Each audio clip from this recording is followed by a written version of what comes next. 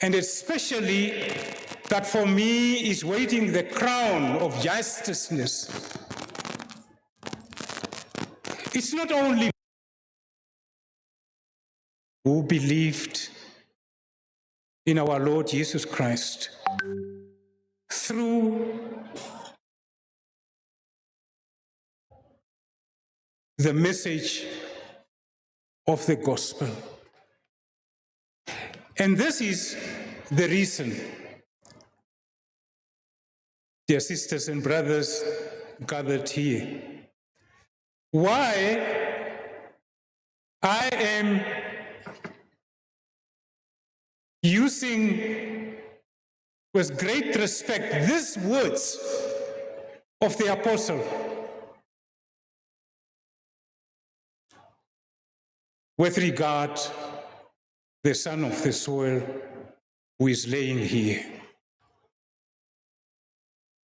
He fought the good fight of faith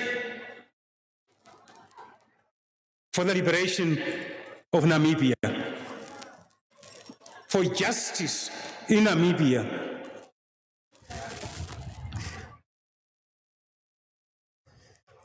And for unity in Namibia. And not only for Namibia, as we are seeing this afternoon, but for liberation, justice, peace, unity for the whole world. And this he did, not just like that, but he fought this good fight against slavery, which was rampant in this country, against oppression, against division.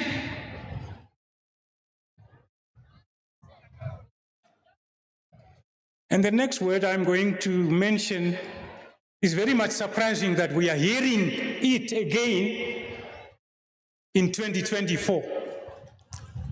He fought against apartheid,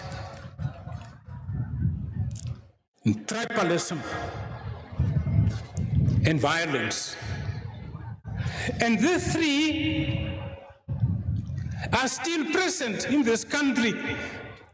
This is a beautiful country, and we have got hope derived from the son of the soil. We are walking around with our heads up, still present in this country on what he was preparing, our late president.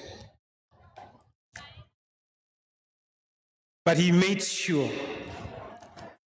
that the past is not carried into the present and the future, especially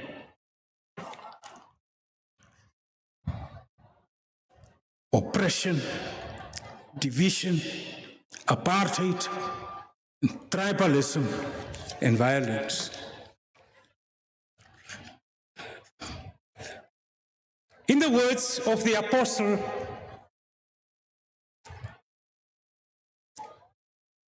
the son of the soil, Hage Gottfried Geingob, finished the race. Not on a smooth, athletic track, as it is here on Independence Avenue, but he finished the race on thorns. The road was full of thorns. Through fire. And he was running for the cause of justice, liberation, and peace among hyenas, tigers, lions, and snakes.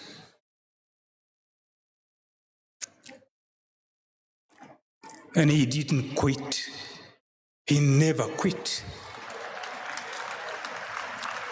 He didn't waver. But he kept the faith.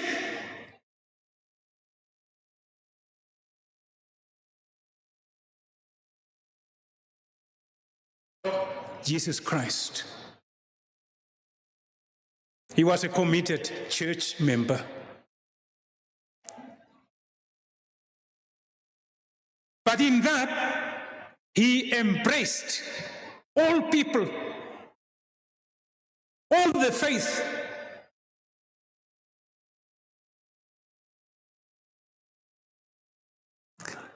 And he kept the vision for a Namibia or a Namibian house, in which no one will feel or experience being left out. Yes, indeed, where we belong, recognizing our differences. We have differences. We speak different languages. We look different from each other. And we belong to different political parties and church denominations. But this should be seen as a garden of flowers.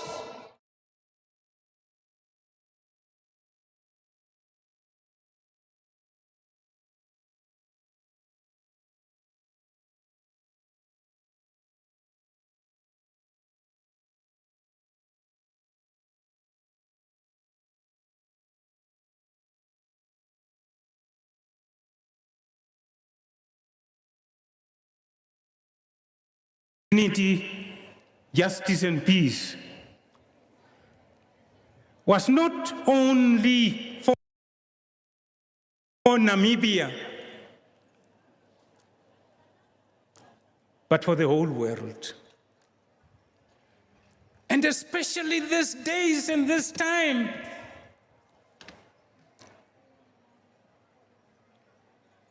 where leaders in this world are still talking of the East and the West and the North and the South, instead of talking of one family, of the one house called planet Earth.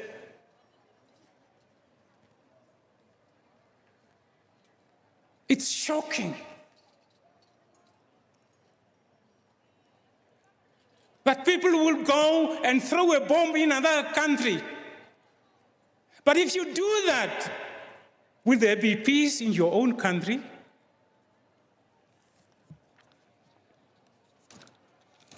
Dear sisters and brothers, we are now left behind with a memory. That's all. We are not left behind with the wealth of this world, but we are left with a beautiful memory, which is more valuable than the wealth of this world. And this memory, sisters and brothers, is a memory of what he was always saying. One Namibian house.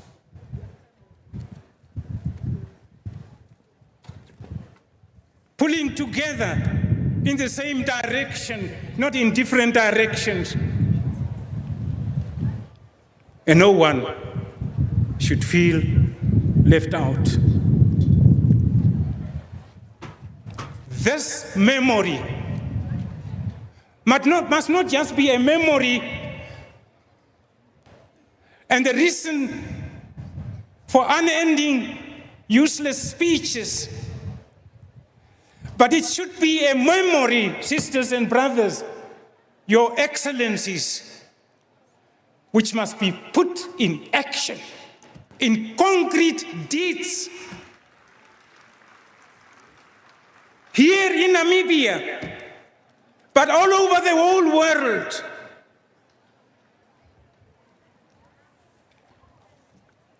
May the soul of Dr. Hage Gottfried Geingob rest in eternal peace.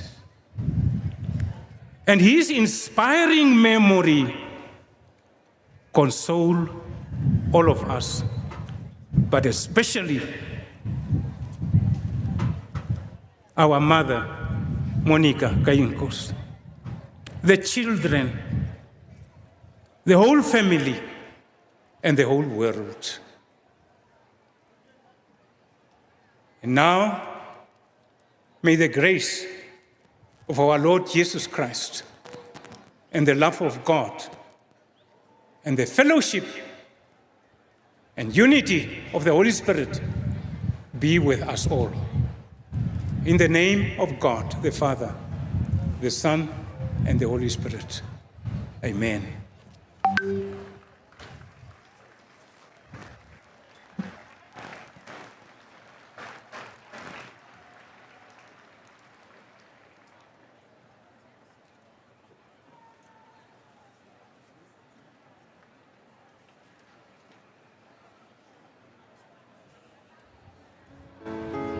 Thank you very much, Bishop Kameta. Now I would like to invite Professor Peter Kachavivi, Speaker of the National Assembly, to present the eulogy of the late President Hage Geingob. Professor.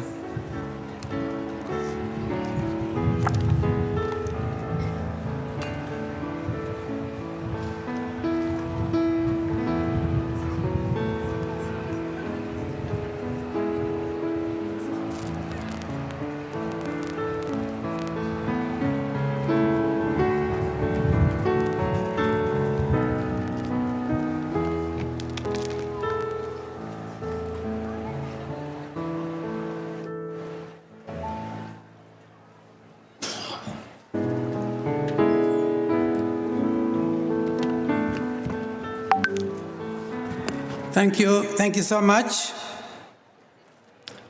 Your Excellency, Dr. Nagolo Mbumba, Madam Mbumba, our beloved Madam Monica Geingob, children, and the bereaved family. Your Excellencies, heads of state and government, Your Excellencies, former heads of state and government, distinguished dignitaries, distinguished leaders in your various capacities, fellow mourners, brothers and sisters. My duty this afternoon is to share with you the life, one of us, highly respected son of this country, and his work and his commitment to our common humanity.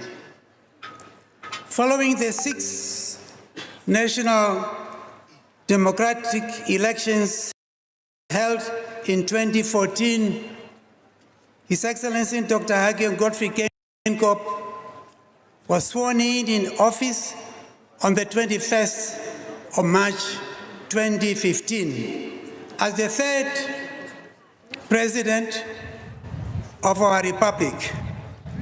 In 2019, during the 7th National Assembly and presidential elections, President Hage Geingob was re-elected to the 2nd term of office. Dr. Geingob was also the 3rd President of the ruling SWAPO Party of Namibia, following his elections at the 6th SWAPO Party Ordinary Congress in November 2017. At the 7th Ordinary Congress of the SWAPO Party in 2022, President Geingob was re-elected by acclamation as a president of the SWAPO Party.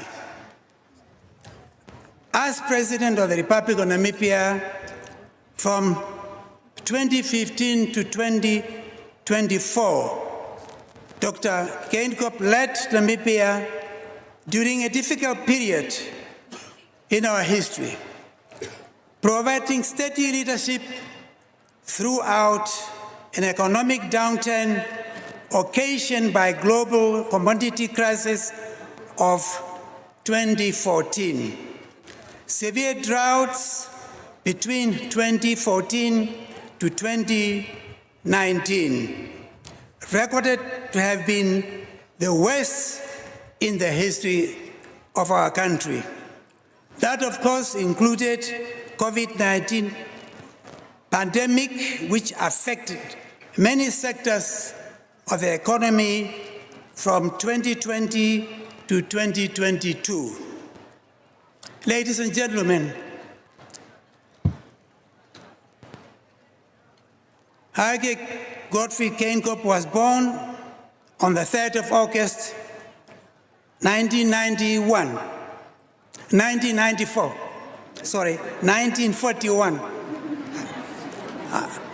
I begin to wonder how I can even confuse the date, the year of when I was born.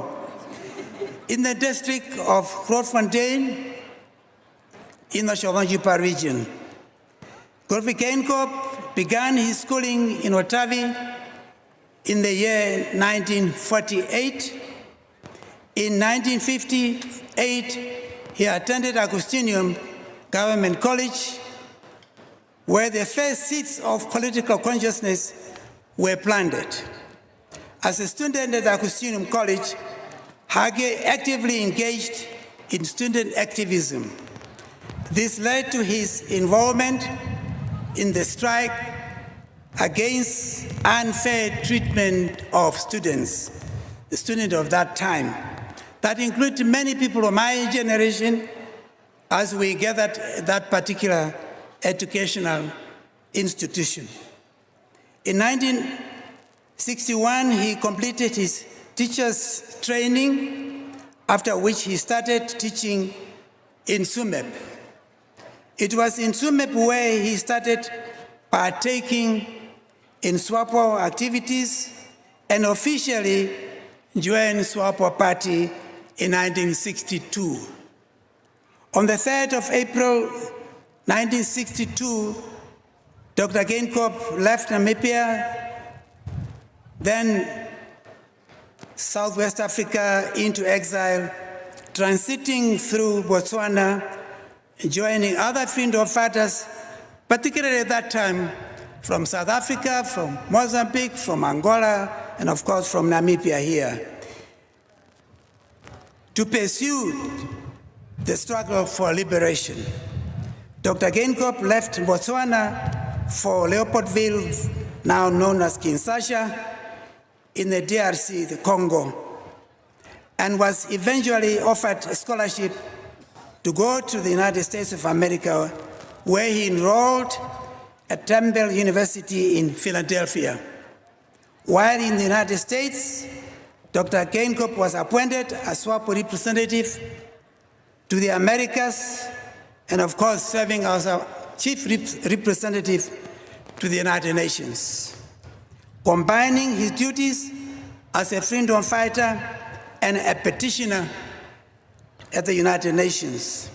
Dr. Geingob obtained a BA in political science from Fordham University in New York on the 3rd of April, and later read for a master's degree in international relations at the New School for Social Research in 1974.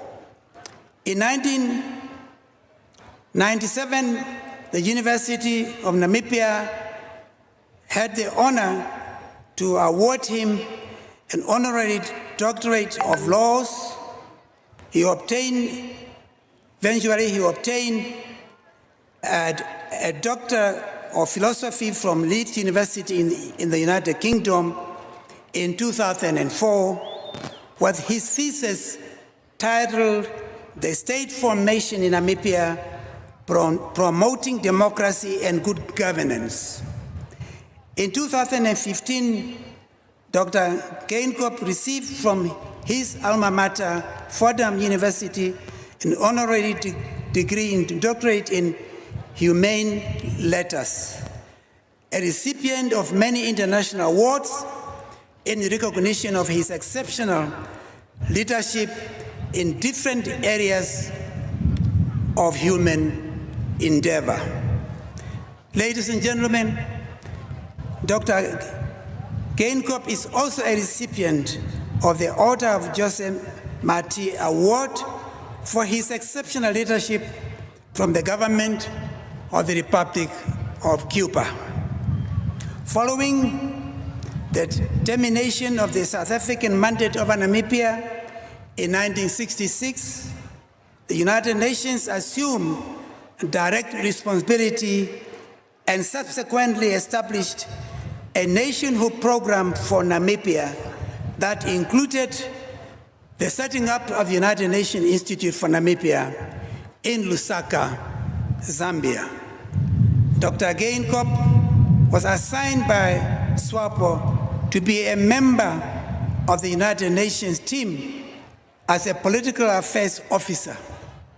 Dr. Geingob was appointed a director of that institution in Lusaka from 1975, and he served until 1989, an institution that he established and whose core mandate was sectoral policy research and to train cadres for the future civil service of an independent Namibia.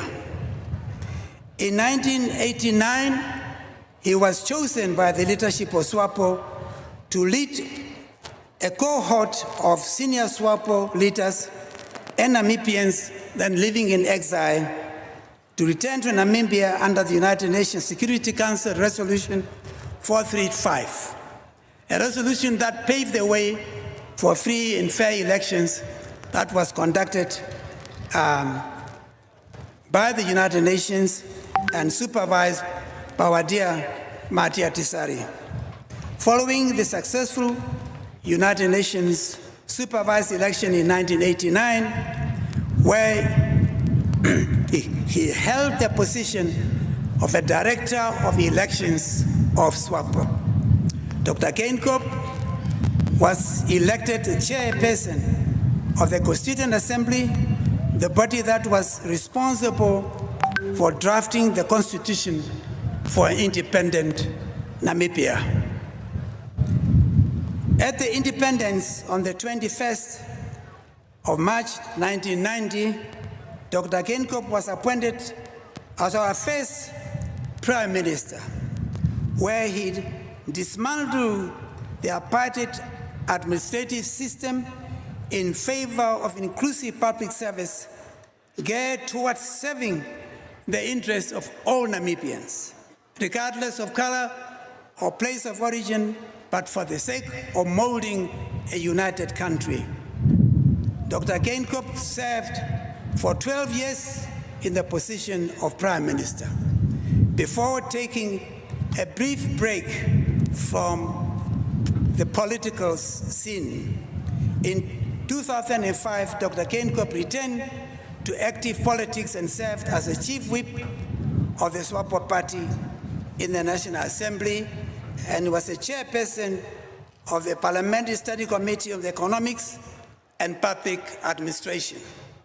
Ladies and gentlemen, following his election in 2007 as a vice president of SWAPO, Dr. Geingob was appointed in 2008 as a Minister of Trade and Industry. As a minister, Dr. Geingob spearheaded the assistance of small and medium enterprises through the Equipment Aid Scheme, the industrial policy, and the creation of SME Bank. Dr. Geingob was elected as a vice president of SWAPO Party during November 2007 at the SWAPO Party Congress. In 2012, Dr. Geingob was re-elected as a vice president of SWAPO Party, following which he was reappointed as a prime minister in 2012 until his election as a president of Namibia in November 2014.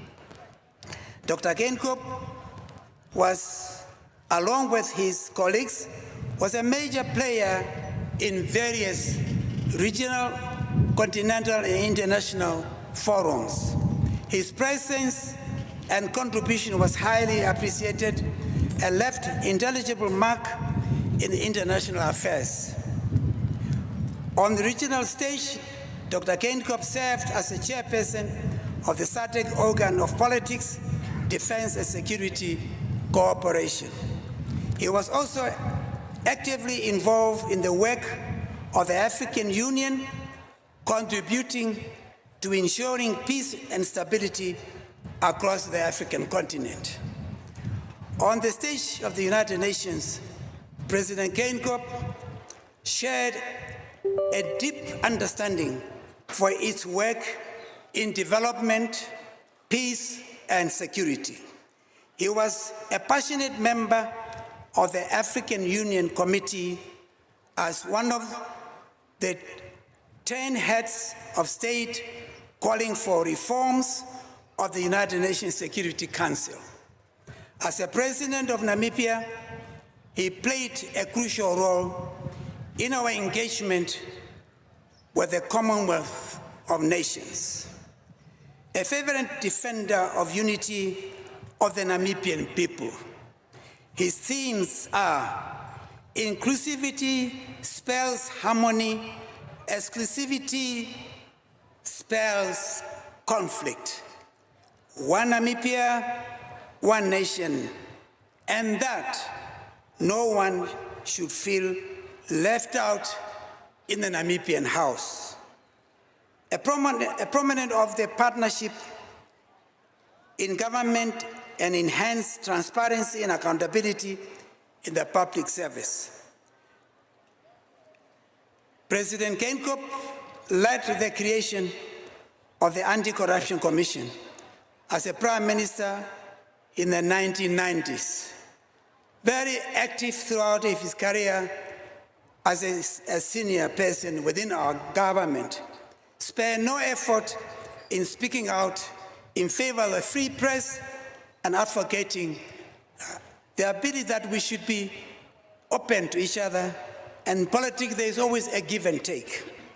Concerned with the acceleration of development and prosperity for the Namibian people, President Geingob initiated the Harambee Prosperity Plan 1 and 2, where the stated objective of strengthening effective governance architecture, the social progression of vulnerable and economic infrastructure advancement for Namibia, as well as enhancement of Namibia's standing in the international arena.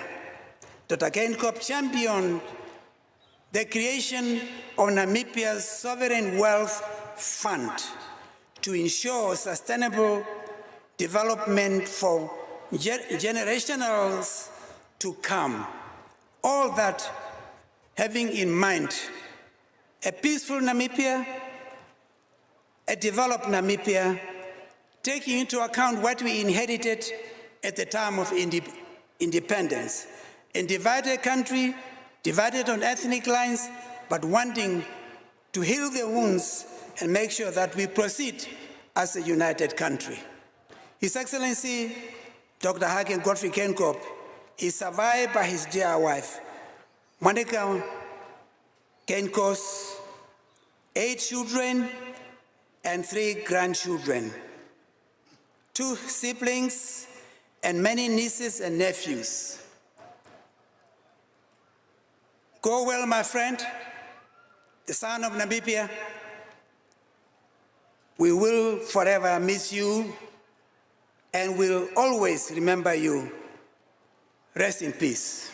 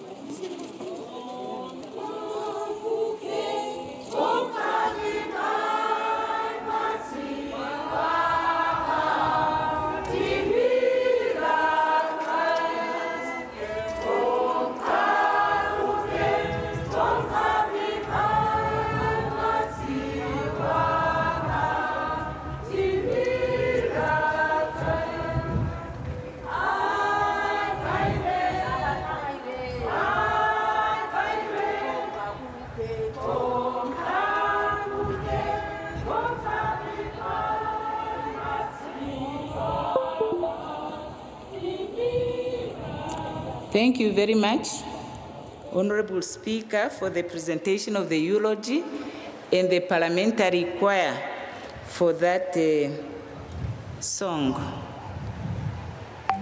Now we proceed to the next item, which is the performance by the Namibian Defence Force Military Band.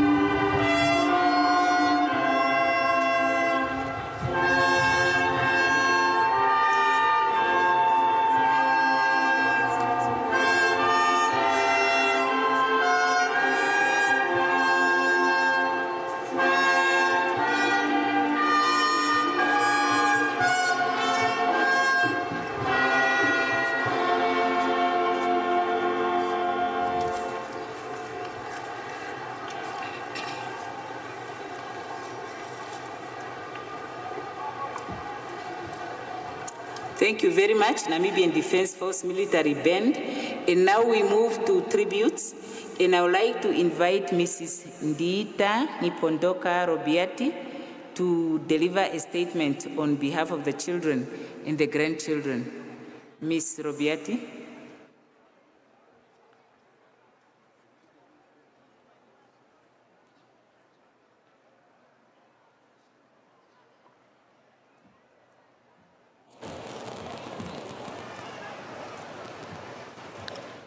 Honorable Right Prime Minister Sarah Kuongela Madira, thank you so much for this opportunity.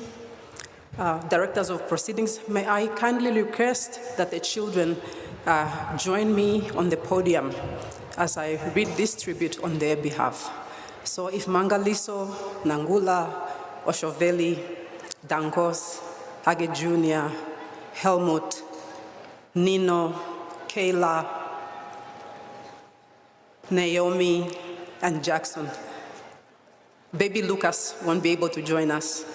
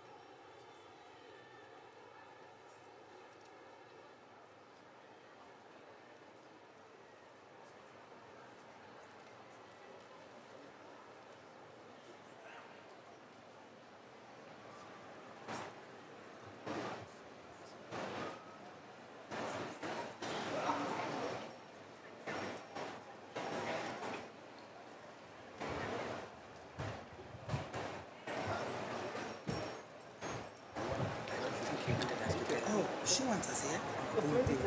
We won't fit. Yeah, we won't fit.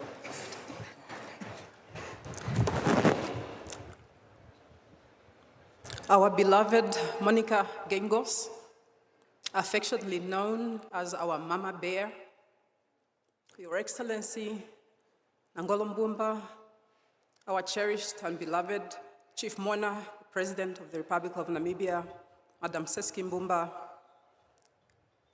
His Excellency President Sam Nujoma, our founding father, and Madam Nujoma, His Excellency, our second President, Ngifikepunye Pohamba, and Madam Pohamba,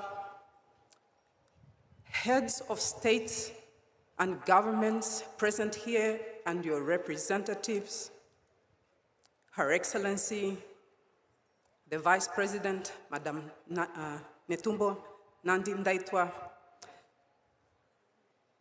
dear mourners, directors of proceedings, kindly allow me to stand by the protocol observed for the sake of brevity. I shall now deliver this message on behalf of the children and the grandchildren, whom I have already called to the stage and I have already called by name.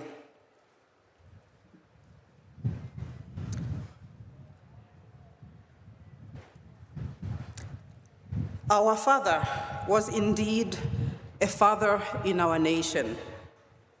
As his children and grandchildren, we understand that our father wore the heaviest of mantles, and so we tried our best to be his support system, to step back and allow others who wanted pieces of him to have their way, to resolve our problems without burdening him, and to not stress him out with our issues.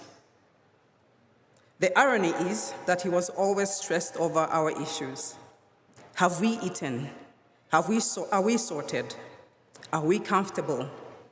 It never ceased to amaze us how he always found the time and energy to ever be present for us.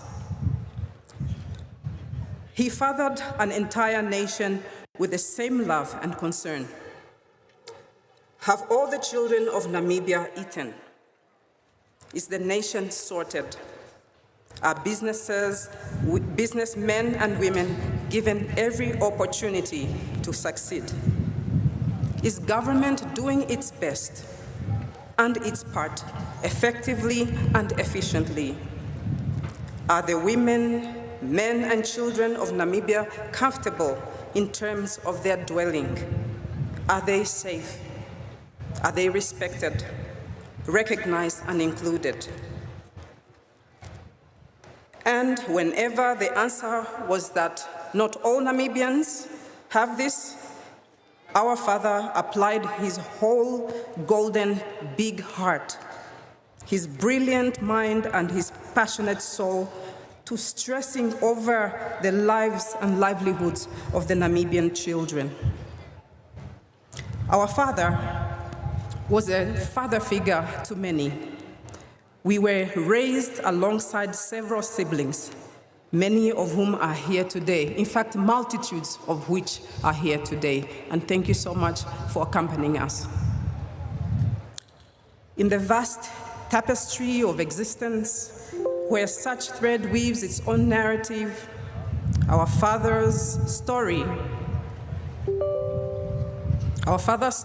was one of resilience, wisdom, and an unwavering commitment to the greater good. He was a beacon of hope and a testament to the belief that from the humblest of beginnings, greatness can emerge. Our father was a man of principle, embodying the virtues of honesty, integrity, and respect. He navigated the complexities of life with a steadfast moral compass, always guided by the light of truth and the strength of his convictions. His life was a masterclass in the art of living purposefully, a symphony of actions driven by love, duty, and an unshakable belief in the potentiality of humanity. He was not merely a participant in the unfolding story of our nation. He was a visionary architect, dreaming of a future where dignity, prosperity, and unity were not just ideals, but realities for all. Our Namibian house. His vision was not confined to the corridors of power, but extended into the hearts and the homes of those he served with such devotion. Our Namibian house. Our father's approach to life was characterized by a remarkable balance of strength and gentleness. His resilience was not born of rigidity, but of a profound understanding of the human condition. He knew the value of hard work, the importance of dreams, and the indispensable nature of truth and brevity, a true son of the soil. In the quiet moments, in the spaces between the demands of leadership, he was a family man at his core. His love for us, his children, was boundless, his guidance unwavering, and his support unconditional. Today, as we celebrate his life and honor his memory, we pledge to carry forward the torch of his legacy.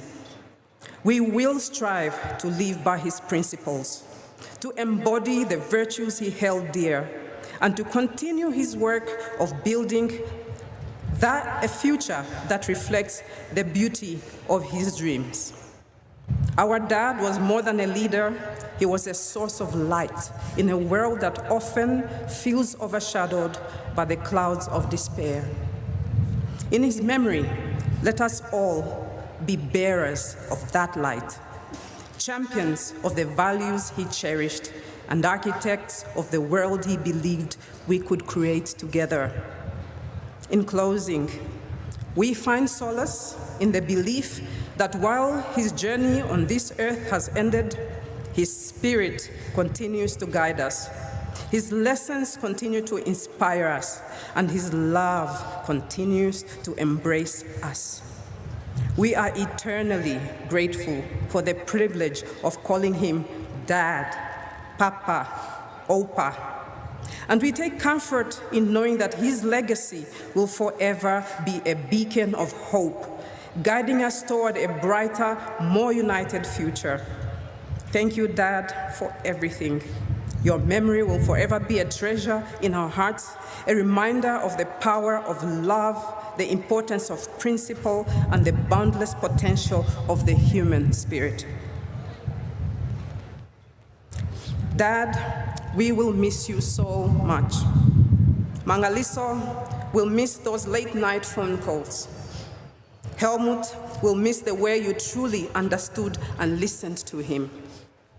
Nangula will miss your vibrant discussions on politics and campaign trails. Naomi will miss cooking for her papa. Oshoveli and Jackson will miss your sports banter and passionate debates. Dangos will miss rubbing your feet after a hard day at work and sharing your personal, special handshake. Nino will miss being your top guy. Kayla will miss how you always took her side, no matter what. And baby Lucas will miss calling you Ota. We will all miss your quick and witted jokes, your sound advice, and your unconditional love. You live in our lives forever now. Thank you very much.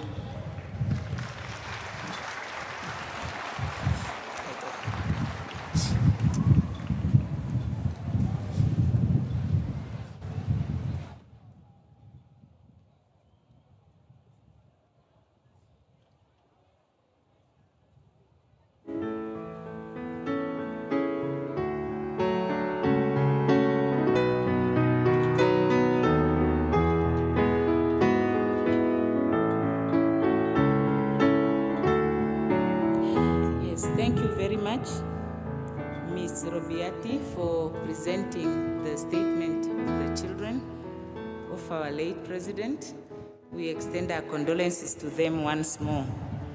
Now, with your understanding, I would postpone the performances by the Namibian Defense Force military band so that they will do that at the end of the program, and so we can proceed with the speakers for the sake of time.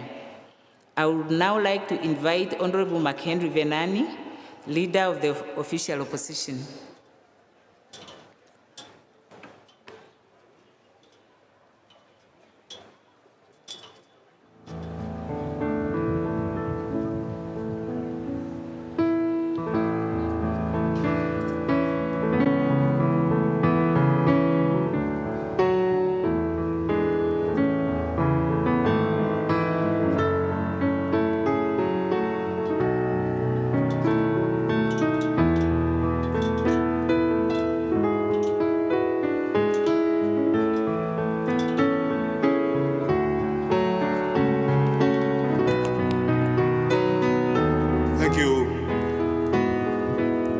Very much, Director of Ceremony, our Prime Minister, Saraku Kongelo Amadila, Your Excellency, President Nangolo Mbumba, President of our Republic, and First Lady Madam Seseki Bumba, Madam Monica Geingob, the widow, the children, grandchildren, shall I say, the nuclear and the extended Sandip Kalondo families, Your Royal Highnesses, Your Excellencies, heads of states and governments present, former heads of states and governments, Excellencies, ambassadors, and plenipotentiaries of states, Your Excellency, founding President of our Republic, President Sem Shafishuna Nuyoma and Madam Nuyoma, Your Excellency, our second President of the Republic, Tatekuru Ifike Punya Pohamba and Madam Pohamba, Vice President of our Republic, Netumbo Nandi Ndaitwa and General Retired Ndaitwa, Speaker of our National Assembly, Peter Kashavivi, and Chairperson of the National Council, Muha, members of our cabinet, members of parliament, your Lordship Chief Justice and the Judiciary, the Secretary General of the ruling party, Sophia Chaningwa, members of the Fourth Estate, service chiefs, luminaries of our great society, prelate men of the clergy, led by Bishop Emeritus Kameta and Reverend Dr. Geno Nakamela, amongst prominent men of the clergy, Chief Emmanuel Gassep, Chairperson of the Traditional Council, Governor of the region, Laura McLeod, Mayor of Windhoek, and all other important leaders present here. Fellow mourners, today we gather to bid farewell to a statesman, a leader, a unifying force in the history of our nation, the late Hage Geingob. In this moment of grief, let us reflect on the profound impact he had on our nation and monumental legacy he leaves behind. Generally, eulogizing any person is a formidable task, particularly when it pertains to an individual of Geingob's stature, class, and wits, whose influence inspired our nation. In the medley of our nation, as we commemorate the life and legacy of President Geingob, the profound words of Odysseus of the Greek mythology echo through the corridors of time. We ponder the question that Odysseus asked, and he asked the following, and I quote, "Will strangers hear our names long after we are gone and wonder who we were, how bravely we fought and how fiercely we loved," quote unquote. President Geingob's legacy, not only as a head of state, but also as a deft negotiator on the international stage, is a testament to his enduring impact on our nation. His skillful diplomacy and adept negotiation strategies were instrumental in navigating some of the complexities of our nation's history. Just as Odysseus contemplated the echoes of his actions, we too must consider the indelible mark that Geingob leaves on the pages of Namibian history. Generations yet unborn shall inquire about the man who was a fierce debater, a master negotiator, and more so loved in his country with great fervor. President Geingob can be remembered at midwifing our national constitution. What an honor that he was to this country, that during a difficult time, he could get it right in a passage of less than 80 days to create a respected Bill of Rights that is respected globally. That is the man we are eulogizing today. President Geingob shall be remembered by me, who had the honor to oppose him, to hold his government accountable for the last 9 years, as a man who nearly single-handedly convinced our country that we must take on the European Union and renegotiate the EPAs. He did it. And that is the acumen of a man I am eulogizing today. In honoring Geingob's memory, let us recognize that his actions, like those of Odysseus, transcend the immediate present. His name shall endure, and strangers in the future will hear of his deeds, pondering the character of the leader who was present for many historical events in our nation's young history. Fellow mourners, in this solemn moment as we bid farewell to my dear elder brother, I wish to extend my deepest condolences to you, my sister, Madam Monica Geingob. And I want to start my statement by saying this to you, my dear sister. The burden you carry during this period of profound loss is undoubtedly immense. And it is with sincere sympathy and empathy that I acknowledge the strength and resilience you have exhibited as the pillar of your family. Navigating the intricate responsibility of being a matriarch of the Namibian house was not an easy feat.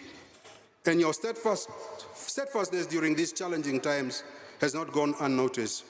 The sacrifices you made and the strength you displayed for the sake of your children, your family, exemplify the depth of your character and the love that binds your household. As my wife and I reflect on your poise and resilience, we stand in awe of your grace under such trying times. I know your own husband would have said, "Monica, are you a crybaby?" You must not be a coward. So I don't want you to mourn by crying. I want you to celebrate your life partner. Madam Geingob, your role as a partner to the late President Geingob did not go unnoticed, and I extend my utmost respect for the love, care, and support you provided throughout your marriage. I knew Dr. Geingob very well, and I knew when he was happy. And I can testify in front of all the millions of our people, Hage was happy around Monica, all the time. As we collectively mourn his loss, I want you to know that my wife and I are profoundly proud of you. Your resilience, dignity, and unwavering support have been a source of inspiration to many during this challenging time. I say this to you. You took a ceremonial office of First Lady, and you conducted yourself that even politicians started to wait what you're saying. And that is the character of the woman you displayed in this country. We are proud of you, Monica Geingob. As we navigate the tempest of loss, we turn to the words of William Shakespeare, who encapsulated the essence of our shared sorrow, when he said the following, and I quote, "When he shall die, take him and cut him out in the little stars, and he will make the face of heaven so fine that all the world will be in love with night and pay no worship to the garish sun," quote unquote. In the tapestry of our nation, President Geingob's legacy shines as a constellation, a guiding light that has shaped the fabric of our identity. His dedication to the nation-building project will forever remain etched in our collective memory. President Geingob often spoke of the test of our nation being in its unity, particularly during the unprecedented periods in our history. Today we find ourselves at such a juncture, facing daunting challenges that define our era. It is during these trying times that the unity he championed becomes not just a test, but a beacon, guiding us through the storm. Fellow mourners, President Geingob on the political theater. President Geingob could certainly be difficult at times, and he made me very, very angry. And I'm sure I also made him very, very angry on the many positions that we took. But President Geingob conducted a political transactional currency of the highest level, that we could disagree as compatriots of one country for months, but we would always view each other as compatriots. We had respect for one another. We were not condescending. We had differences, acrimonious differences politically that ought to be in a country. But one thing was, Geingob was a patriot to this country. And he knew that his opposing Namibians were also compatriots. And for that, I shall forever hold him very dear. President Geingob and I shared a brief friendship in the earlier years of our careers. I was a young man, went to Parliament at the age of 26. He was the chief whip of his party, I was the chief whip of my party. And this is where the camaraderie started. I don't want to waste time, but I want to bring these small moments in our lives that I will forever cherish as an elder brother. He was a bridge builder of all times. When it was not a common thing in this country for opposing leaders to become personal friends, Hage Geingob made friends with the opposition. We could go to his house, he could call our homes. We had friendship that the country was not even realizing why he was doing that. But he was a bridge builder. For that, I shall forever remain indebted to him. One day, we took a flight, myself and him. He was the chairman of the economics committee, and he made that committee so powerful. And he wanted the best a la creme of parliamentarians to be part of that committee. Long story short, we landed, took a very light aircraft, was seated next to me. We went to Kunene South in the conservancy areas. Dr. Topia Upindi reminded me of the story. He was the managing director of one company called Wilderness Safari or something. So they took us on a ride to see the fauna and flora of the area and to see the animals. Myself, President Geingob, our Foreign Minister, Pea Mushelenga, jumped on a car that was open. And as we were traversing, we saw a very stray elephant. And this elephant was charging on the car that we were seated in. Typical Geingob. You see, you want us to get killed. We have better assignments to do in the future. Turn this car, let's go back. So we went back. So when we arrived later years, oh, you Benani, you were brave that day. But had you not been, for me, you wouldn't have even been the opposition leader of this country. You would have been dead by now. Ha ha ha. He would laugh. Above all, the man was a man of principle and code. He had a set of public virtues that brought strength and purpose to his life and to our country. He was a very honest man, even when it offended others. He would take a position, like it or not. Hage would take a position.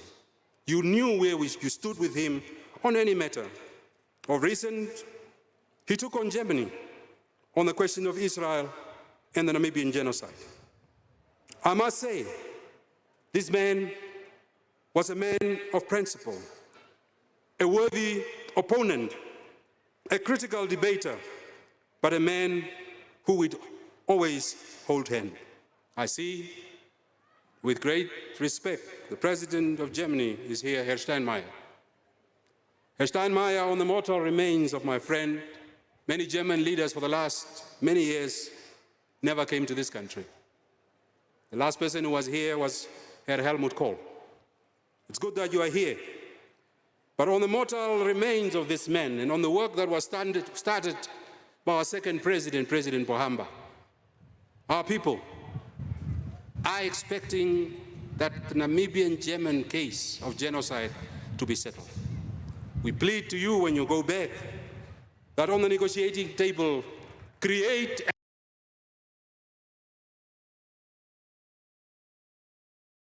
a respectable deal on behalf of our people, create an honorable deal so that we close this chapter and move on going forward. Namibia is better for his presence amongst us. The world is smaller for his departure, and we will remember him as he was, unwavering and towering. We will remember his husky voice, his jovial smile and laughter. As friends, when the political temperatures went high, my dear sister Monica would toss us one side at state events. The two of us had a weakness not to look like our problems. So Monica would ask, so Hage and McHenry, who is better dressed today? She would be on the floor because Hage would start saying, obviously Hage, how can this young man dress better than me? That is the man who was Hage, always jovial and making jokes when it comes to easy time. We will remember his composure. We will remember that he brought a sense of calm to an office ever so serious. I recall during the COVID-19 pandemic, if I have to write about Hage Geingob, that was his best years of being a leader of this country. Hage was conducting these family meetings, alcohol prohibited. Alcohol prohibited. Hage would share often on WhatsApps on the conditions of the COVID-19, but how he demonstrated leadership during that difficult time, it was something to be emulated. Of course, he was not a perfect man. Hage never knew how to console someone. Oh my goodness. During COVID-19, I was in ICU.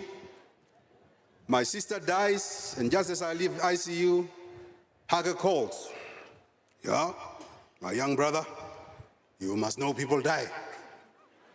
I'm like saying Big G. I used to call him Big G. How do you start? Like, well, I know what has happened to you, but people do die. You must just be strong. Continue. That is Hage. That is the man we are honoring today. Shall I say, death, have thee no shame. Death, have thee no shame. We have been robbed of one of our brightest minds, not just our generation, but also in our history. We have been gripped by laws that affects every household in this great republic. This is not just the death of a public figure. It feels personal. Hage's death is felt everywhere in our country. The elders, the young, everyone, even people from various political parties, everybody is saying our leader has gone. That is the man that he was. I've always respected his views on the free media, and that he allowed the media to have a full day with him. He would be questioned on anything that he does, right or wrong, personal or no personal. Hage would be on the front lines, and that's how he treated the media. I'm sure the media will miss him dearly. I will miss him dearly because our politics was very loud. Hage would disagree with us very loudly. He would always watch parliamentary debates every day. And if Venani is scoring the goals, he would call certain people, I don't want to name their names. And when they come back, you see that they're hitting. When they're hitting back, I know it's the instruction comes from State House. At this juncture, we must envision a future guided by the principles of unity, service, and unwavering commitment to our nation. The challenges we face demand decisive leadership and steadfast dedication to our defining values. Inspired by Geingob's legacy, current and future generations must walk the journey of serving the people. In commemorating him, we salute the work he has done for our country selflessly. As we navigate the path forward, we should continue to construct what he termed Namibian House, that is steadfast, committed to the eradication of divisive elements, tribalism, racism, regionalism, and any other forms of discrimination must find no place within our national narrative. Together as a united country, we must seek to mitigate the challenges that lies ahead, fortified by the values that President Geingob's leadership defined. Furthermore, our commitment to high transactional currency has saved our politics. We are one country that has done very well in terms of our democratic credentials. It's not a perfect house, but we are building that house knowing that as citizens, we must continue to support and help a country before politics. Namibian first, country first, politics second, and that is the mantra of the political currency that I and him continue to engage in. We must seize this moment to reaffirm our collective commitment, combating the persistent challenges of underdevelopment, unemployment, and inequality, and to identify our efforts in laying the foundations for a Namibia that epitomizes goodness and justice. In bidding farewell to President Geingob, let us draw solace to his favorite word in the Bible, Psalm 34, verse 18. The Lord is near to the brokenhearted and saves the crushed in spirit. May these verses offer solace and assurance as we navigate the path ahead in honoring President Geingob. Finally, as we lament a life well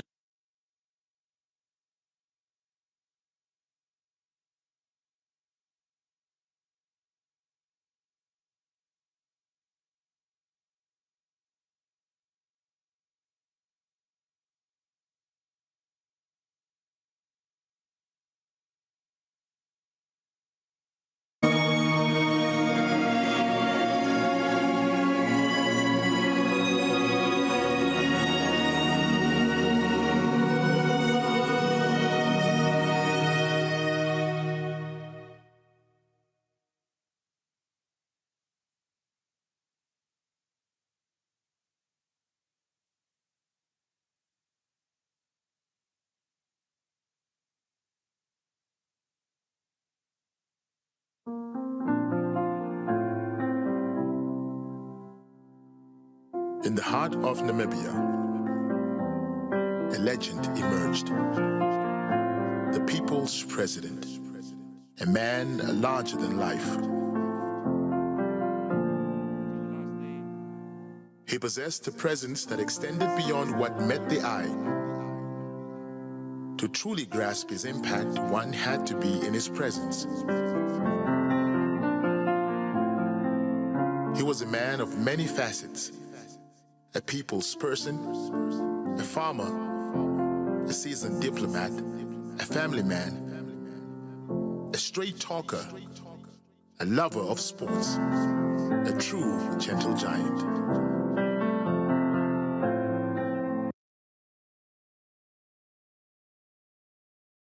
Born under a tree on a farm, his journey led him to become the first prime minister and the third democratically elected president. I would like to invite Her Excellency Dr. Netumbo Nandi Ndaitwah, Vice President of the Republic of Namibia and of the SWAPO Party, to make a statement on behalf of the SWAPO Party. Your Excellency.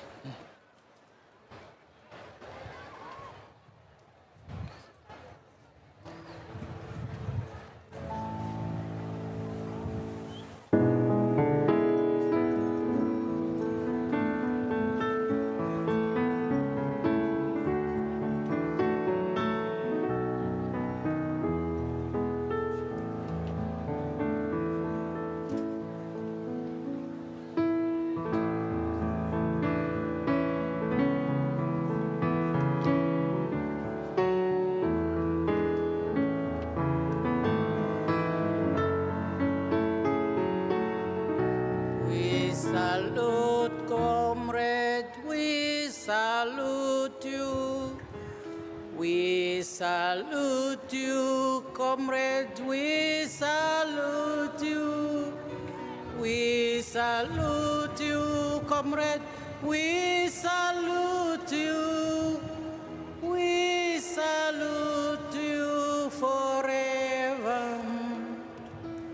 Director of Ceremonies, Dr. Sarah Kuwongero Amadira, the Prime Minister of the Republic of Namibia, Madam Monica Geingob, Third First Lady of the Republic of Namibia, the children, and the entire bereaved family, Your Excellency, Dr. Nangolo Mbumba, President of the Republic of Namibia, and Madam Mbumba, Your Excellencies, Heads of State and Governments, Your Excellency, Dr. Sam Shafishuna Nujoma, Founding President of the Republic of Namibia, and Madam Nujoma, Your Excellency, Dr. Ifike Punye Pohamba, Second President of the Republic of Namibia, Heads of, and Madam Pohamba, Heads of international and regional organizations,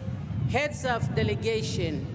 In the interest of time, I sincerely request that I stand on the protocol established and to say, comrades, fellow Namibians, fellow mourners, under the glorious banner of freedom, solidarity, and justice, the SWAPO Party family is grieved by the loss of our leader.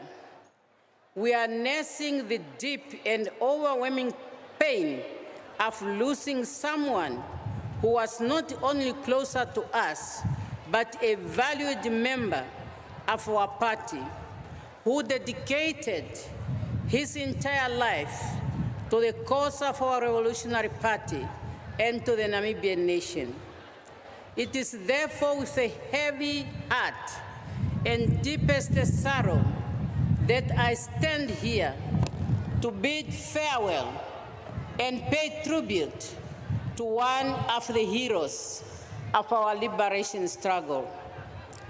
In human history, every country is bestowed and gifted with outstanding heroes and heroines, whose lives are embodied in the national tapestry of its political, economic, and culture, as well as social and economic life.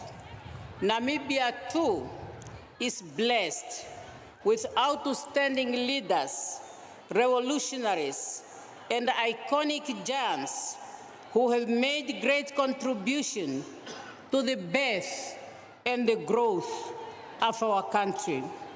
Our departed president, Comrade Dr. Hage Godfrey Geingob, is one of those heroes. And it was not by mistake when the SWAPO Party deployed Comrade Geingob to the government and to the Namibian nation. And he did not let the party down. And this is demonstrated by the way the nation and the world is mourning him. From 1962, when he joined SWAPO, up to the 4th February 2024, when the entire Namibian nation woke up to the devastating news of his pass.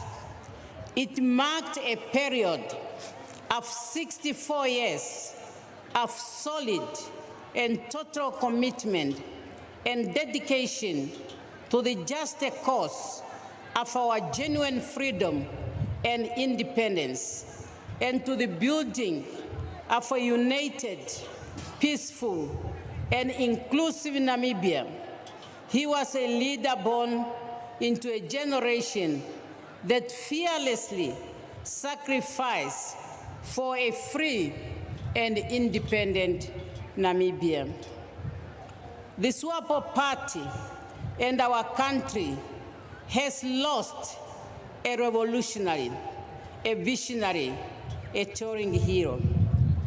He was a divine gift bestowed upon Namibia and its people. Building on the foundation led by Comrade Dr. Sam Shafishuna Nujoma, the founding president and the father of Namibian nation, and Comrade Ifike Ponyepohamba, our second president, Comrade Geingob, focused on Namibia's social progress and economic emancipation. He championed unity of purpose and action among all Namibians. He strived for inclusive economic prosperity for all our people. His name will definitely remain engraved in the annals of the history of our country and, of course, that of SWAPO party. Our departed president's contribution to the development and the growth of Namibia as a modern constitutional democracy leaves a visible permanent mark. He did not only contribute to the crafting of the democratic constitution of Namibia that he chaired, but also strive to promote its full application in all the areas of governance during his tenure of office as the first Prime Minister and the third President of the Republic of Namibia, the land of the brave.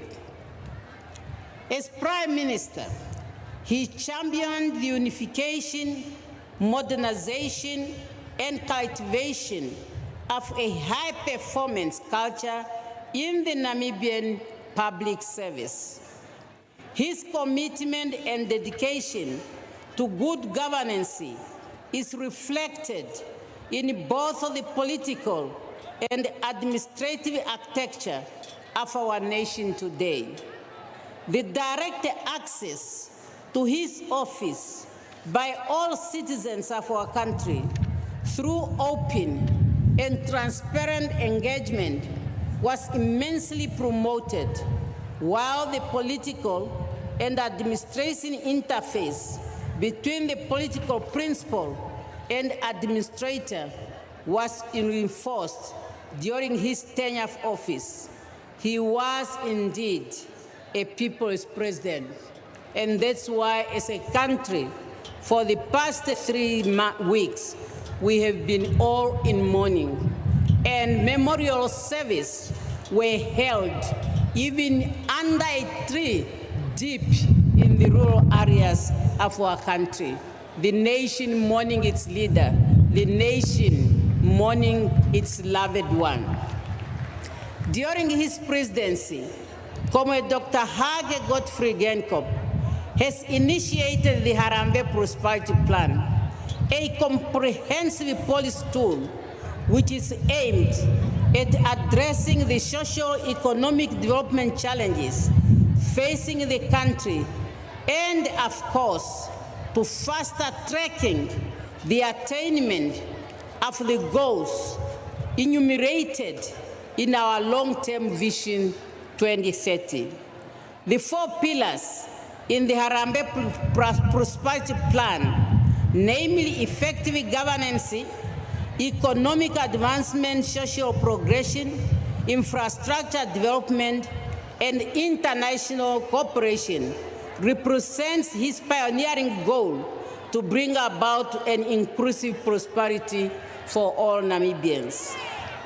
On the international front, our departed president leaves a legacy of a true champion of world peace and security, as well as equal sharing of prosperity among all nations of the world. His voice was vocal at various international fora, particularly the SADC, the African Union, the United Nations, and many others, for the promotion of multilateralism and equality among nations. The world was waiting with expectation for him, with his German counterpart present here today, to chair the UN Summit for the Future this year. Unfortunately, we will miss him. And the presence of many international guests here or mourners is a clear testimony that the world will miss him, particularly during the UN Summit for the Future. Fellow mourners, dear comrades, with the passing of our president, we will miss him, his parental caring and unifying character. His absence leaves a gap in our midst. As SWAPO and as members of the entire Namibian House, of course, one of his ventures that he deeply upheld and promoted when he was alive was unity of purpose and action among all the people of Namibia. At the party level, Comrade Geingob advocated for the organic unit of the entire SWAPO party leadership and the rank and the file. We will embrace and continue to promote his legacy in order to ensure that SWAPO party remains a part of choice and a true political home for all Namibians.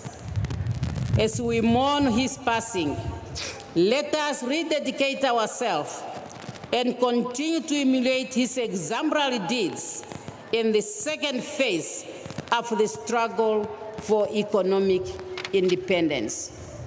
It is our belief that Comrade Geingob has joined others, gallant sons and daughters of our land, who have preceded him.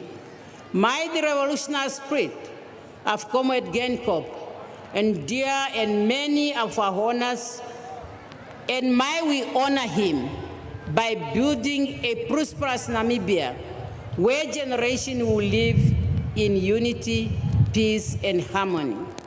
Comrade Geingob has also invested a Namibian house that is united, peaceful, and inclusive.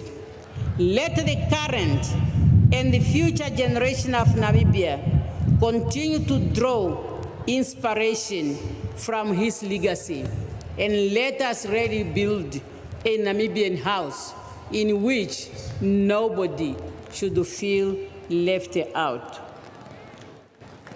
Meme Monica Geingob, our third First Lady of the Republic of Namibia, the children, and the entire bereaved family. You have lost a husband. You have lost a father. You have lost an uncle. You have lost a grandpa. But I want to tell you, you have not lost a Namibia. You have not lost the Namibians. You have not lost the world. You have seen how many heads of state, first ladies, dignitaries who came to Casa Rosaria in the course of the 3 weeks. That's the assurance that you should have, that besides this dark crowd that befell in your house, you still have the people around you. And be hopeful. And as a family of SWAPO Party, we are also there. And we will continue to say comrades when we are coming home. Therefore, at this point, allow me on behalf of SWAPO Party leadership and the entire rank and file to extend our sincere, heartfelt condolence on the passing of your dear husband, your dear father, and for us, our dear comrade, our beloved president, Dr. Hage Godfrey Geingob.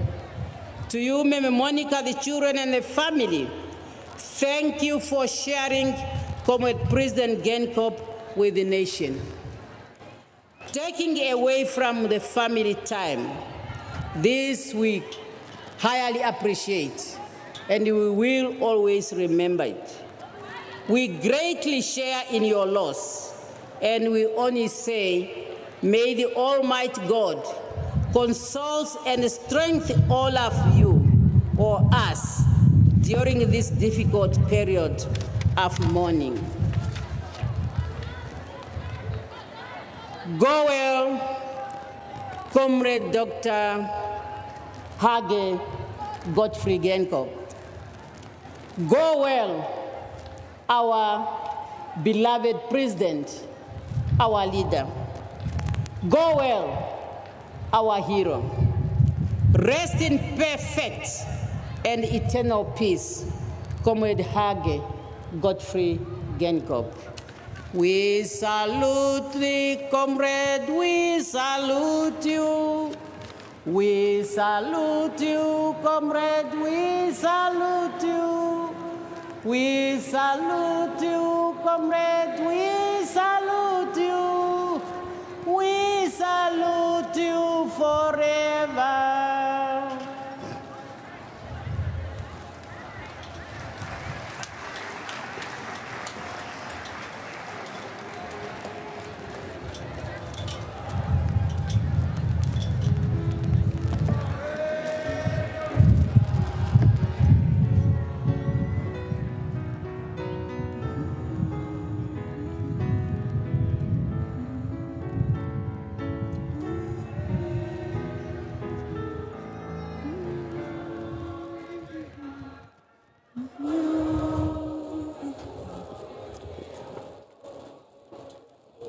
Thank you very much, Dr. Netumbo Nandi Ndaitwa.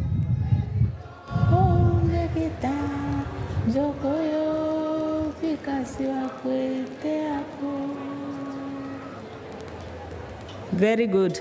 Thank you very much, Dr. Netumbo Nandi Ndaitwa, Vice President. I now move on to the next speaker, who is His Excellency Dr. Hifikepunye Pohamba, Second President of the Republic of Namibia. And I would like to invite His Excellency Dr. Pohamba to present his tribute. Your Excellency.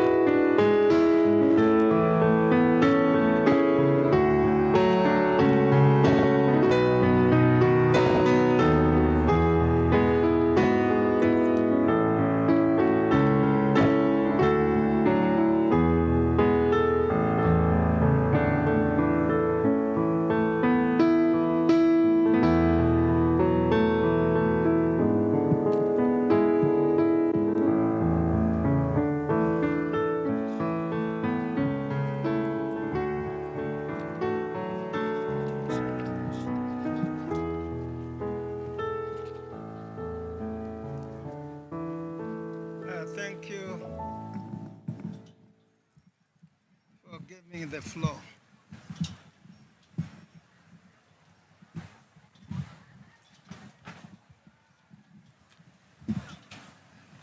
Director of Ceremonies, Your Excellency, Comrade Dr. Nangolo Mbumba, President of our Republic.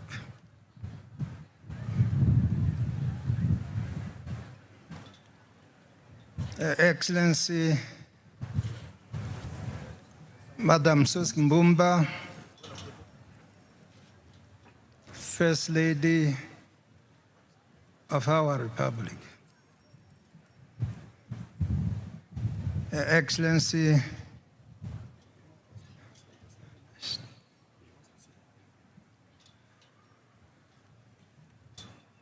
Comrade Natombo Nandi Ndaitwa, Vice President of our Republic, and the Lieutenant Epaphras Ndaitwa,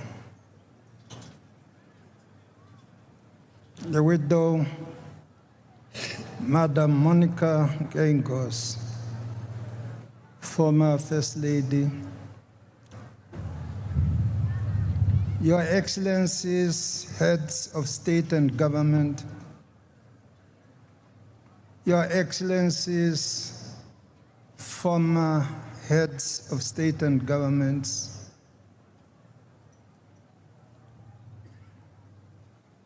Your Excellency, distinguished heads of delegations, fellow mourners, permit me to stand on the established protocol.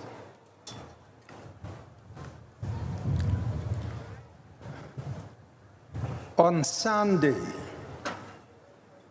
February 4th, the Namibian nation woke up to the horrifying and the painful news of the passing away of our President, Dr. Hage Geingob. I, for one, was shocked and deeply touched by this devastating news. The news of the death of our president, a leader who, as a young man, influenced by the political situation in the country at the time, took a conscious decision to join his fellow Namibians abroad who were fighting to liberate his motherland.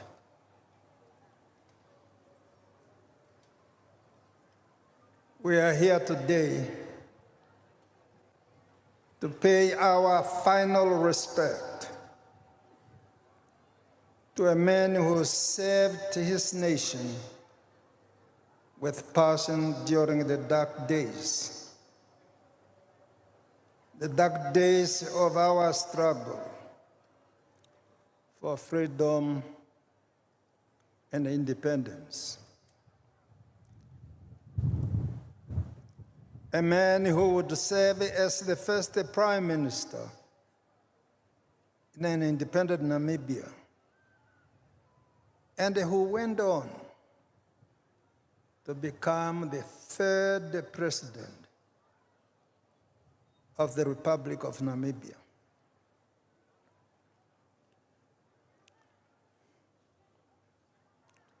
I have known the late Comrade Hage for more than 60 years now. We met for the first time at a bus stop at a railway station in Chumeb in December 1962.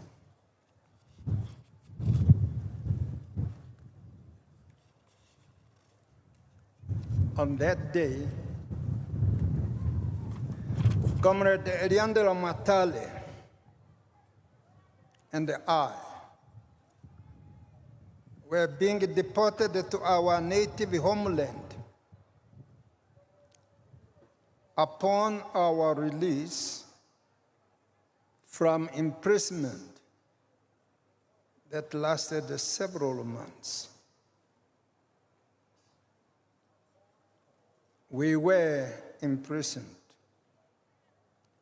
for being out of the country without a permission.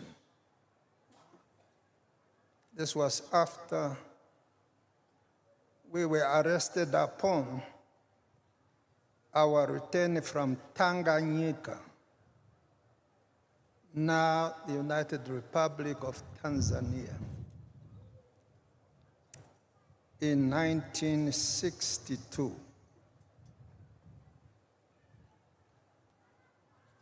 Dear mourners, Comrade Geingob left the country and joined SWAPO office in the then Bechuanaland, now the Republic of Botswana, where he temporarily served as an assistant representative of SWAPO during the period between 1963 and 1964, after which he left to study in the United States of America.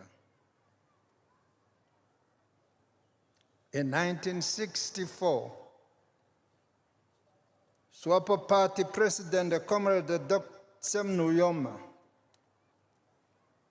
appointed Comrade Geingob to represent the SWAPO Party while studying in the United States, and served as SWAPO Party representative at the United Nations and to the Americas.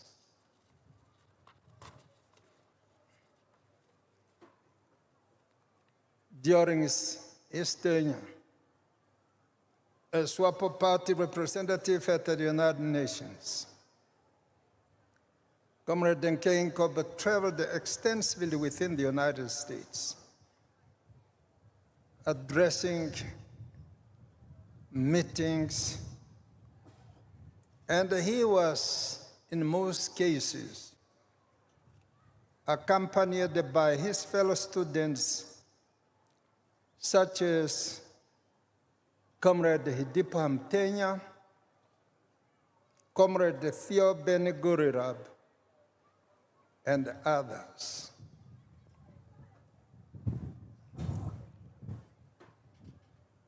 These efforts contributed to massively the recognition of SWAPO Party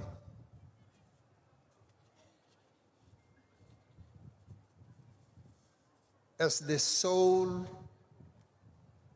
and authentic representative of the people of Namibia by the United Nations General Assembly, leading to, and that was after several years, the independence of Namibia in 1990. In 1975, Comrade Sam Nujoma, the president of SWAPO Party, recommended for the appointment of Comrade Hage Geingob to be director of the newly established United Nations Institute for Namibia.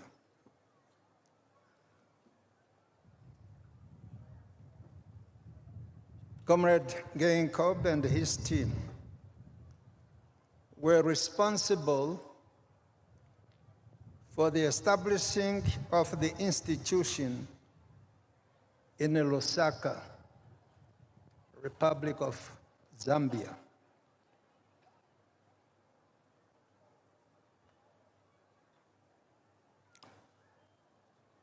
SWAPO asked the United Nations and the members of the international community to establish an institution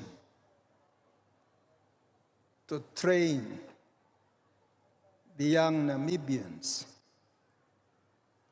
who were taught under the Bantu education in Namibia, which was not a proper education setup. The primary functions, that is Comrade Hage Geingob and his colleagues, was to train cadres who would take over the civil service in independent Namibia. Yes, indeed, this had happened. Today, we have the Chief Justice of this country, Peter Shibote. We have Petros Damaset, Judge President. We have Martha Imara, Prosecutor General. We have Albert Kawana, Minister of Home Affairs. We have Pendukeni Vulaitana, former Minister of Home Affairs. We have Inge Zamani Kamu, Presidential Advisor. All these 7 people I have mentioned were trained, or they went through the United Nations Institute for Namibian Lusaka. Director of Ceremonies, Comrade Hage Geingob, served as Director of the United Nations Institute for Namibia until 1989, when he was reassigned to lead the SWAPO party leaders back home. That included me. I was also in that group. Dear Monas, after 27 years of absence from his motherland, Comrade Geingob and many of us finally returned home on the 18th of June, 1989, under the leadership of Comrade Geingob. In the same year, Comrade Hage Geingob was elected by the Politburo of SWAPO Party as Director of Elections to spearhead the SWAPO's election campaign in the country. Along with his team, they set up election centers all over the country and led the electoral campaign that saw the SWAPO party win the majority in 1990.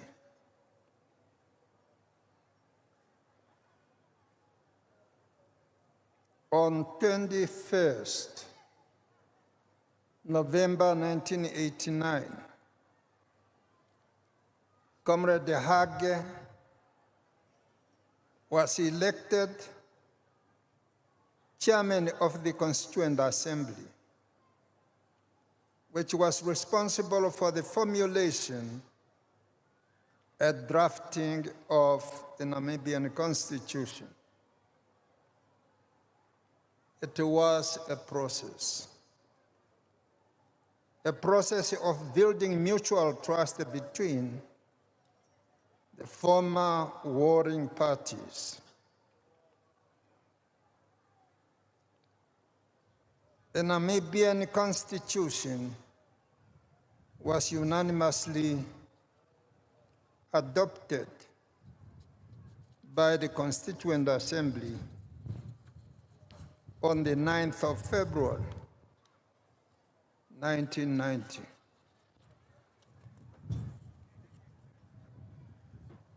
On March 21st, 1990,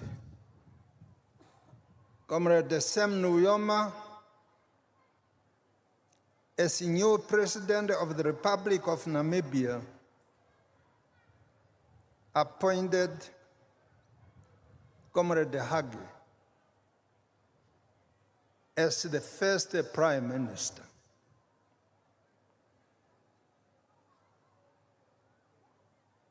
In November 2007, the Politburo nominated Comrade Hage as a candidate for the position of Vice President of SWAPO Party. At the Congress, Comrade Hage was elected the Vice President, unopposed, on 29th November 2007, after which, as second President of the Republic of Namibia, I appointed him Minister of Trade and Industry on April 2008.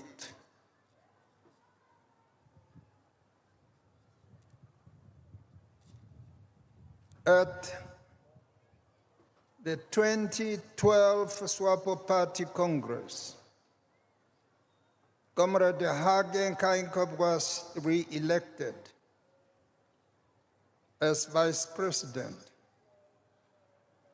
on the 2nd December 2012.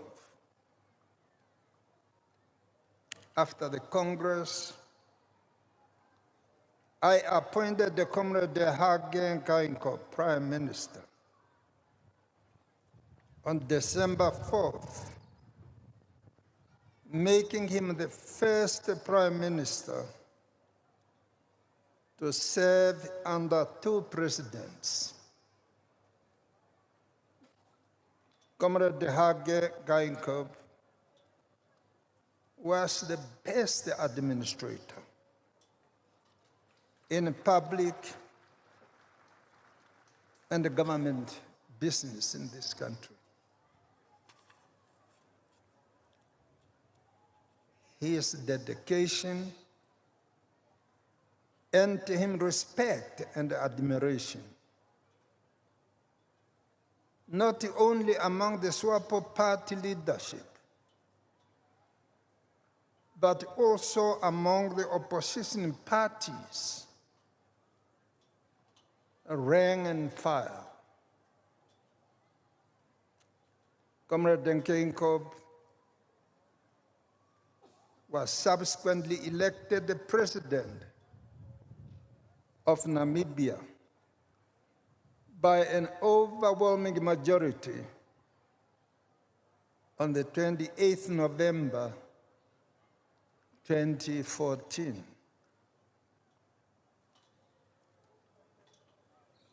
on 21st March 2015, I handed over the symbols of power to Comrade Hage Geingob as he was sworn in as Namibia's third president. At that time, I assured the Namibian nation that I am leaving Namibia in good hands.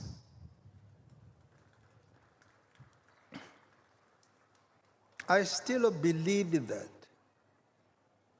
in Geingob, Namibia was in good hands, judging by what his administration has accomplished during the reign characterized by many challenges, such as economic downturn that affected many economies in the world, drought, and floods.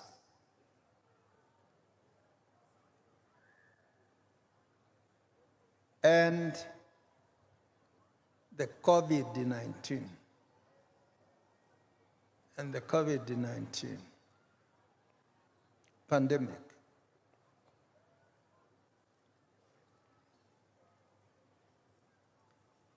Director of Ceremonies on the 18th of April 2015, the Central Committee of SWAPO Party convened a meeting in Ongwediva, where, among other things, I tendered in my resignation as a SWAPO Party president to allow the vice president to act until the next Congress, and thereby allowing him to have a full authority to manage both affairs of state and those of the SWAPO Party. Following this development, the Central Committee organized a public meeting on the 19th of April, 2015, at the Osakati Soccer Stadium, during which I officially handed over the SWAPO Party presidential instruments of power to the SWAPO Party acting president, Comrade Hage Geingob. Dear monarchs, the passing away of Comrade Hage Geingob must remind us of the Peter Nanyembas, Tobias Hainyekos, and the many more freedom fighters who died fighting at the battlefront.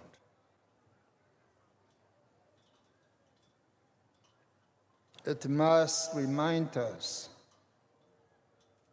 that the peace and the freedom that we enjoy in Namibia today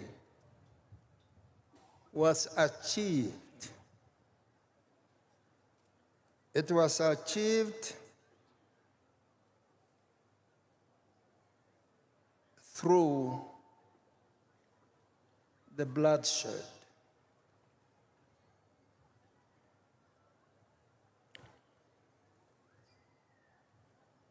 President Geingob departed this earthly life at a time when he was still serving his country and the people as head of state and the government. As a freedom fighter, chairperson of the Constituent Assembly, minister, prime minister, president, and a political mentor to many. Comrade Geingob did indeed run a good race. His legacy should inspire us to continue to build from where he has ended, so that Namibia could continue on a positive trajectory in the fight against the challenges of economic development, unemployment, poverty eradication, and the effective provision of public services. We cannot talk about the Constitution of the Republic of Namibia without mentioning the name Hage Godfrey Geingob, because of his leading role that he played at the birth of our republic. When we were drafting the Constitution, his efforts should therefore inspire us to rededicate ourselves to the values and ideals founded in our Constitution for the prosperity of our country and the people.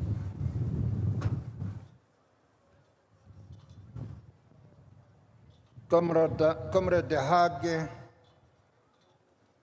has left us too soon.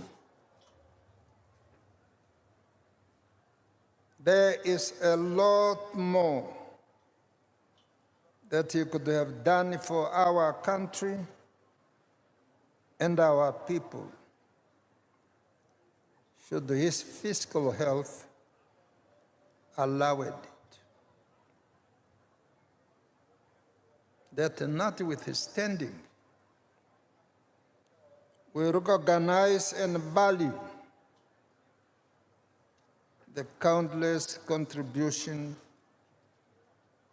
he has made towards the attainment of our freedom and independence, and to the social and economic development of our country.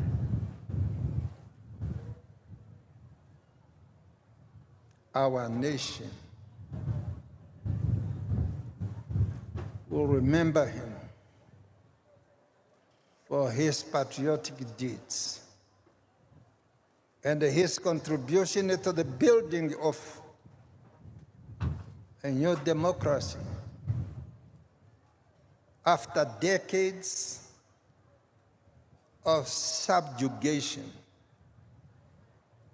and colonial brutality.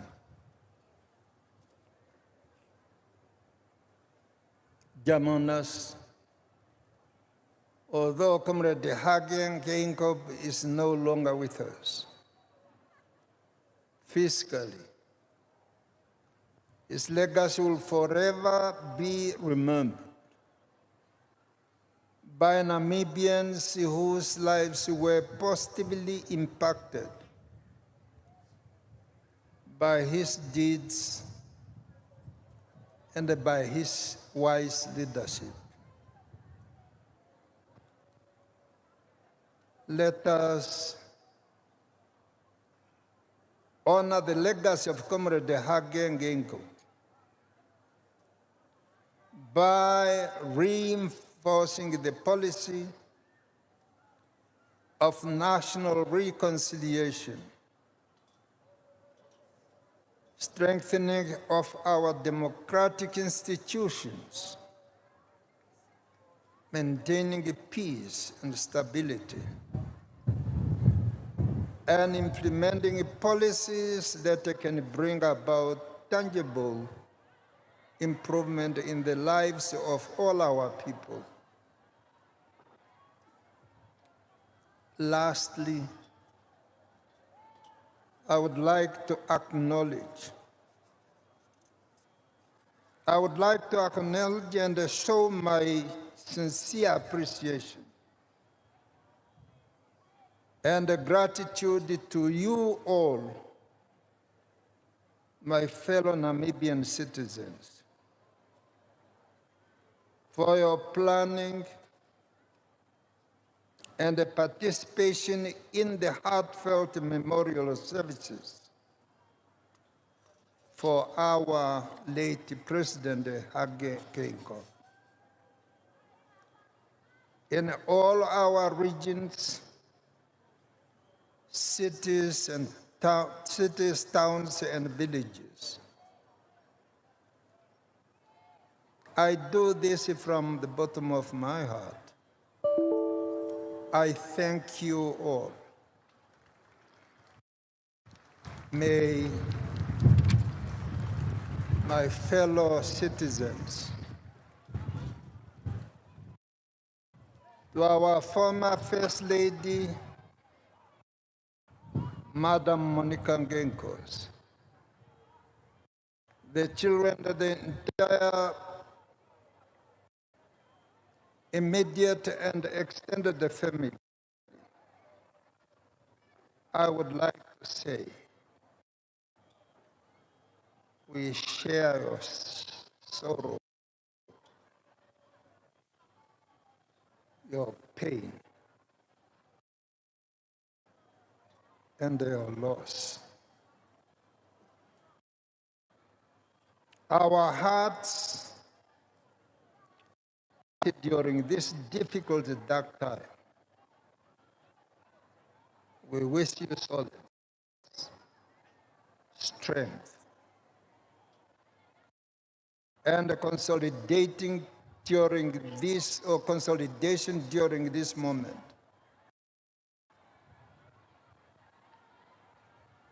May the Almighty God give you strength.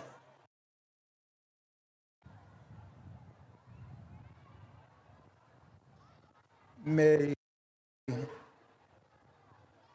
the soul of our dear departed President, Hage Geingob, forever. Thank you.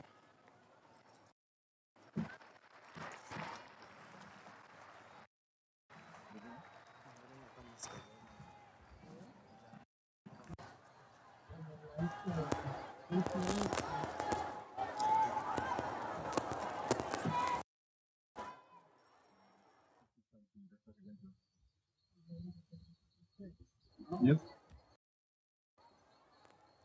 Yes. The back of the vehicle. Yes. Yes. Yes. Yes. Same vehicle. Yeah, no. Yeah. Tell.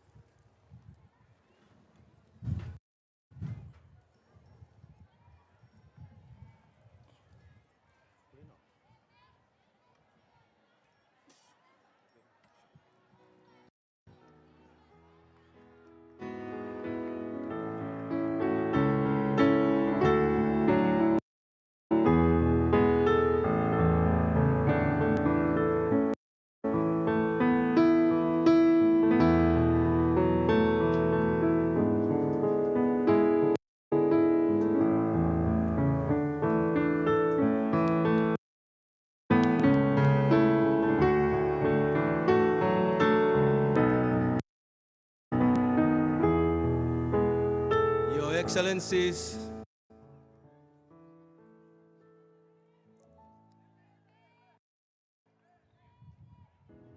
I would like first and foremost to appeal. I would like to appeal to that side there. There is too much noise there. I don't know whether you are listening.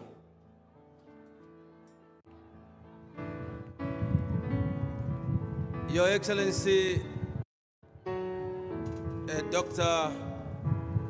Nangolo Mbumba, President, Your Excellencies, Head of State and Governments, fellow monarchs, I would like to invite the Right Honorable Prime Minister Dr. Sarah Kuongera Amad deliver the saint and father of the Namibian nation, Dr. Sam Safishuna Nujoma. Right Honorable Prime Minister.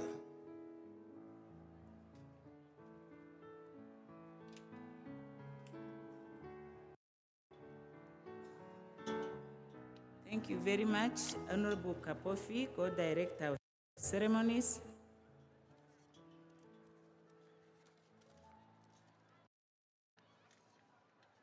Your Excellency, Dr. Nangolo Mbumba, President of the Republic of Namibia, and Madame Mbumba, Madame Monica Geinkos, former First Lady, the children, and the entire Geingob family, Your Excellencies, Heads of States and Governments, current and retired, and all leaders of delegation, all protocol observed. I will read the tribute by His Excellency Dr. Sam Nujoma, founding President and father of the Namibian nation, on the occasion His Excellency Dr. Hage Geingob, national hero, and third as follows. Your Excellency Dr. Nangolo Mbumba, President of the Republic of Namibia, and Madame Mbumba, First Lady, Madame Monica Geinkos, former First Lady, the children, and the entire Geingob family, Your Excellency, Heads of State and Government, past and present, Your Excellency,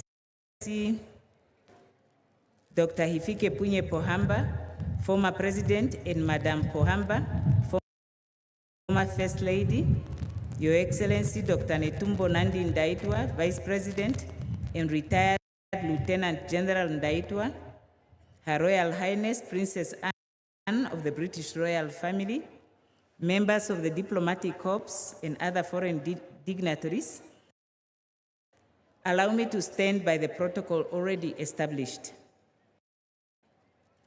We are gathered here not only to bid farewell to His Excellency Dr. Hage, but also to celebrate his heroic life and acknowledge his immense contributions to the attainment of our country's independence and nation building.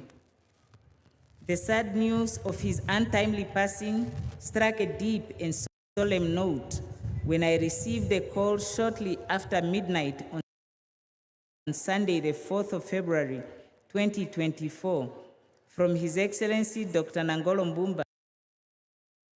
Is no more. Late President Hage Geingob was when he called me on a day before he went for medical treatment abroad. On that occasion, I wish him a quick recovery and renewed strength to continue leading our country to greater heights of economic development and prosperity. As the nation collectively grieves this profound loss of a loving husband to his dear wife and a caring father to his children, our thoughts and prayers are with the widow, Madame Monica Geinkos, former First Lady, the children, and the extended Geingob's family and clan at this difficult time.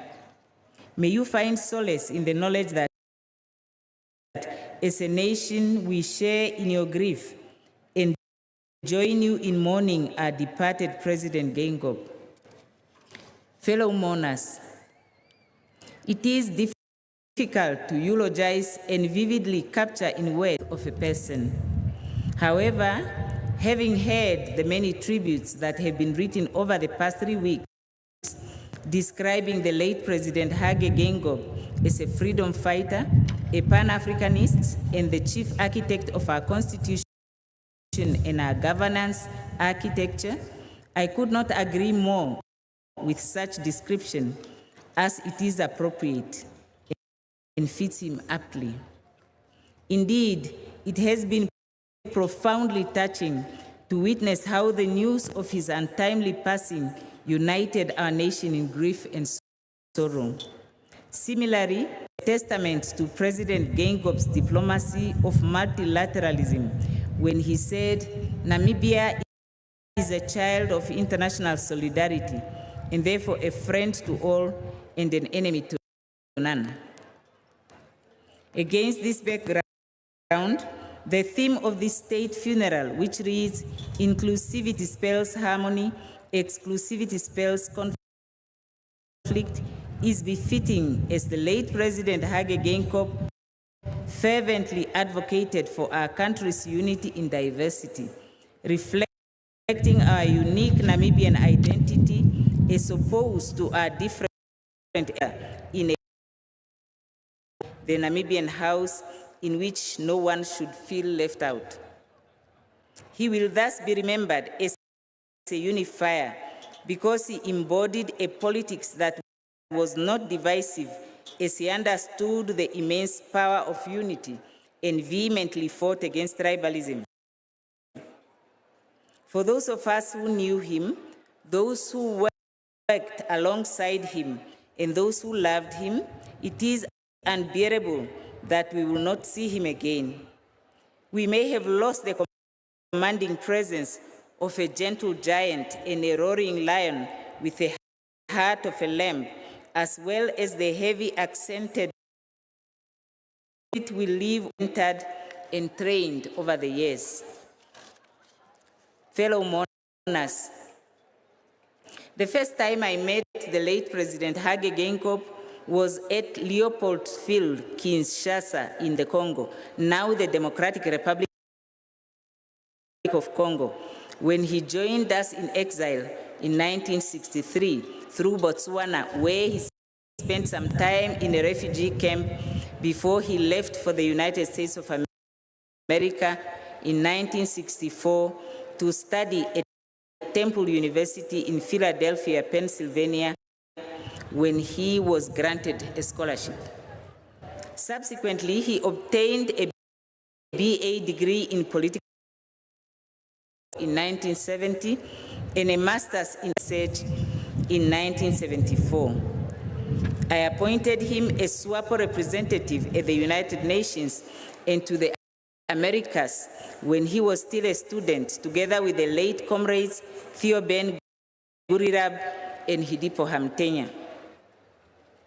Being a representative, he lobbied hard for the UN General Assembly's resolution 2145 of 27th of October 1966 to terminate the mandate of South Africa over Namibia and reaffirm our people's inalienable right to self-determination, freedom, and independence. On my recommendation, the late President Hage Geingob was appointed director at the United Nations Institute for Namibia, UNIN, an educational body set up by the United Nations Council for Namibia in Lusaka, Zambia, on 26th of August 1976 to educate Namibians for all.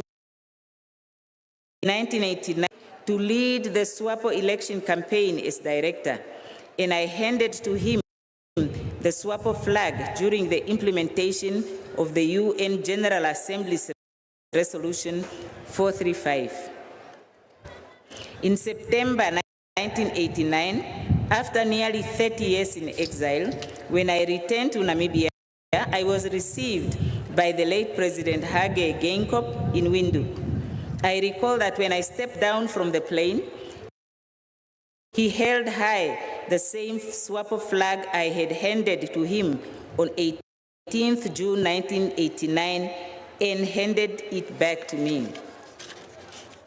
After SWAPO's historic landslide victory in the 1989 UN supervised elections, the Constituent Assembly elected Comrade Hage Geingob as its chairman. His task was not only to conduct the proceedings, but also to build confidence between diverse parties and previously warring enemies. He showed us painstakingly that he was a skillful negotiator who was not afraid to seek for compromises for the sake of a bigger goal. Praised for his skillful handling of debates, which proved instrumental in ensuring that our country's supreme law was drafted in a record time of only 3 months and unanimously adopted on the 9th of February 1990. First Prime Minister to oversee the restructuring of the public service that was fragmented along racial and ethnic lines, and to put up the new governance architecture of an independent Namibia. He executed his role with diligence and with dedication. I was therefore not surprised when he was elected as Vice President of SWAPO Party and eventually the 3rd President of the SWAPO Party and of the Republic of Namibia. At this juncture, allow me to applaud the Namibian people for their calmness during the mourning period. This is an indication that our democracy has matured and our state is stable because we have sound processes, systems, and institutions in place as envisioned by the late President Hage Geingob. In this regard, allow me to wholeheartedly convey good wishes to His Excellency Dr. Nangolo Mbuba for being sworn in as the 4th President of the Republic of Namibia when he filled the vacant post for the remainder of the term of office of the late provisions of the Namibian Constitution. In the same vein, allow me to extend my well wishes to Her Excellency Dr. Netumbo Nandi-Ndaitwah for her appointment as the Vice President of the Republic of Fellow mourners, in according with Geingob, we are giving a richly deserved recognition to a national hero and 3rd President of the Republic of Namibia as a recipient of many international awards, including the Jose Marti Order, which will be conferred on him posthumously by our Cuban friends and comrades in arms, with whom we shared trenches together with the Angolan FAPLA forces until the final historic battle of Quito Valley.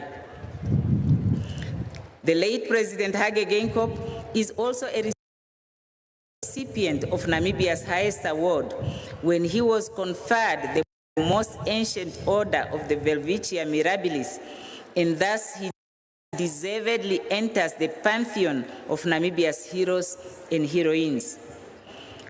We will miss his towering presence in the corridors of the as well as at State House.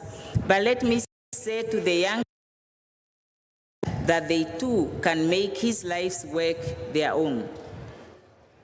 The late President Hage Geingob hails from humble beginnings, and the white minority colonial regime of South Africa thought that he will live a life of servitude because he was a child of farm laborers. However, life had a different destiny for him to endure a life of service, but not to any master other than to the struggling masses of the Namibian people. And he rose through the ranks to the highest office in the land of the brave. Looking at the scope of his accomplishments and the admiration that he so rightly earned, he has shown us that he earned his place in history through struggle and unrelenting spirit, and that is why we learned so much from him, and we can still learn from him. He taught us the importance of reason, not only those you agree with, but also to say, you do not make peace with your friends, but with your enemies. In addition, he demonstrated that action and ideas are not enough, no matter how right. They must be molded into processes, systems, and institutions. Furthermore, he always demanded the best from everyone around him. In summary, he was very attentive, teachable, and a very consultative person who placed great emphasis on dialogue. Above all, being truthful was very important to him. As we bid the late President Hage Geingob a fond farewell at the end of his earthly journey, and when we have rejoined our daily routines, let us reflect on his distinguished career and what we can learn from him to ensure that the roots, like the marula tree, and good shade for future generations. On behalf of the veterans of our national liberation struggle, the Nuioma family, and indeed on my own behalf, allow me to convey our deepest condolences and heartfelt sympathies to Madam Monica Geingob, the former First Lady, the children, for this profound loss. As we walk through this dark cloud hovering around our nation, may we all be granted fortitude to overcome this bereavement and be left only with the most cherished memories of our departed, beloved, late President Dr. Hage Gottfried Geingob. May his legacy illuminate our path to greater economic development and prosperity. May his soul rest in eternal peace. So ends the statement of His Excellency, the Founding Father.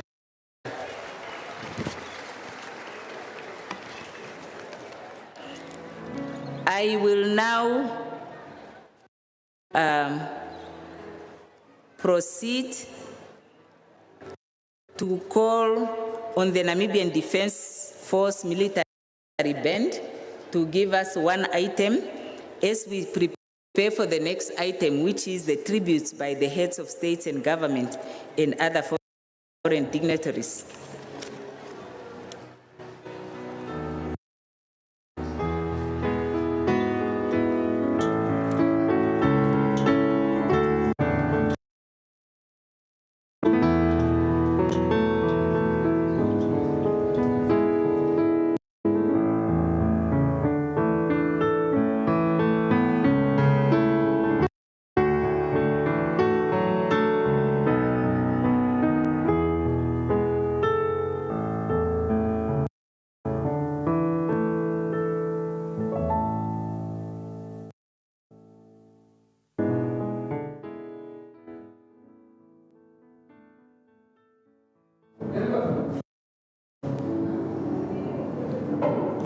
Give me a countdown.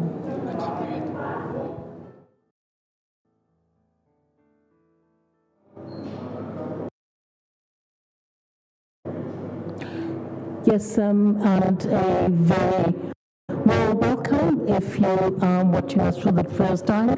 We're coming to you live from the Independence. Dr. Hage Geingob is just underway. We've had several speakers. And the last speaker was the founding president of Namibia, President Sam Nuioma. So we're almost halfway through with the program. It got have been some late arrivals. What's next on the? Right now we'll see a performance by the Namibian Defense Force military band. That will be followed by heads of state and government and other foreign dignitaries delivering their tributes. Then we'll have another performance by the Namibian Defense Force military band. Thereafter, the former First Lady, the widow, Madam Monica Geingob, will deliver her tribute, followed by the address by the chief mourner, that is the President of the country, President Nangolo Mbumba, and then there will be announcements by the directors of ceremonies, followed by the benediction, and that more or less concludes the program for today's memorial service. And in fact, thereafter, the body will again lie in state, which means that the public can then pay their respect once the VIPs have viewed the body, paid their respects, and left the stadium. Then the general public can then view the body and pay their respects. We will be with you until this evening when this actually happens, but we'll also be with you tomorrow morning when the actual burial takes place at Heroes Acre. And that will conclude 3 weeks of mourning. The Namibian nation since Sunday, the 4th of February 2024, when the tragic news reached us, has Monday the 5th to commence.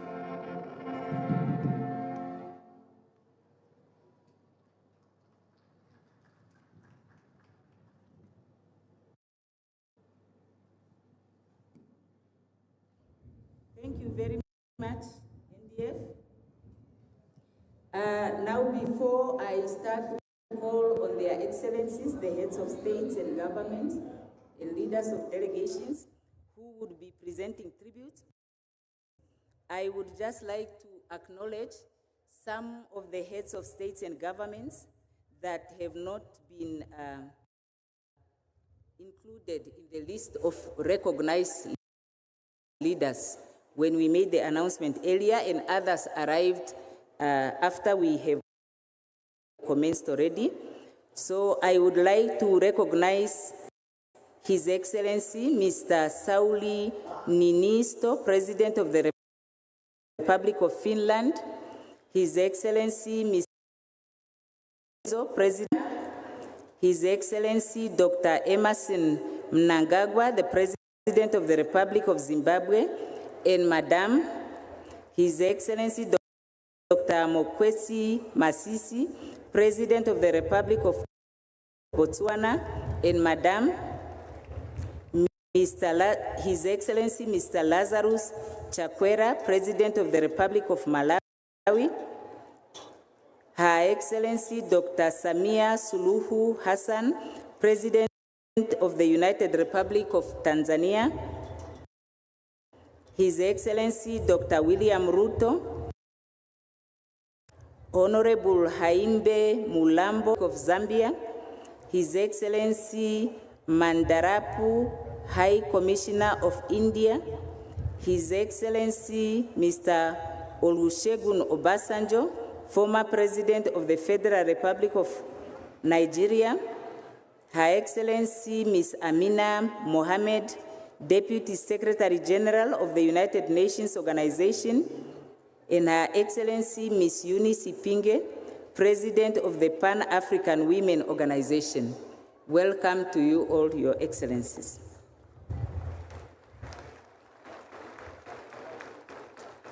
Now I would like to start with the program of presentation of tributes by the foreign dignitaries, and the first is His Excellency Mr. João Manuel Gonçalves Lorenzo, President of the Republic of Angola.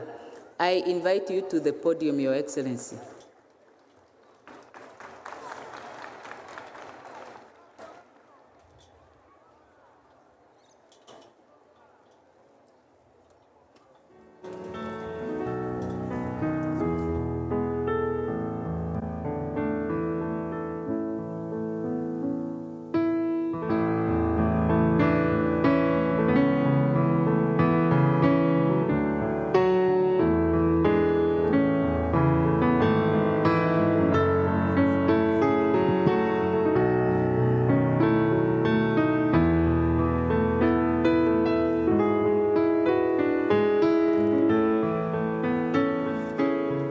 Sua Excelência Nangolo Mbumba, Presidente da República da Namíbia, Sua Excelência Presidente fundador, Presidente Sam Nujoma, Sua Excelência, o segundo Presidente da República, Ifikepunye Lucas Pohamba,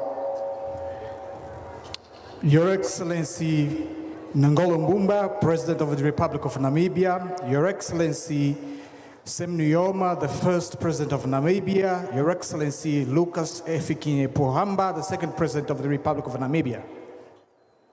Senhora Mônica Geingob, estimados membros da família do Malogrado, Excelências, chefes de Estado e do Governo, distintas entidades, minhas senhoras, meus senhores. Dear Madame Monica Gengos and the bereaved family, Your Excellencies, heads of state and government, ladies and gentlemen.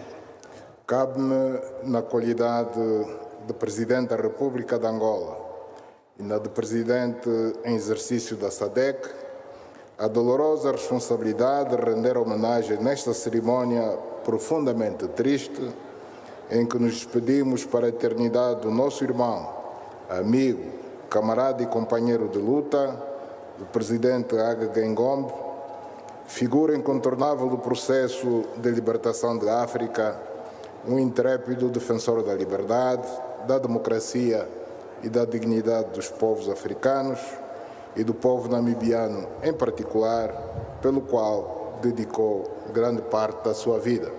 I have the duty as the President of the Republic of Angola and the current chair of SADC to pay tribute at this deeply sad ceremony where we are saying goodbye for eternity to our brother, friend, comrade and fellow fighter, President Hage Geingob, an outstanding figure in the African liberation process, a fearless defender of freedom, democracy, dignity of the African people and the Namibian people in particular, to whom he dedicated a large part of his life.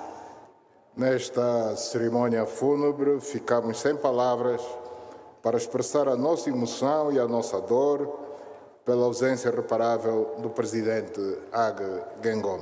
At this memorial ceremony, we are left without words to express our emotion and our pain due to the irreparable absence of President Hage Geingob. Em nome dos líderes e dos povos da SADC e dos nossos parceiros, gostaria de dizer que o legado deixado pelo nosso camarada, de quem hoje nos despedimos, deve ser preservado e servir como referência para a concretização dos grandes objetivos da SADC e da África, como forma de homenagearmos esta grande figura africana da nossa história contemporânea. On behalf of the leaders and people of SADC and our partners, I would like to say that the legacy left by our comrade, to whom we are saying goodbye today, must be preserved and should serve as a reference for the achievement of the great objectives of SADC and Africa. Such is the way of paying homage to this great African son of our contemporary history. Permitam-me destacar o papel ativo e impulsionador que o Presidente Hage Geingob desempenhou enquanto exerceu a função de Presidente em exercício da SADC em 2018, durante a qual liderou a agenda de industrialização regional, promovendo o desenvolvimento de infraestruturas regionais, a capacitação dos jovens e o desenvolvimento sustentável da região, no âmbito do cumprimento dos objetivos que a sua presidência se propôs alcançar. Allow me to highlight the active and visionary role played by President Hage Geingob while serving as SADC chairperson in 2018, during which he spearheaded the regional industrialization agenda by promoting the development of regional infrastructure, youth empowerment, and sustainable development of the region within the scope of fulfilling the objectives that his chairmanship had set out to achieve. Destaco ainda o papel que exerceu na defesa da paz, da estabilidade e da segurança da região, premissas fundamentais para o desenvolvimento econômico e social da nossa sub-região. I also would like to highlight the role he played in advocating for peace, stability, and security in the region, which are fundamental premises for the economic and social development of our sub-region. Os feitos do presidente Hage Geingob são de tal dimensão e de tão grande amplitude que não conseguiríamos descrever em breves palavras o modo como se dedicou e se entregou à causa da construção, do progresso e do desenvolvimento da sua nação, da África Austral e do continente africano no geral. The achievements of President Hage Geingob are such magnitude and scope that we would not be able to describe them in few words. That's the way in which he dedicated himself and gave his life to the cause of building the progress and development of his nation, the Southern African region, and the African continent in general. A dor e tristeza estão espantadas nos rostos dos cidadãos namibianos pela perda do seu estimado e admirado líder, mas estou convencido que a saberão transformar em energia para se dedicarem com vigor à construção da nação, forte, resiliente e exemplar em termos de estabilidade, segurança e paz que o presidente Hage Geingob tinha no seu projeto de nação. The pain and sadness are written on the faces of the Namibian citizens due to the loss of their esteemed and admired leader. But I'm convinced that they will know how to transform this sadness into energy to dedicate themselves with bravery to building the strong, resilient, and exemplary nation in terms of stability, security, and peace, which President Hage Geingob had in his project of nation. Ao longo dos anos da luta comum contra o regime do apartheid da África do Sul, Angola e a Namíbia estabeleceram inquebrantáveis e duradouros laços de amizade, irmandade e de cooperação que muito nos orgulham. Over the years of the common struggle against the apartheid regime in South Africa, Angola and Namibia have established unbreakable and long-lasting bonds of friendship, brotherhood and cooperation that make us proud. A dor do povo namibiano é nossa dor e por esta razão estamos presentes para partilhar esta dor e dizer que em momentos difíceis como este podem contar sempre com a nossa solidariedade. The pain of the Namibian people is our pain, and for this reason we are present here to share in this pain and say that in difficult times like this, you can always count on our solidarity. Em nome do governo angolano e no da SADC, permitam-me que apresente a viúva do malogrado, aos filhos, a toda a família enlutada, ao povo e ao governo namibiano, os nossos mais profundos sentimentos de pesar. On behalf of the Angolan government and the behalf of SADC, allow me to convey to the widow of the deceased president, his children and the entire bereaved family, to the people and the government of Namibia, our deepest condolences. Que a alma do malogrado presidente Hage Geingob descanse em paz. May the soul of the late President Hage Geingob rest in peace. Muito obrigado. Thank you.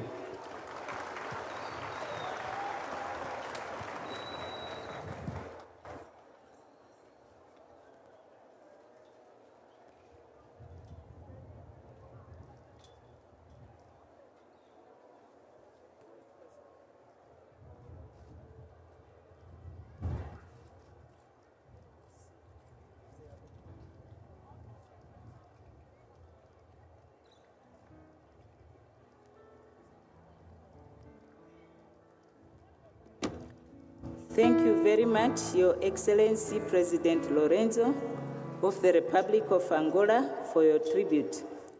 Now, before I proceed to call the next speaker, I would like to recognize the presence of His Excellency Mr. Philippe Jancito Nyusi, President of the Republic of Mozambique. Having done so, I would proceed to invite His Excellency Dr. Mokwetsi Masisi, President of the Republic of Botswana to present his tribute.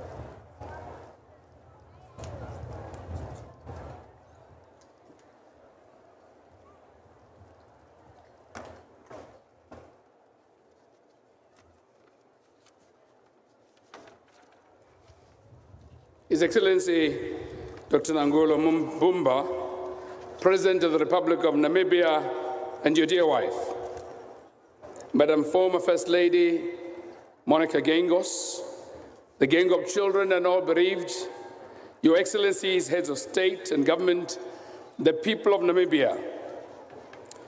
On this sombre day, as we gather to repose our final respects on one of Africa's heroes, and while the mood in the atmosphere is filled with sadness at the demise of Dr. Hage Gottfried Geingob, it is our fond memories of this stalwart that enable us to gather the strength to observe this occasion as a celebration of our life well lived. It is sad as we mourn the loss of a beloved husband, father, brother, uncle, friend and colleague, and yet also celebratory as we acknowledge and recognize the magnificence of his example. My wife and I, the Botswana delegation, are here today because my departed elder brother, Dr. Hage Geingob, was a true friend of Botswana. He had a special place in his heart for my people and country. I came to realize this as on several occasions when we met and conversed, he reminisced about his days as a refugee in Botswana. I always admired his humble demeanor, his straight talk, and his genuine appreciation of the contribution Botswana and Botswana made to the liberation of his country. The people of Namibia that gallantly fought against brutal colonization and also apartheid's occupation and racial oppression.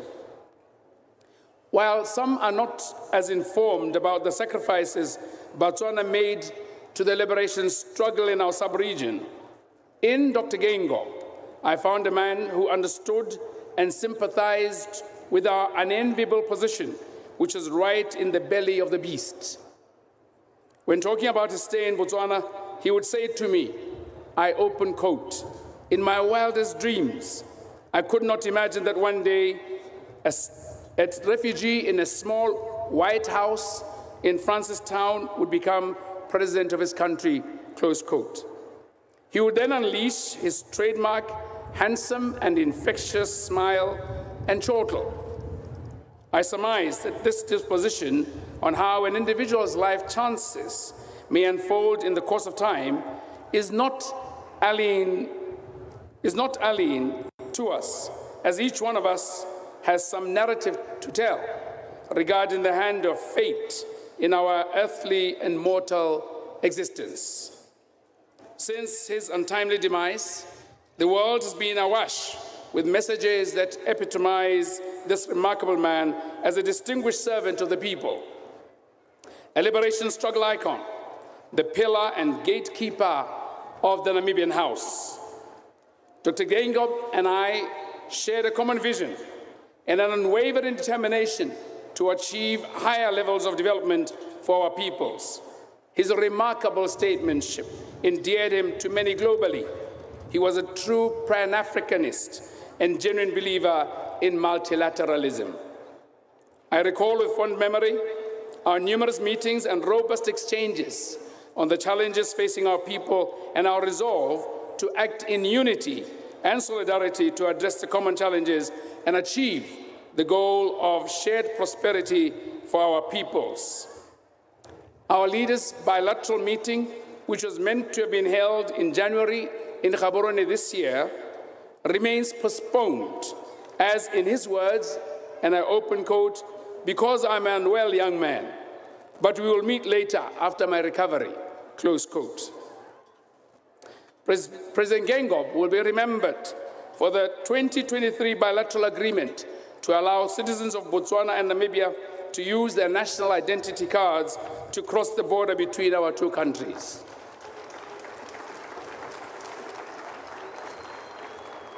I deeply valued President Geingob's support as a senior statesman, a confidant, and trustworthy partner in building the extraordinary partnership our two countries and people enjoy today. We are all the better for having been touched by President Geingob's influence and huge sacrifices.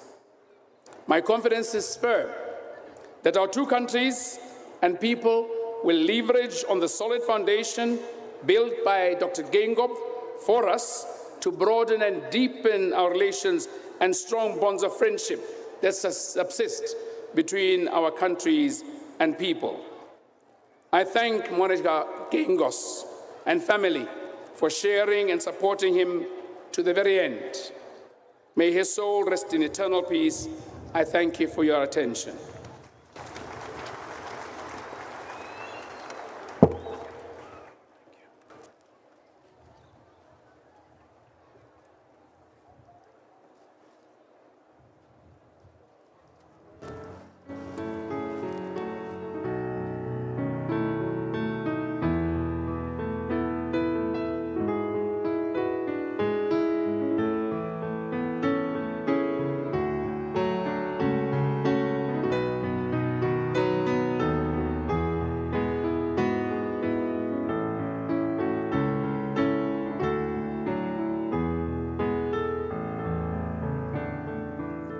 Thank you very much, Your Excellency, President Masisi, for that tribute. I would now like to invite His Excellency General Evariste Ndayishimiye, President of the Republic of Burundi. Your Excellency.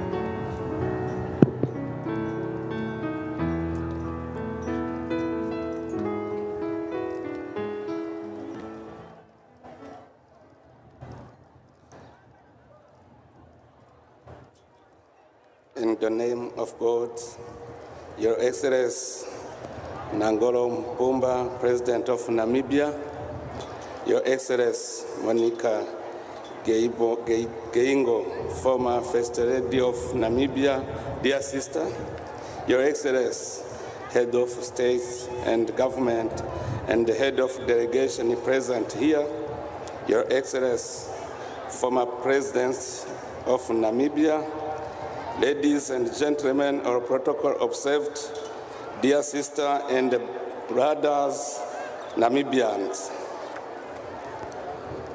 I am here with my wife on behalf of the people and the government of the Republic of Burundi to express our deep sorrow and heartfelt sympathy to the government and the people of the Republic of Namibia and the family of His Excellency Hage Geingob, particularly to Her Excellency Monica Geingob's former First Lady.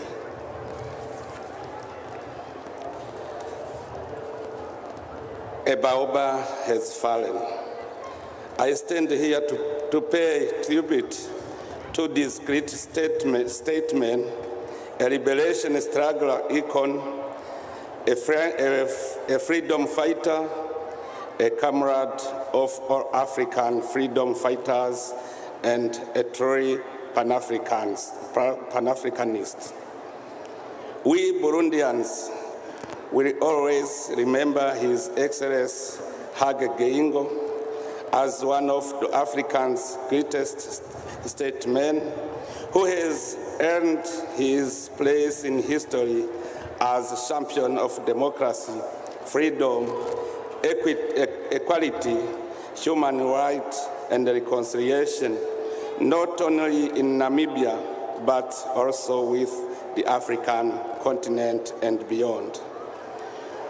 We draw inspiration from Mr. Hage Geingob's lifelong and selfless dedication and effort to promote a culture of peace, harmony, and reconciliation among people as a legacy of inspiration of Burundi. That is why Your Excellency, President of Namibia, dear brothers and sisters from Namibia, you can be assured that Burundians' thoughts and prayers are with you in your grief. May the soul of our dear comrade Hage Geingob rest in eternal peace. Thank you. May God bless the people of Namibia.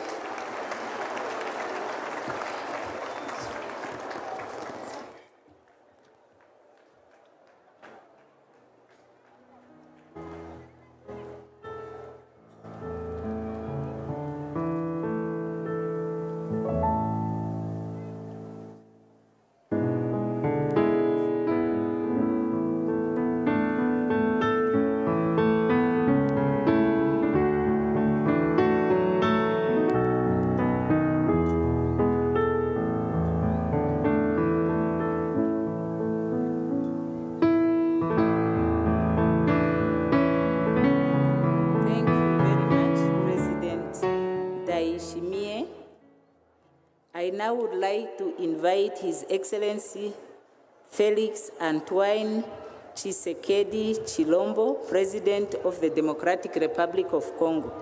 Your Excellency.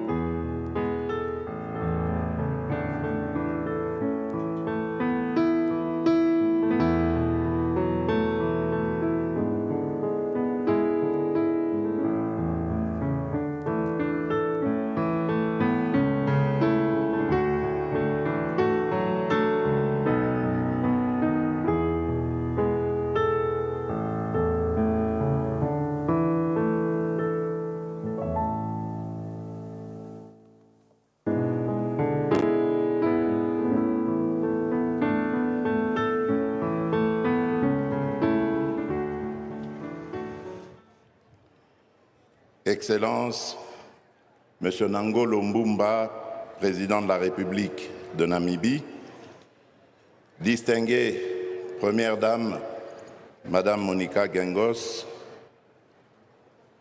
Excellences, Mesdames et Messieurs les chefs d'État et de gouvernement, Excellences, Messieurs les anciens chefs d'État, Mesdames et Messieurs, chers peuples namibiens. Excellency, Mr. President of the Republic of Namibia, Excellency, First Lady, former First Lady of the Republic of Namibia, Your Excellency, Head of State and of Government, distinguished invitees, people of Namibia, ladies and gentlemen. C'est avec une grande tristesse et un profond émoi que j'apprenais le 4 février dernier le décès de mon regretté homologue et cher frère, son Excellence Dr Hage Gottfried Geingob, à l'âge de 82 ans. It was with big sadness and big emotions that I learned on the 4th of February 2024, the passing of my regretted brother, President Hage Geingob, who we are crying today. Défenseur invétéré de la République de Namibie et de son peuple, l'Afrique et le monde pleurent ce jour un grand combattant de la liberté qui a eu à servir et à honorer avec bravoure et dignité sa patrie.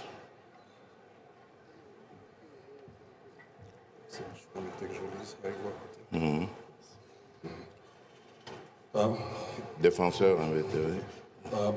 Invertebrated defender of the Republic of Namibia and of his people, Africa and the world cry today a great combatant of freedom who has served and honored with bravery and dignity his patrie. En effet, le président Hage Geingob fait partie de ces grands hommes qui, très jeunes et au prix de nombreux sacrifices, dont un exil de près de 30 années loin de sa mère patrie, ont fait de la justice et du bien-être du plus grand nombre un objectif. Indeed, President Hage Geingob belongs to great men since his young age and in the price of a lot of sacrifices, including the exile for about 30 years far from his motherland, who actually fought for justice and the well-being of the great number, and that was his leitmotiv. Tout premier ministre de la République de Namibie à l'indépendance, puis président de la République à partir de 2015, le docteur Geingob aura marqué d'une empreinte indélébile la destinée de tout un peuple et inspiré bien des leaders par sa vision d'une Namibie harmonieuse et prospère, mais aussi par son combat pour une Afrique intégrée, développée et mieux représentée, notamment dans le concert des nations. He was the first Prime Minister of the Republic of Namibia at its independence, then President of the Republic from 2015. Dr. Geingob marks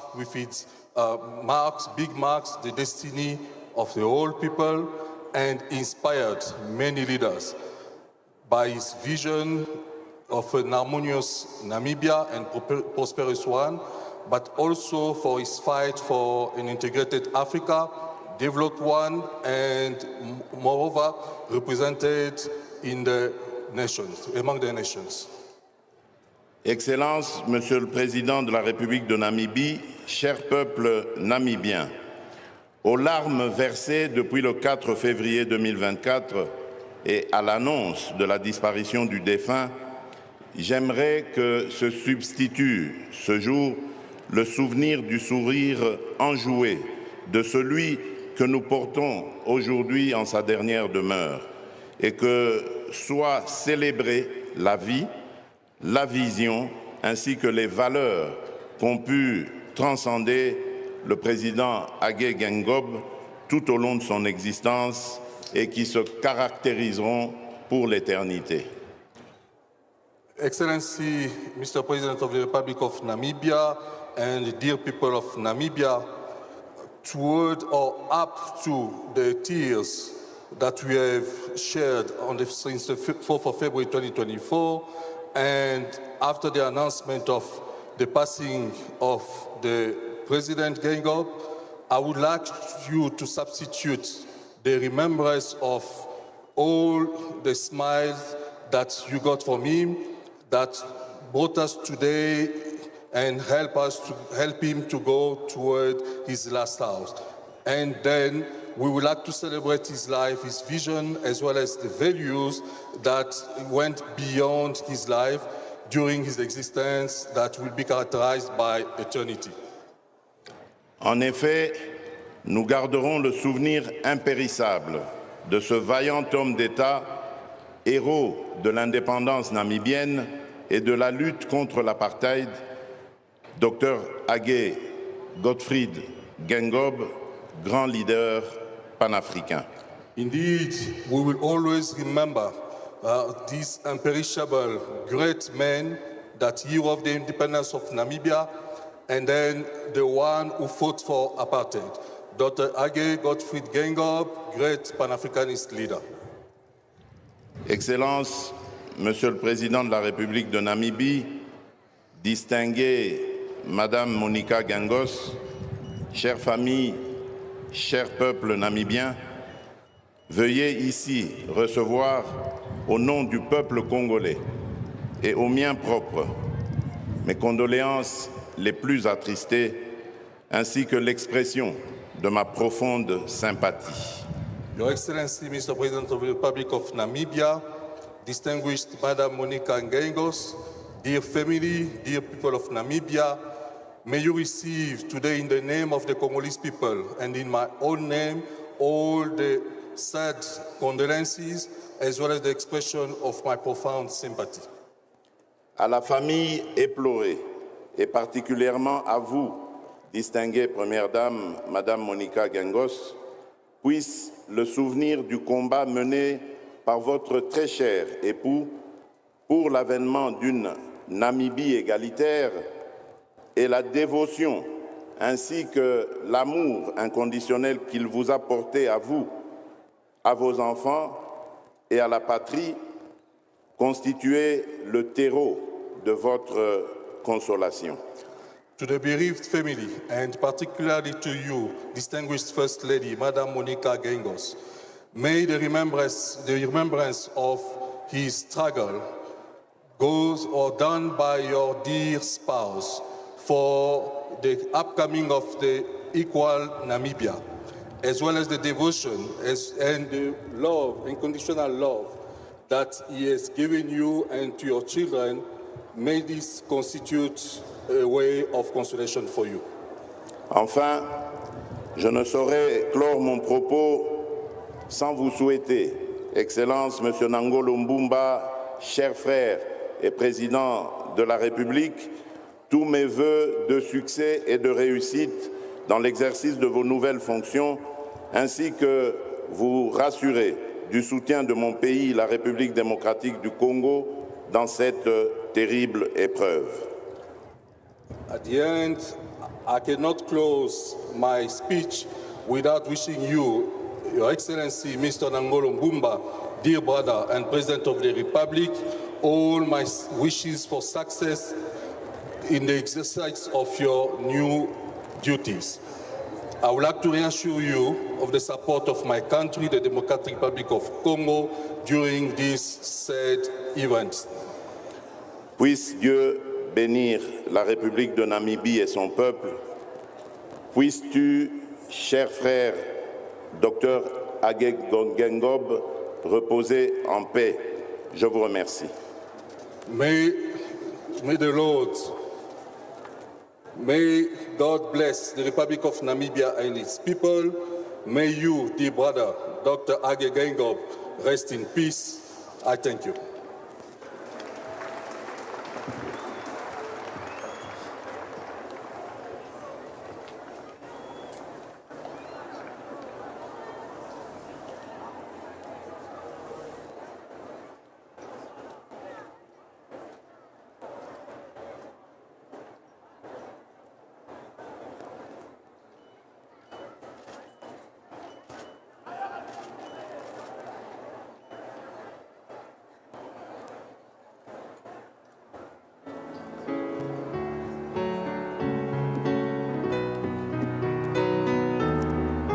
Thank you very much, Your Excellency President Tshisekedi Chilobo, President of the Democratic Republic of Congo, for that tribute. I now invite Her Excellency Madame Sahle-Work Zewde, President of the Federal Democratic Republic of Ethiopia.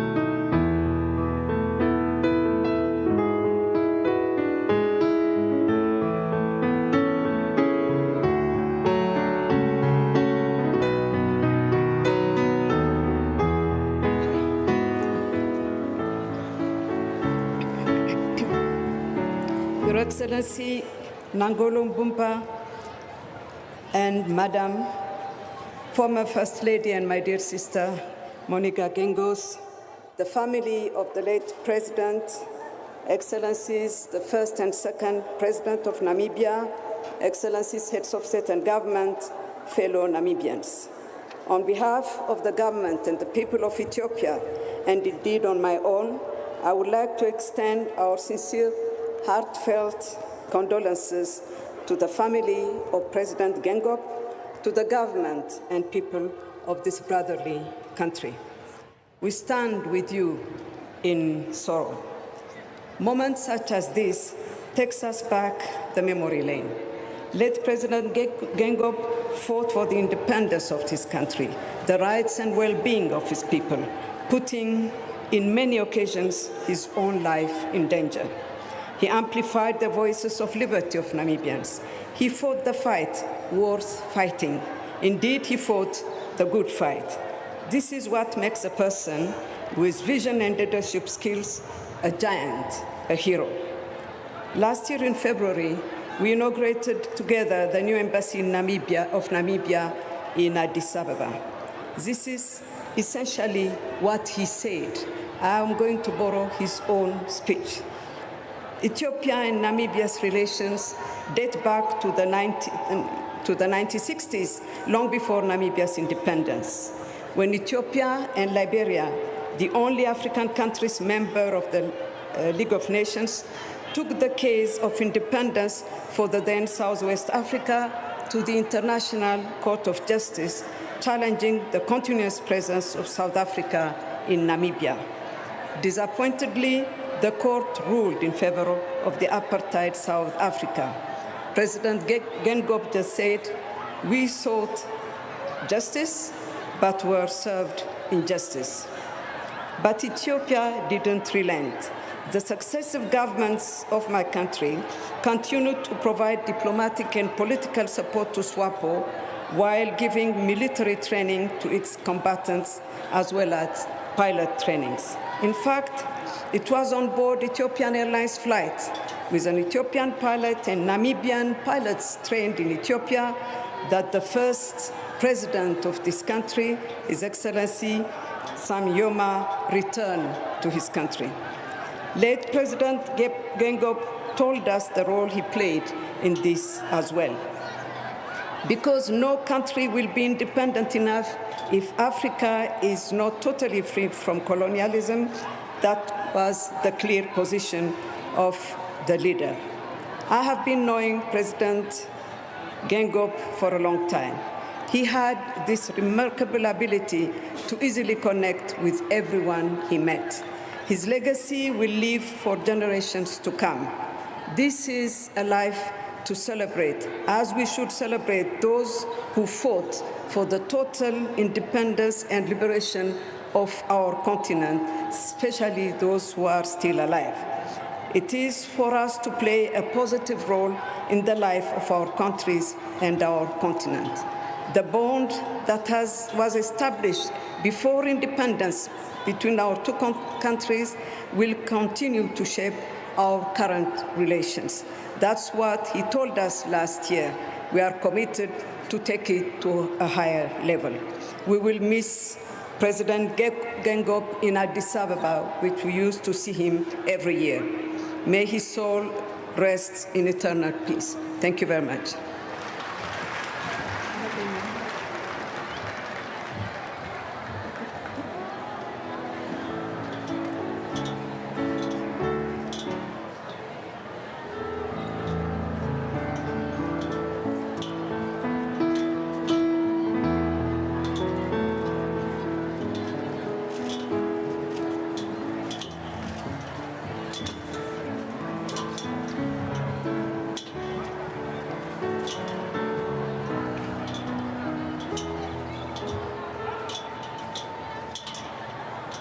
Thank you very much, Your Excellency, President Zewde of the Federal Democratic Republic of Ethiopia.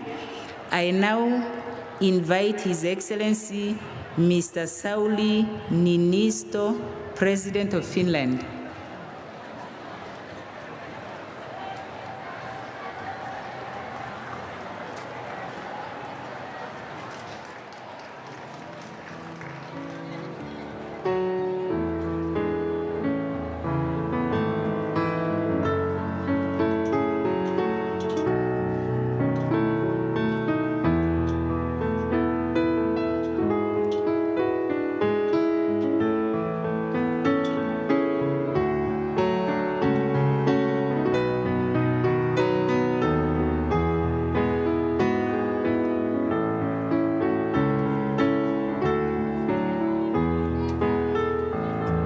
Excellency President Mumba, Your Excellency Founding President Dr. Nuyoma, Your Excellency Second President Dr.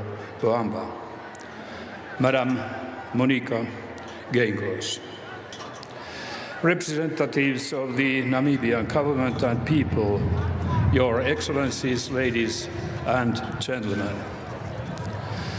Today we have gathered here to honor the legacy of President Hage Gottfried Geingob, a great Namibian, a great African, a remarkable statesman, and a citizen of the world. President Geingob left a strong legacy. We came to know him as a determined statesman who dedicated his entire life to freedom and nation building in Namibia. He also left a legacy of close friendship with Finland. This friendship is built on a solid foundation of over 150 years of shared history, but it also rests on strong bonds between individuals. A notable example is the bond between President Geingob and the late Finnish President and Nobel Peace Prize laureate Martti Ahtisaari. Both were instrumental in the Namibian independence process. Both loved this country very deeply. Ladies and gentlemen, over the past year, I had the privilege of getting to know Hage Geingob personally. At his invitation, I made a state visit to Namibia in April. That visit left a deep impression on me. The heartfelt hospitality and friendliness of the Namibian people and the inspiring exchanges I had with Hage. We shared thoughts and ideas on peace, equality, and the importance of multilateralism. Physically, of course, our countries are thousands of miles apart. Still, maybe due to history, maybe something else, we connected. We consider it as a good example for others. The last beautiful manifestation of the friendship between our nations at the highest level was President Geingob's and Madame Geingob's attendance at the funeral of Martti Ahtisaari in November. Symbolically, at the service, Bible passages were read in the Ndonga language. A friend wanted to pay tribute to his friend for the last time. I have today the same honor. As my term as President of Finland soon comes to a close, I promise to leave this legacy of friendship between Finland and Namibia to my successor. With these remarks, let me once again express my deepest sympathy with Mrs. Monica Geingob, the Geingob family, his community, and the government and nation of Namibia. Rest in peace, our friend, President Hage Geingob.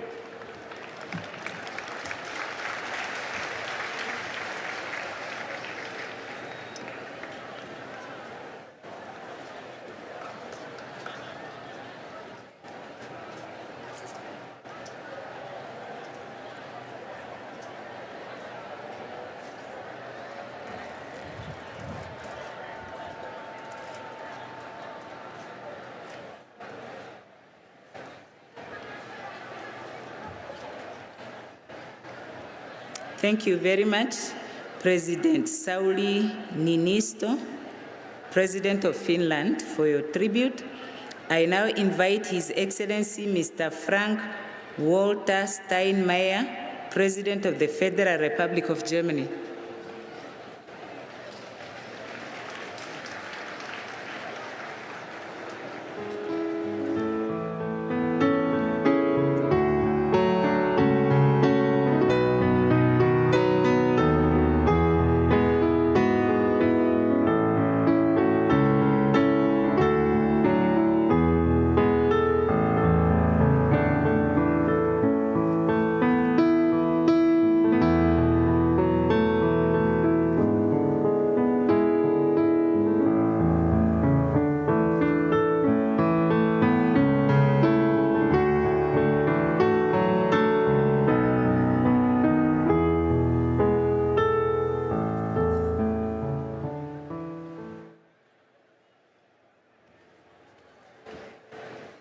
Your Excellency Nangolo Mumba, President of the Republic of Namibia, Madam Monica Geingob, Excellencies and colleagues, Namibians.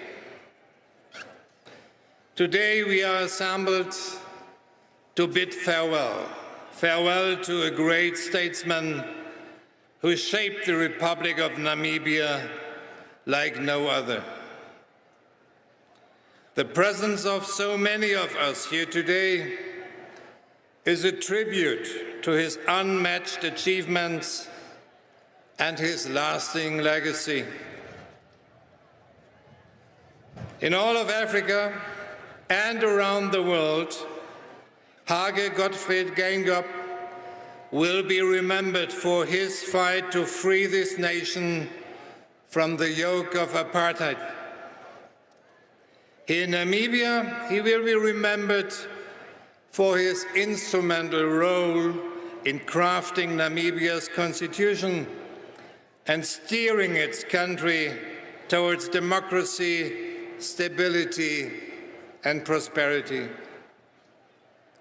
In Germany, however, in the hearts and minds of my compatriots, President Geingob will always be remembered for his courage to reach out to the German people over the dark abyss of our history. The atrocities committed by German troops during colonial rule that resulted in the genocide against the Ovaherero and Nama communities 120 years ago. The path of reconciliation that we embarked upon almost 10 years ago has not been an easy one, but together we have gone very far and we want to go further.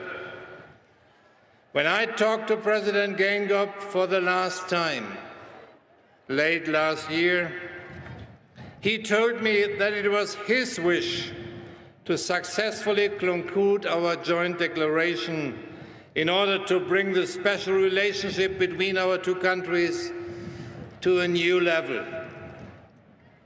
I'm here today to say my country remains committed to his legacy. We are committed to the path of reconciliation. And you know, reconciliation is not about closing the past. It is about taking responsibility for our past, and it is a commitment to a better future together.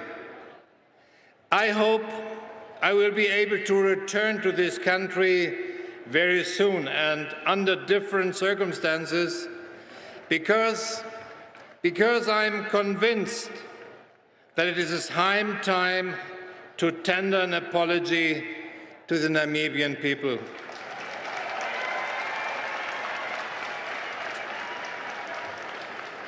Ladies and gentlemen, my only regret is that our friend, the great President Geingob, will not be there to bring the process he started to an end. And again, I bow my head to Hage Geingob, a brilliant leader of the land of the brave. We share the grief of the Namibian nation and his family. My colleague, partner, and friend, rest in peace. Thank you.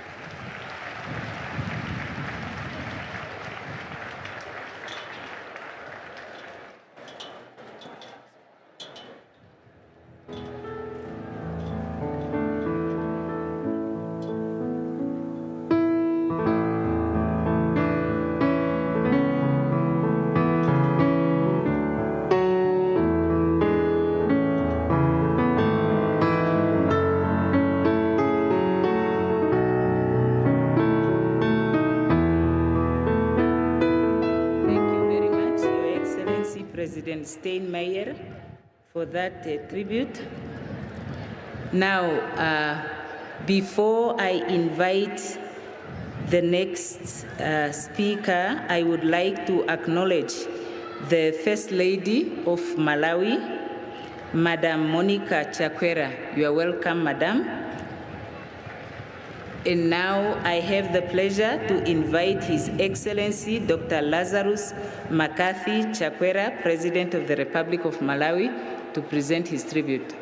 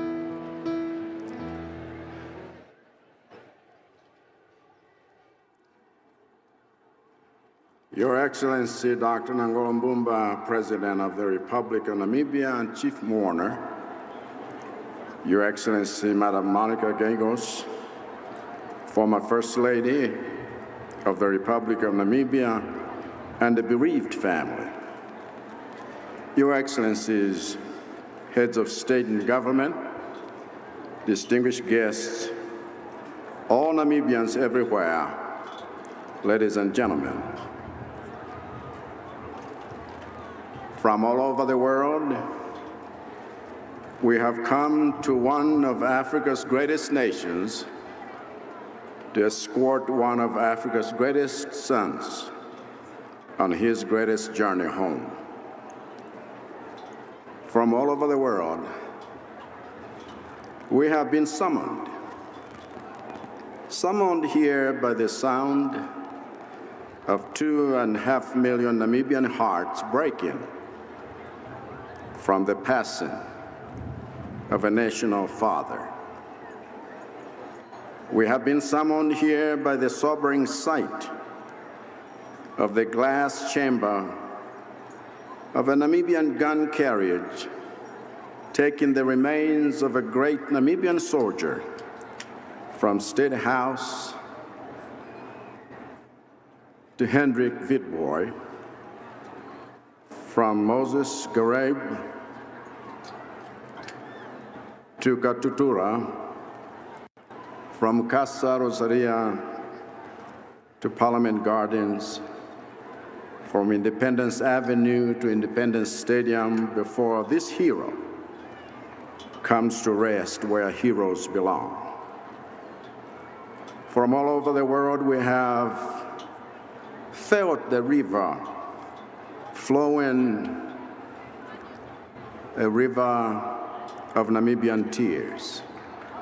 The tears of Zambezi and Kalahari, tears of Kavango and Kunene, tears of Erongo and Komas, the tears of Omusati and Oshkoto, the tears of Mahehe and Okakwena, the tears of Hadap and also Jupa, the tears of Oshana and Karas.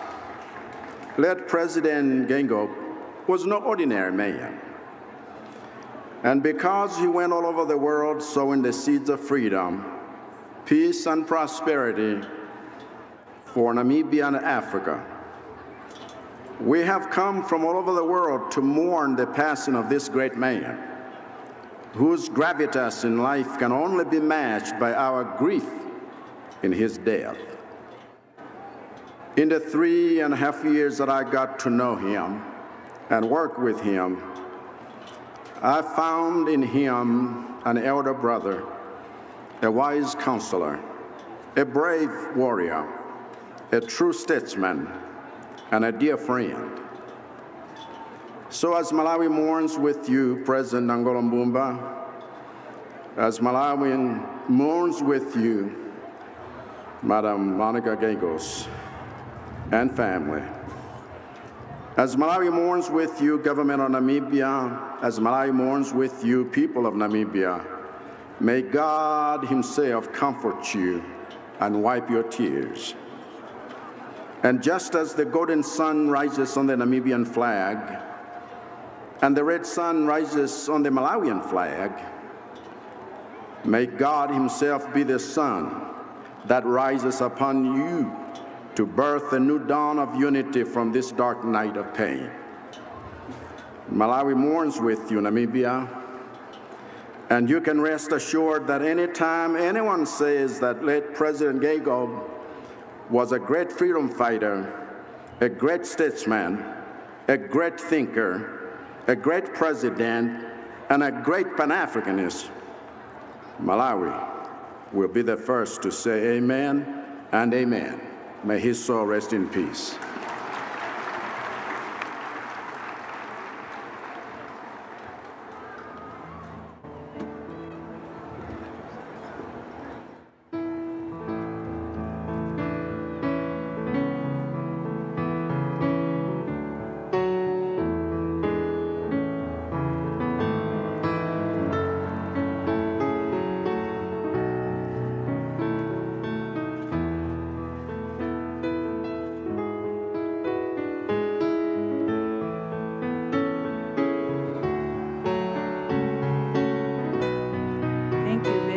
Your Excellency Dr. Lazarus McCarthy Chakwera, President of the Republic of Malawi, for that tribute.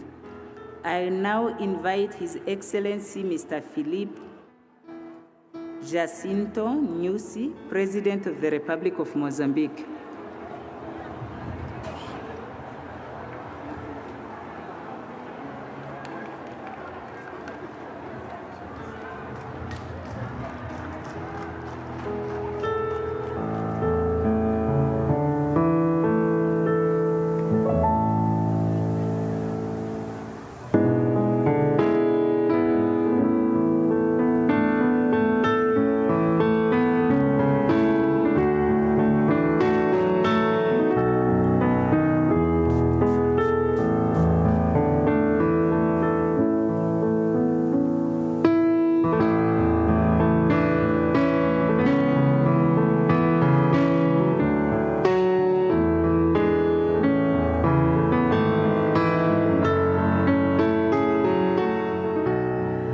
Sua Excelência Nangolo Mbumba, Presidente da República de Namíbia, esposa. Your Excellency Nangolo Mbumba, President of the Republic of Namibia and spouse. Vamos falar muito. Querida irmã, antiga primeira-dama Mônica Geingob, senhores Excelências, chefes de Estados e Governos, respeitados antigos presidentes da República de Namíbia, irmãs e irmãos namibianos, minhas senhoras e meus senhores. My dear sister Monica Gengos, dear former presidents of the Republic of Namibia, respected heads of state and government, and former heads of state and government, ladies and gentlemen, people of Namibia. Os 30 milhões de moçambicanos estão acometidos por um sentimento de profunda dor e consternação pela súbita partida à eternidade de Sua Excelência Hage Godfrey Geingob, terceiro presidente da Namíbia, nosso irmão e nosso amigo. The 30 millions of Mozambicans today are overwhelmed by deep sorrow for the untimely demise to eternity of His Excellency Hage Godfrey Geingob, the third president of Namibia. De Moçambique, trazemos os votos de simpatia, amizade e solidariedade do nosso povo e governo para o povo, irmão e governo da Namíbia, por esta perda irreparável. From Mozambique, we have come to convey wishes of friendship, solidarity, and sympathy from our people and government to the people and government of Namibia for this great loss. Viemos prestar uma merecida homenagem ao legado do então jovem professor de Ojuarongo, que nos princípios da década 60 liderava protestos contra o sistema discriminatório de educação bantu. We've come to pay the deserved homage to the legacy of the then young teacher of Ojuarongo, who in the early 60s led protests against the discriminatory Bantu education system. Os moçambicanos são eternamente gratos ao presidente Geingob, continuador do presidente Samuel Joma e do presidente Ipuamba, líder bastante solidário e preocupado com a situação de segurança, estabilidade e prosperidade dos países da região, em particular do nosso país. The Mozambicans will remain forever grateful to President Geingob, the successor of President Hifikepunye Pohamba, and President Sam Nujoma, a leader of high values of solidarity and always concerned with the security, stability and prosperity of the countries of the region and of our country in particular. Enquanto presidente da SADC e da troika do órgão, o presidente Geingob incentivou o processo de diálogo para a paz em Moçambique, que culminou com a assinatura em Maputo do Acordo de Paz e Reconciliação Nacional em 6 de agosto de 2019, numa cerimônia em que ele fez questão de presenciar pessoalmente. As SADC chairperson and Organ Troika chairperson, President Geingob encouraged the process of dialogue for peace in Mozambique that culminated with the signing of the Peace and Reconciliation Agreement in Maputo on 6 August 2019 at a ceremony where he felt it was his duty to attend personally. Eu posso contar um episódio. O presidente Geingob era homem alegre e de humor positivo. Quando assinei o acordo de paz com o líder da oposição, o Geingob veio junto de nós os dois assinantes e disse: se vocês desfizerem este acordo e voltarem entre irmãos a lutar, chame a nós todos de novo e depois digam isso em nossa frente. I would like to recall an episode. President Geingob was a man of good humor, a very positive humor. And as we were signing the peace agreement with the leader of the opposition, he said to us, well, you are now signing this agreement, but if you ever go back to fighting, please call us so that we bear testimony of what you are doing again. O seu papel ao nível da SADC foi decisivo no envio da missão da SADC em Moçambique, SAMIM, para apoiar as nossas forças de defesa e segurança empenhadas no combate ao terrorismo na província nortenha de Cabo Delgado. His role at the SADC level was decisive for the deployment of the SADC mission in Mozambique, SAMIM, to support our defense and security forces engaged in the fight on terrorism in the northern province of Cabo Delgado. Caro irmão e amigo Hage, não te diremos adeus, porque tu és herói da dimensão do povo. Dear brother and my friend Hage Geingob, we do not accept to bid farewell to you because you are the hero of the people. Os heróis não morrem. Entregaremos o teu corpo à terra, mas os teus ideais, a tua visão e a tua determinação continuarão a servir de fonte de inspiração na construção de mundo de paz, justiça e próspero, pelo qual dedicaste toda a tua vida. Heroes never die. We will surrender your body to the soil, but your ideals, your determination and vision will remain the source of inspiration to building a world of justice, peace and prosperity, for which you devoted your entire life. Aqui e agora, curvados diante do teu corpo, cumprimos o dever de te prestar tributo de reconhecimento e a homenagem que tanto mereces. Here and now, we bow our heads before your body to fulfill the duty of paying tribute of recognition to you as so much deserved homage. Ao nosso irmão, Sua Excelência Ngolo Mbumba, a quem incumbe dar continuidade à obra do presidente Geingob, reafirmamos a nossa elevada consideração, estima pessoal e apoio pleno na nobre missão de liderar a República de Namíbia, guiado pelos princípios e valores funcionais desta nação, sob o vosso lema da unidade, liberdade e justiça.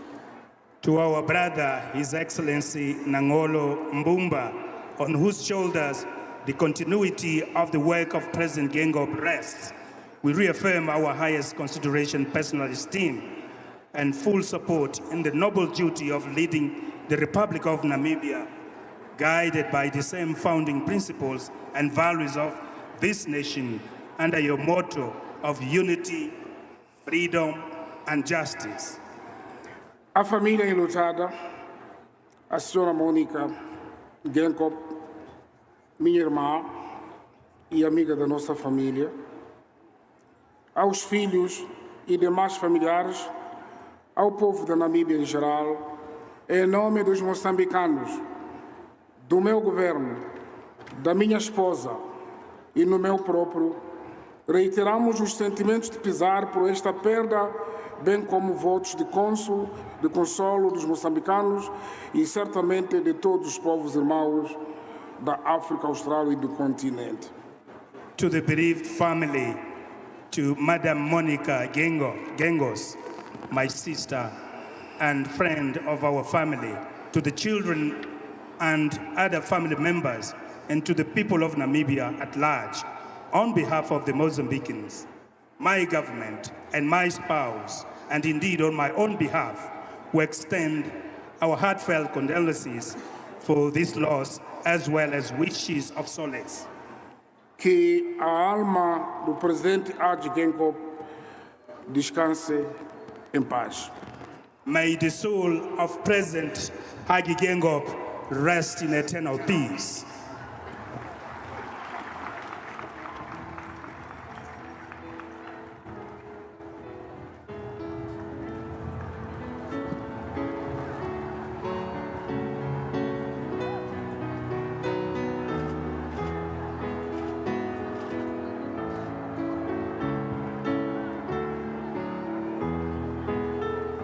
Thank you very much, Your Excellency President Nyusi of the Republic of Mozambique, for the tribute. I now would like to invite His Excellency President William Ruto, President of the Republic of Kenya. You have the floor, Your Excellency.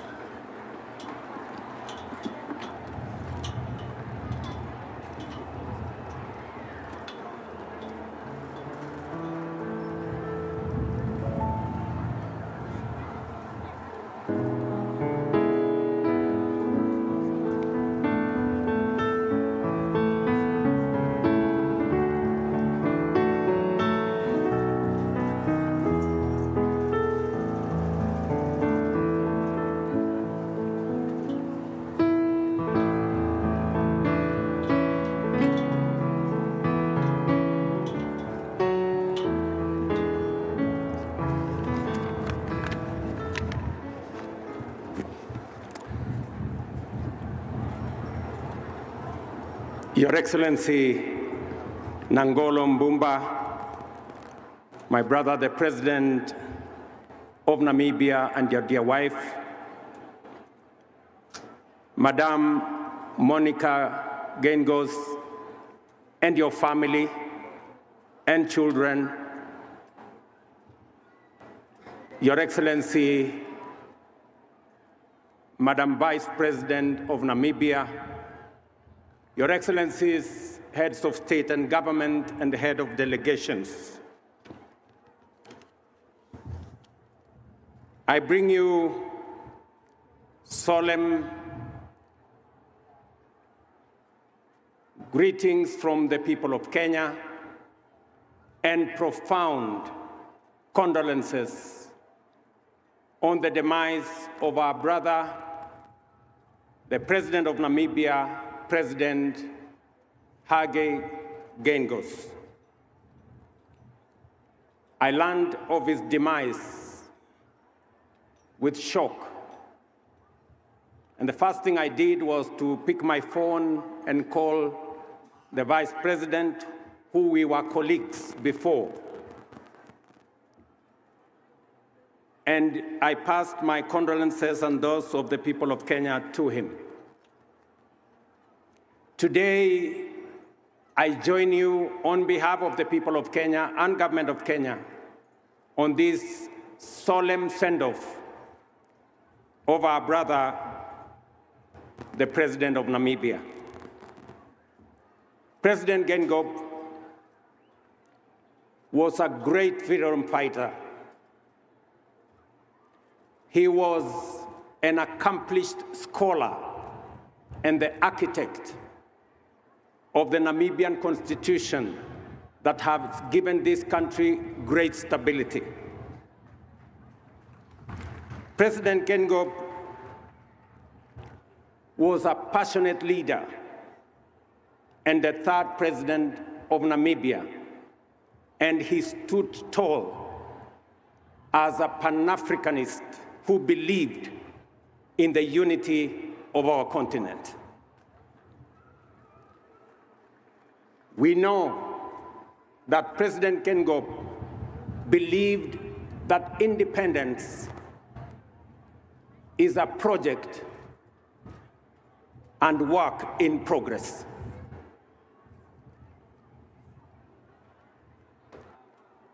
We must work hard on this independent and freedom project, especially now, so that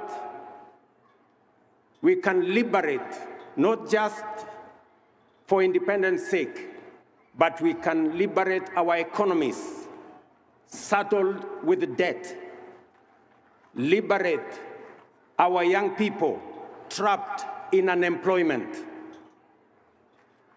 These are principles President Geingob worked so hard to achieve. Inspired by his spirit of Pan-Africanism, those of us in SADC, in EAC, in COMESA, and all of us as members of the Africa Union, we must work together to make sure that we execute the reform of the international financial architecture so that we can liberate our economies from debt, so that we can demand that as nations, we are not profiled negatively, we are not profiled unfairly, that together again, we must demand responsible sovereign lending that ensures that our countries have resources, concessional resources, that can help us position our continent as the epicenter of the next industrial revolution.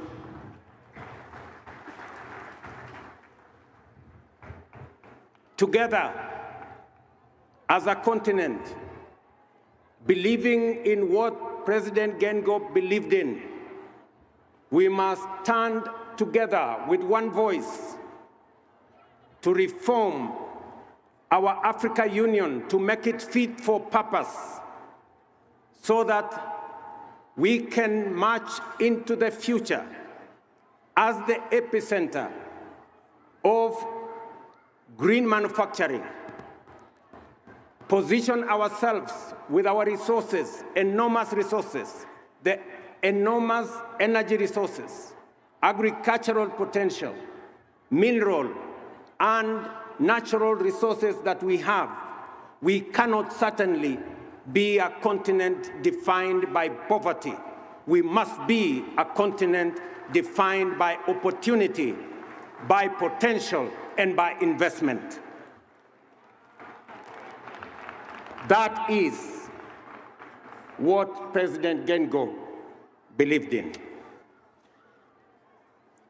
I will miss my brother Geingob next month in April when we convene. And I have invited my brothers from this continent for us to have a candid conversation with our development brothers and sisters, with the donor community, under the IDA 21 replenishment framework with the World Bank, so that we can have a proper positioning of our continent and claim our place as a continent of potential, opportunity, and investment.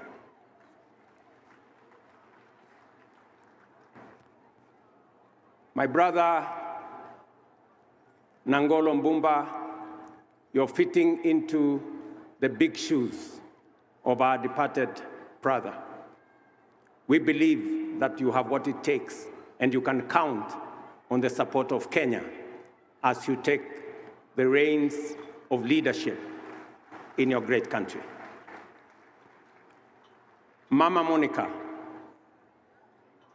you are a great pillar of our brother. You have our prayers, you and your children, as you face the future. And we stand in solidarity with you and your family, and to all the people of Namibia. May Geingob's soul rest in peace. I thank you.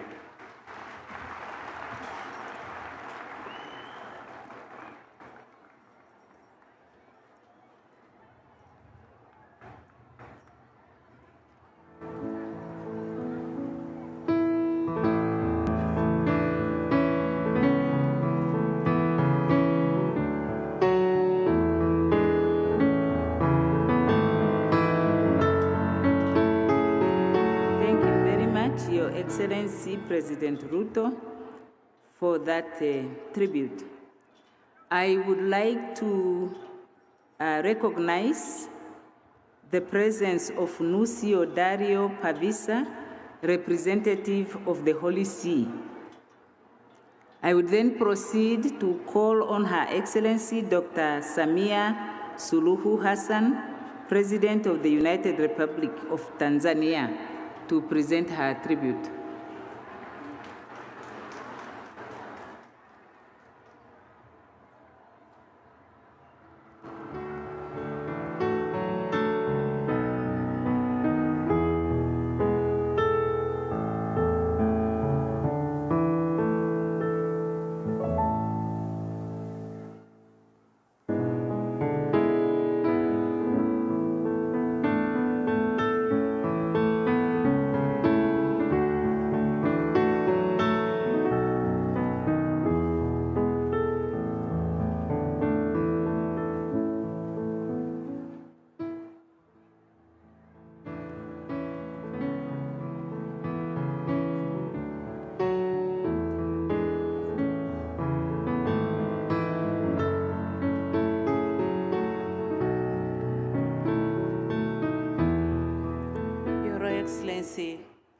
Dr. Nangolo Mbumba, President of the Republic of Namibia, Madam Monica Geingob, widow of the late President Hage Geingob, Excellencies, heads of state and government here present, fellow mourners, allow me to convey our deepest condolences and sympathies to you, President Nangolo Mbumba, and the brotherly people of the Republic of Namibia, following the passing of our dear brother and friend, President Hage Geingob.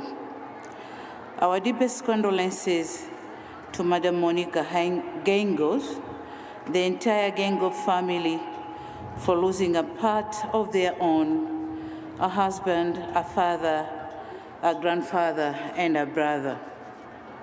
Fellow mourners, I'm here to bid farewell to a man I consider an elder brother and a mentor. I recall his generosity during my last visit to Namibia, when he personally, accompanied by his wife, my sister Monica, welcomed me at the airport and found time for a candid conversation concerning the political development and security situation of our region, SADC. His bass voice and relished laughter still resonate in my ears. It feels like, just like yesterday, when we used to sit together at the AU and chat away on several SADC stands. His wise counsel, resolute determination, and devotion will surely be missed, but his memories will live on. We vividly recall how, as SWAPO's representative to the UN, he worked with the then Tanzanian permanent representative, Honorable John Malechela, and other African diplomats to make the case for Namibian independence at the United Nations. His Pan-Africanist nature formed the cornerstone of his presidency, and through his support, we opened a High Commission in Windhoek, which has further solidified our relations. Today, we are here not to mourn this gallant son of Africa, but to celebrate a life well lived, which gave cause to the prosperous Namibia, and we are witnessing today and renewed hope to Africa. Dear Namibian sisters and brothers, the immense loss is our loss. We share your grief and sorrow. To Madam Monica Geingob and the bereaved family, we pray that Almighty God grant you solace, courage, and fortitude. I also wish to leave you with the words of Isaiah 14:10, which reminds us of God's promise to strengthen. May the soul of our beloved brother, Hage Geingob, rest in eternal peace. Amen. To my brother, President Nangolo Mbumba, Tanzania assures you of our continued support and cooperation, and we strongly believe that under your able stewardship, Namibia is in safe hands. I thank you. Thank you very much.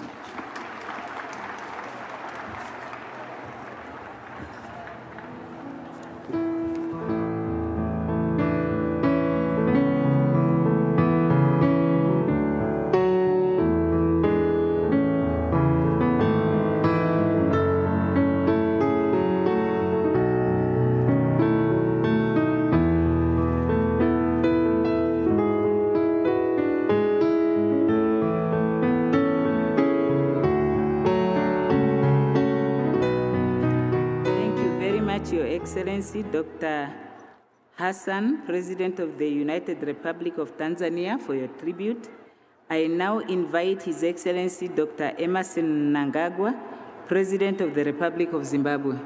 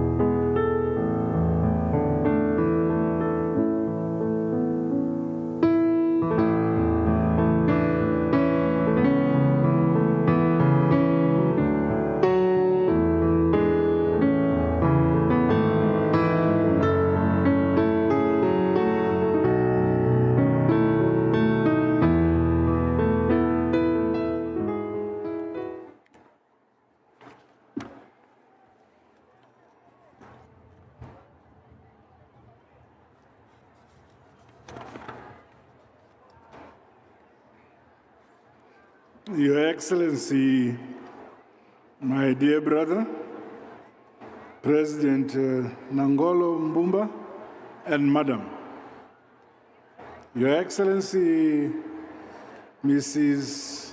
Geingob, and the bereaved family of our dear brother Geingob. Your Excellencies, heads of state and government, honorable ministers who may be here, distinguished guests, my dear fellow monarchs, comrades, and friends, it is with a heavy heart that I join you, Your Excellency, dear brother, President Mbumba, the government and the people of Namibia, and members of SWAPO party, along with distinguished guests, as we mourn the passing on of a gallant son of Africa, a revolutionary, a comrade and a guerrilla, His Excellency Dr. Hage Geingob. This is indeed a great loss that has befallen the Republic of Namibia, befallen to SADC region, and befallen to the African continent in general.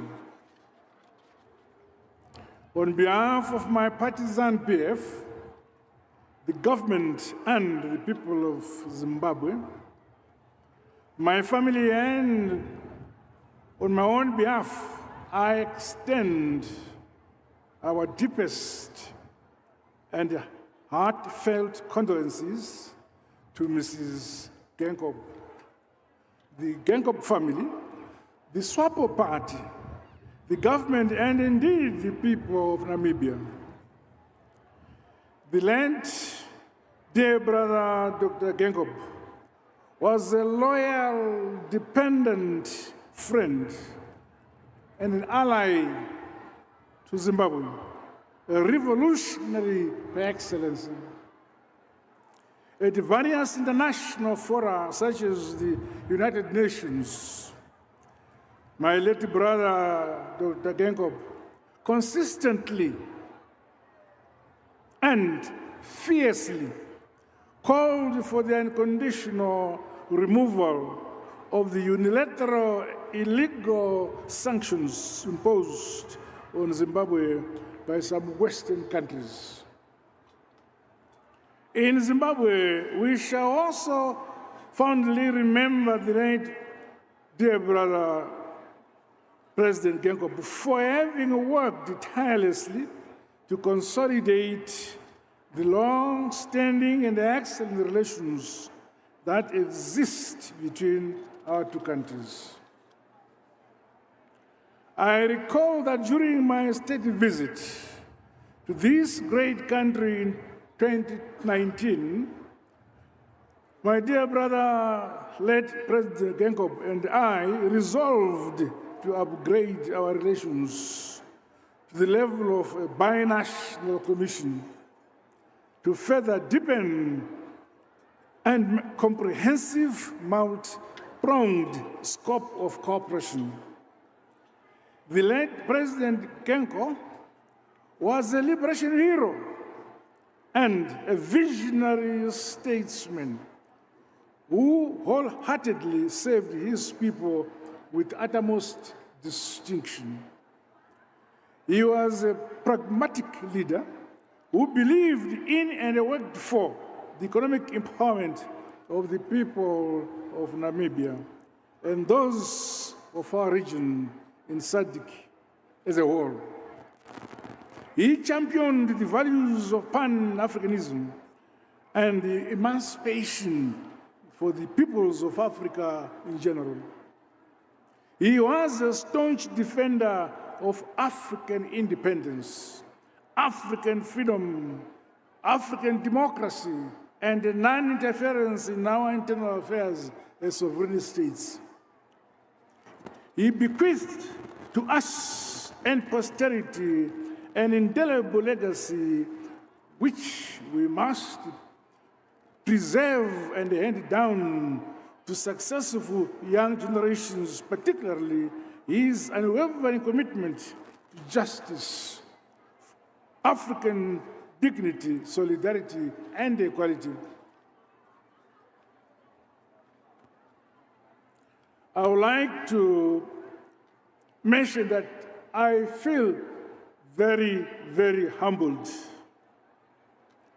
to see the founding father of the nation of Namibia and the second president, both President Nyoma and Pohamba. These are revolutionaries, per excellency, who spent their lives in the armed struggle for us to have independence. Congratulations, I've seen them. We in this region, SADC, we understand the importance of food security and sovereignty and robust educational systems as critical anchors to the dignity of our people and the sustainable development of our African continent. The burden of developing our country is upon us. No one will develop our respective countries, it's ourselves. So we must cooperate in the task and burden to develop our countries.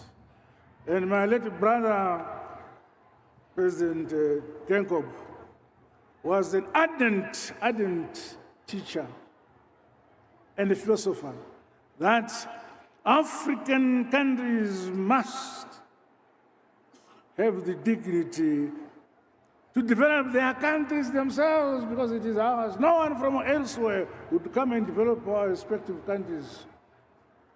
We must rule our countries ourselves with our domestic wisdom. I join Namibia in saying goodbye to an icon, a revolutionary, a gorilla, Dr. Geingob, a great son of Africa and a son of the soil, whose impact transcended geographical boundaries and borders. In his memory and honor of his legacy, let us use this solemn occasion to recommit ourselves to continue building and modernizing our respective nations for a higher quality of life for our peoples of our region and Africa in general. May his dear soul rest in eternal peace. To you, my dear brother, President Mumba, I wish you and the people of Namibia successful elections later this year. You yourself, I'm happy that you are also a guerrilla. You are revolutionary and shall enjoy the support of ZANU-PF and the government of Zimbabwe. We are confident that your country will continue to entrench the democratic legacy of the late Dr. Hage Geingob and other founding fathers who are here to guide you as you go into the future of this great nation, the land of the brave. Namibia is assured of Zimbabwe's unwavering support and solidarity in the march to develop and modernize and industrialize our motherland. God bless you all. I thank you.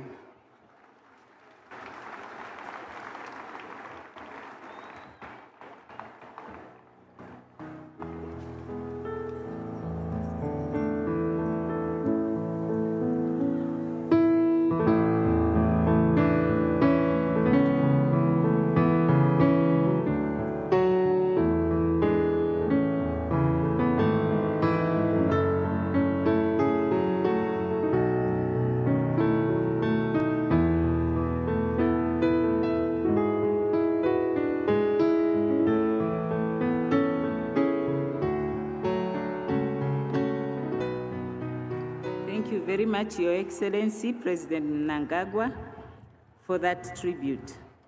I now invite the Right Honorable Sam Matekane, Prime Minister of the Kingdom of Lesotho.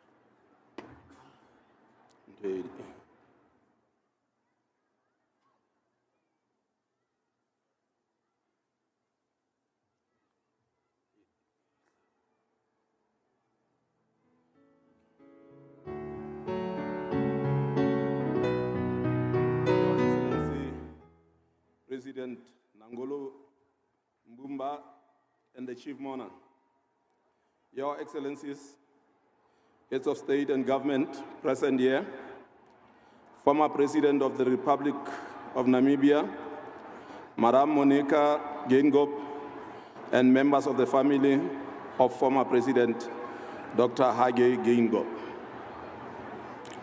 Distinguished guests, we are in Namibia today in these great numbers because a hero has fallen, a true son of the African soil, a freedom fighter and indeed a distinguished leader in our region is no more. Words cannot describe the depth of our grief and the pain that this untimely death has occasioned. We in Lesotho held President Geingob in the highest esteem.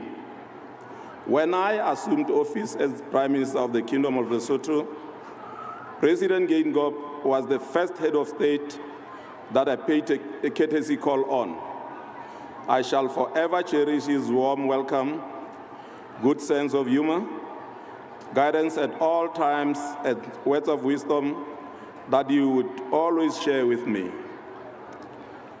Though on the one hand, we mourn his loss, on the other hand, we should also thank God for having given us a leader of this caliber during these difficult times. He dedicated his life to the Namibian nation, SADC, the entire African continent, as well as the world at large.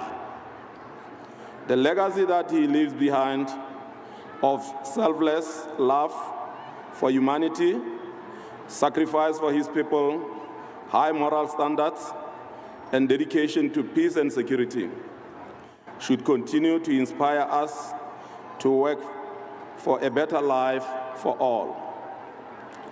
On behalf of His Majesty King Letsie III, the government and the people of the Kingdom of Lesotho, I wish to convey to you, Madam Monica, and the Geingob family, Your Excellency President Mbumba, the government and the people of the Republic of Namibia, our sincere and heartfelt condolences. May his soul rest in peace. I thank you.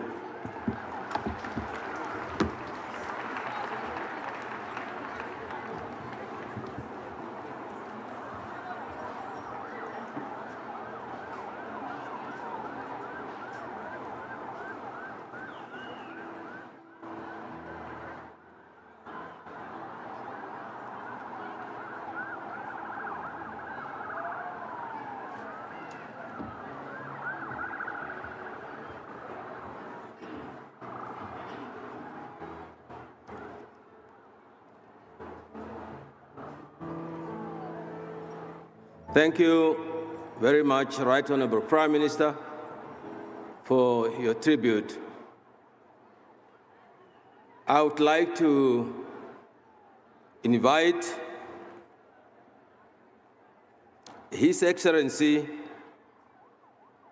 Theodora Ngwema Obein Manwe, Vice President of the Republic of Equatorial Guinea.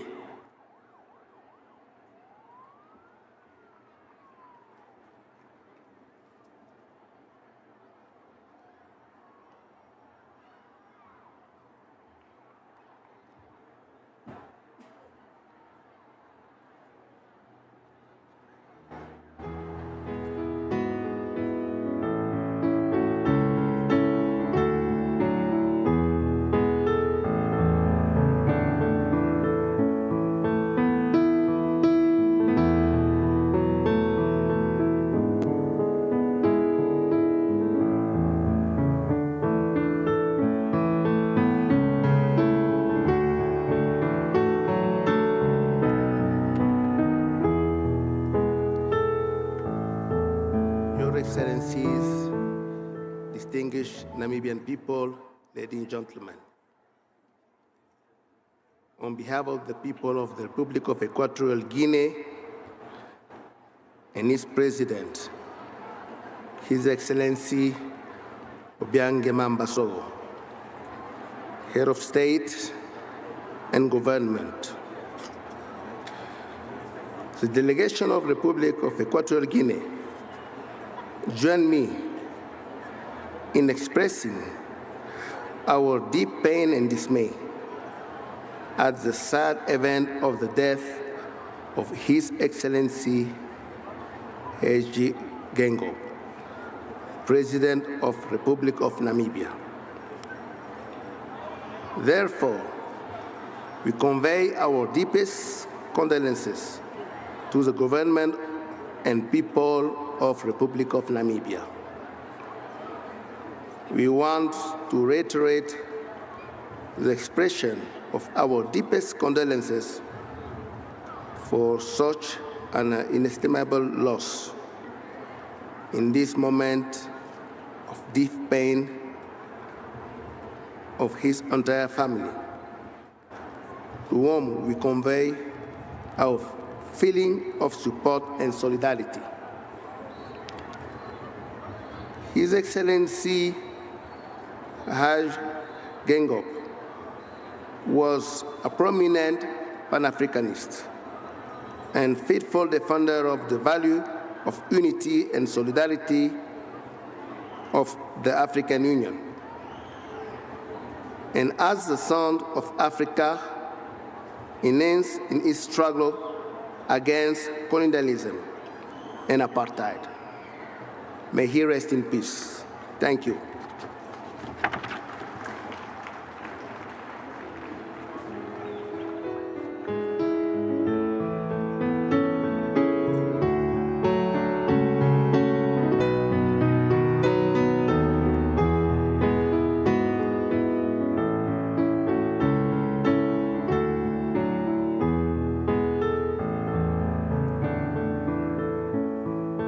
Your Excellency,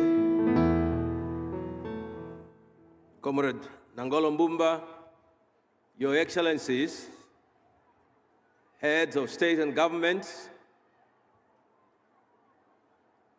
we are making progress. However, before I invite the next speaker, I would like to appeal to my fellow mourners on the other side to please bear with us. We will be done very soon, but please pay attention to the messages we are receiving.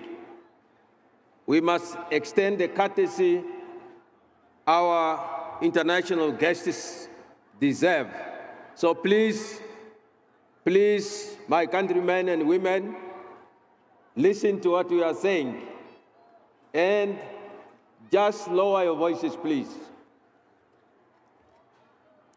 I would like to invite His Excellency Christian Ndese, Prime Minister of the Republic of Madagascar. Your Excellency.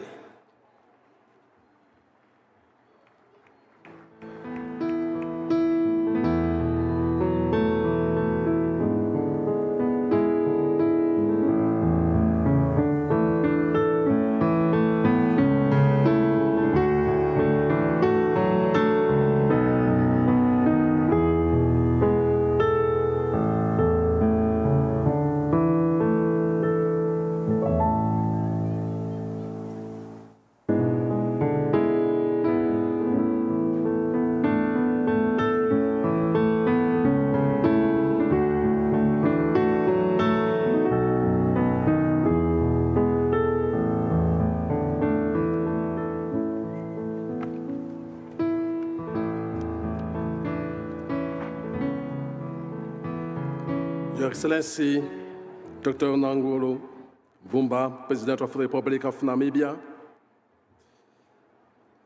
Madame Monica Gengos, former First Lady, and the entire bereaved family, Your Excellencies, aides of state and government,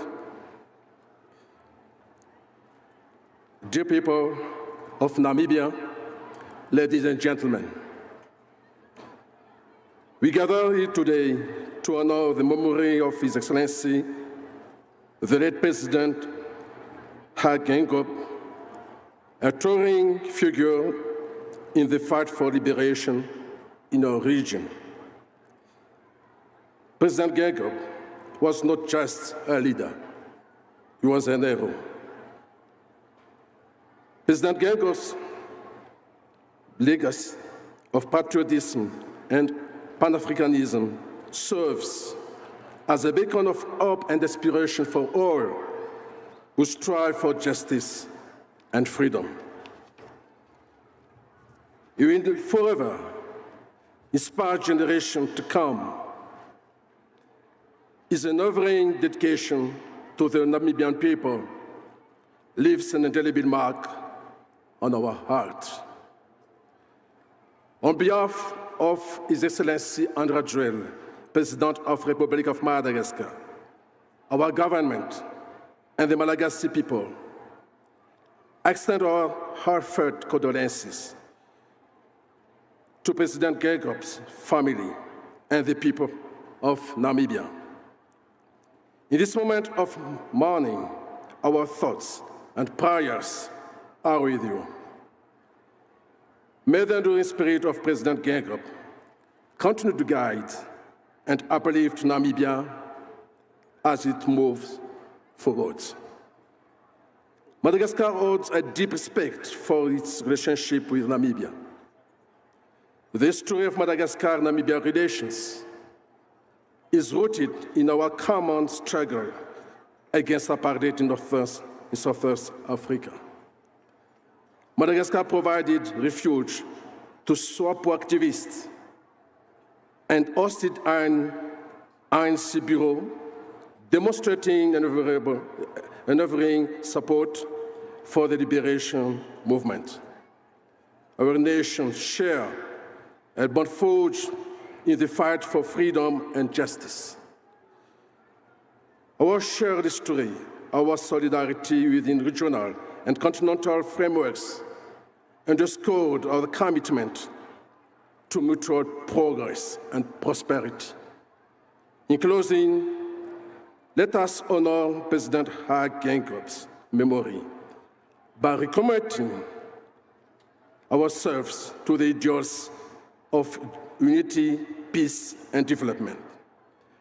May his strong legacy serve as a guiding light for the future generation. My soul, rest in peace. I thank you.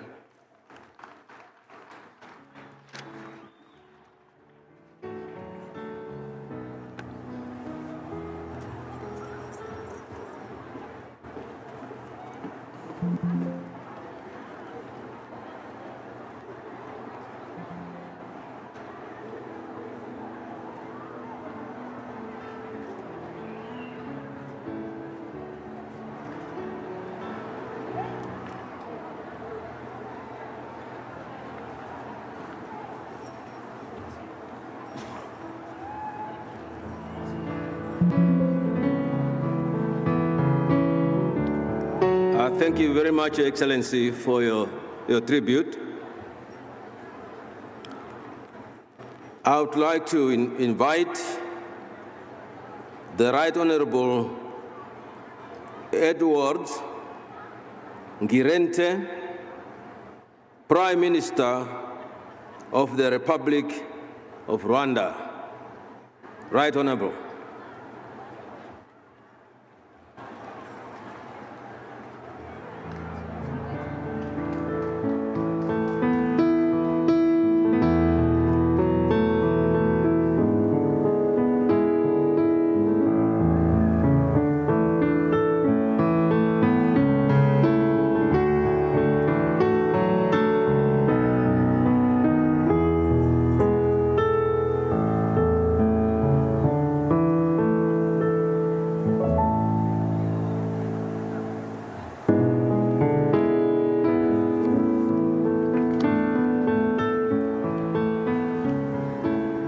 Your Excellency, Dr. Nangolo Mbumba, President of the Republic of Namibia, family members of our departed friends, former President Dr.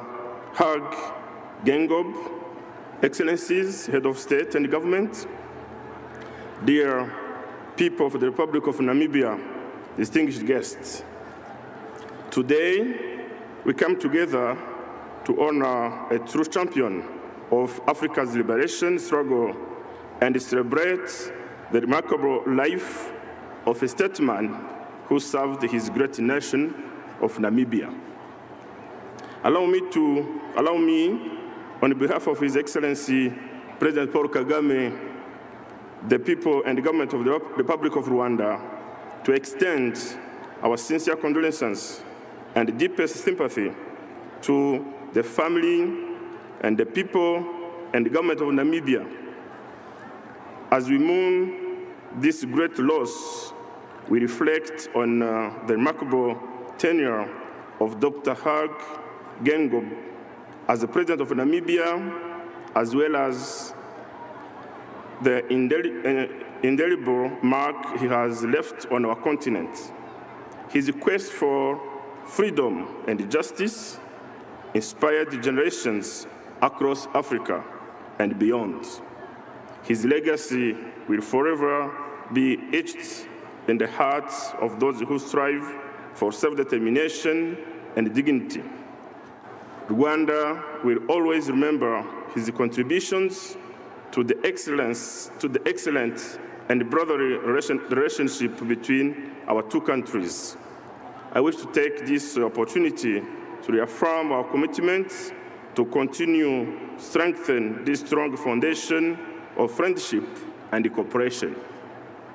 As we pay our last respect to a beloved leader, I assure you that Rwanda stands in solidarity with the family of the President Geingob and with the government and the people of Namibia. May the legacy of the President Geingob live on for generations to come, and may so rest in eternal peace. Thank you.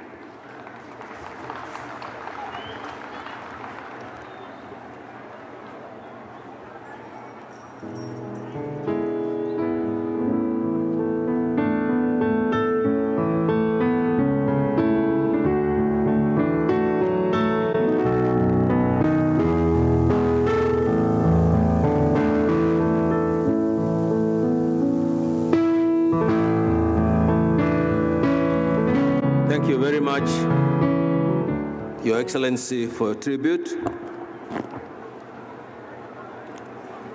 I now would like to invite His Excellency, Mr. Brahim Bogali, President of the People's National Assembly of the Democratic People's Republic of Algeria.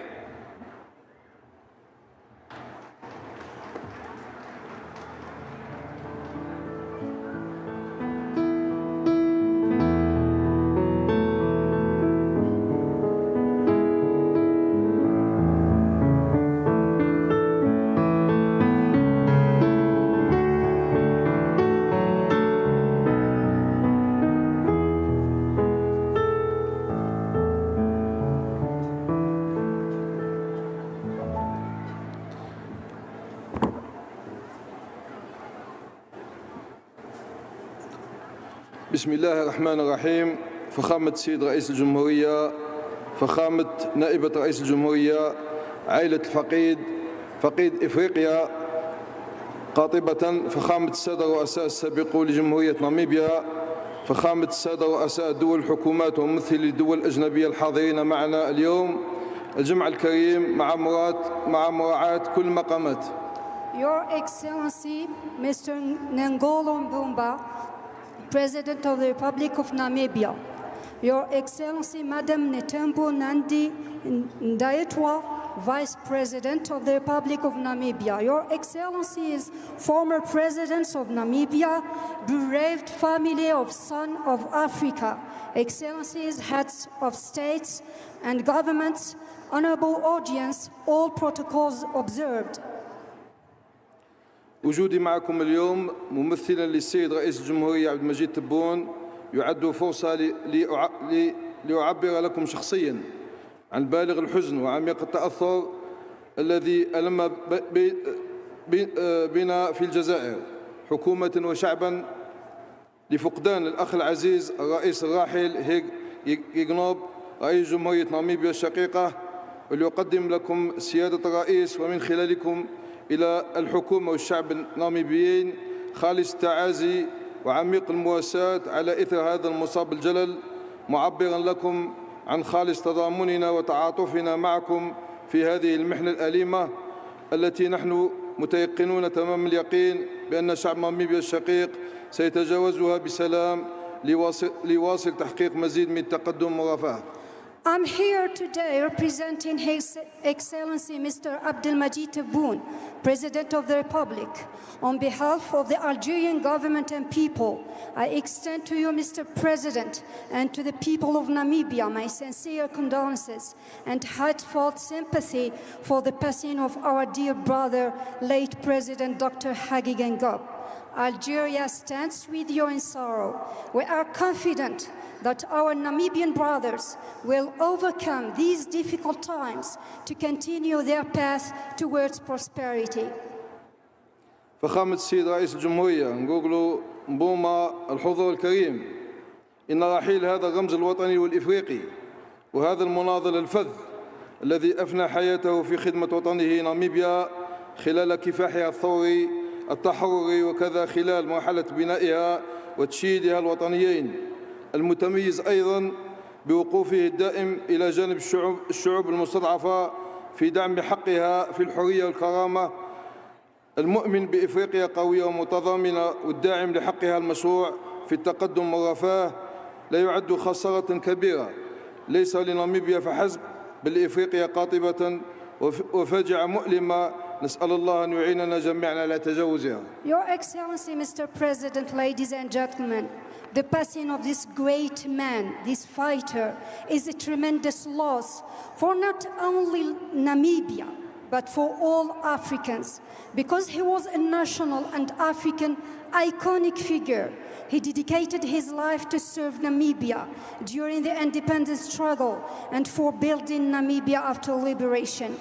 He stood for the rights of all oppressed people. He was a powerful voice for unity, dignity, prosperity in Africa.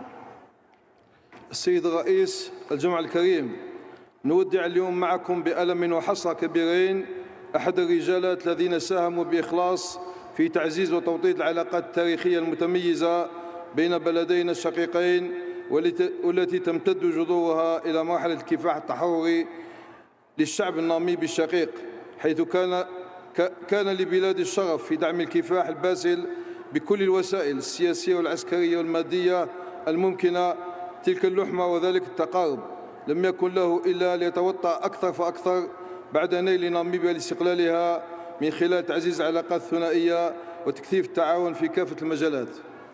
Mr. President, honorable audience, we mourn today the loss of this brave leader who worked and contributed to enhance Algerian-Namibian relations.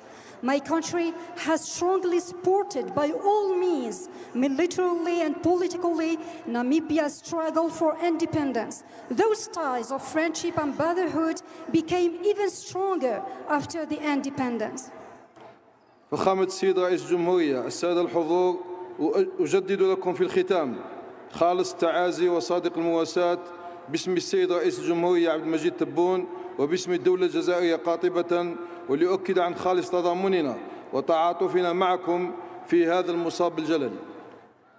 Mr. President, at this difficult time, on behalf of the President of the Republic and on behalf of the Algerian people and authorities, I convey to you once again and to my dear people of Namibia my sincere solidarity and sympathy. دامت ناميبيا قوية مزدهرة، دامت الأخوة الجزائرية الناميبية للأبد. شكرا على كامل الإصغاء، والسلام عليكم ورحمة الله تعالى وبركاته. Long live Namibia, long live Algerian Namibian brotherhood. Thank you, peace be upon you.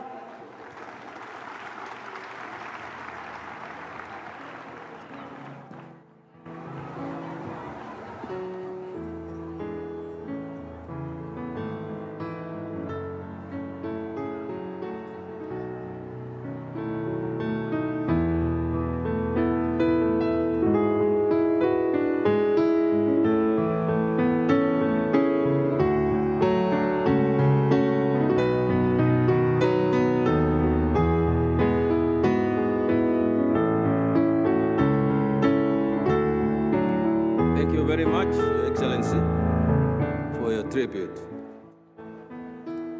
I would like to invite His Excellency, Mr. Esteban Lazo Hernandez, President of the Council of the State of the National Assembly of Popular Power from the Republic of Cuba.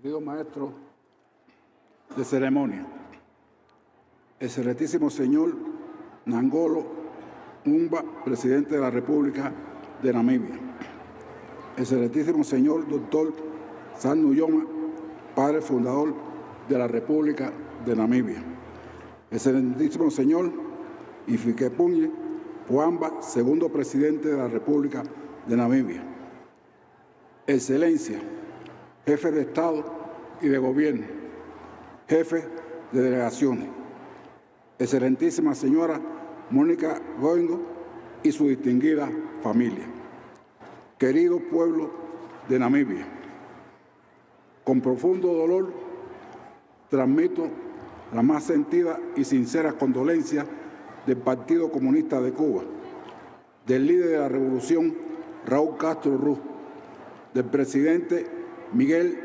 Díaz-Canel, del gobierno y el pueblo cubano, a la SUAPO y al gobierno y pueblo de la hermana República de Namibia en ocasión del fallecimiento de su tercer presidente, excelentísimo doctor Hage Geingob, las cuales hago extensivas a sus familiares.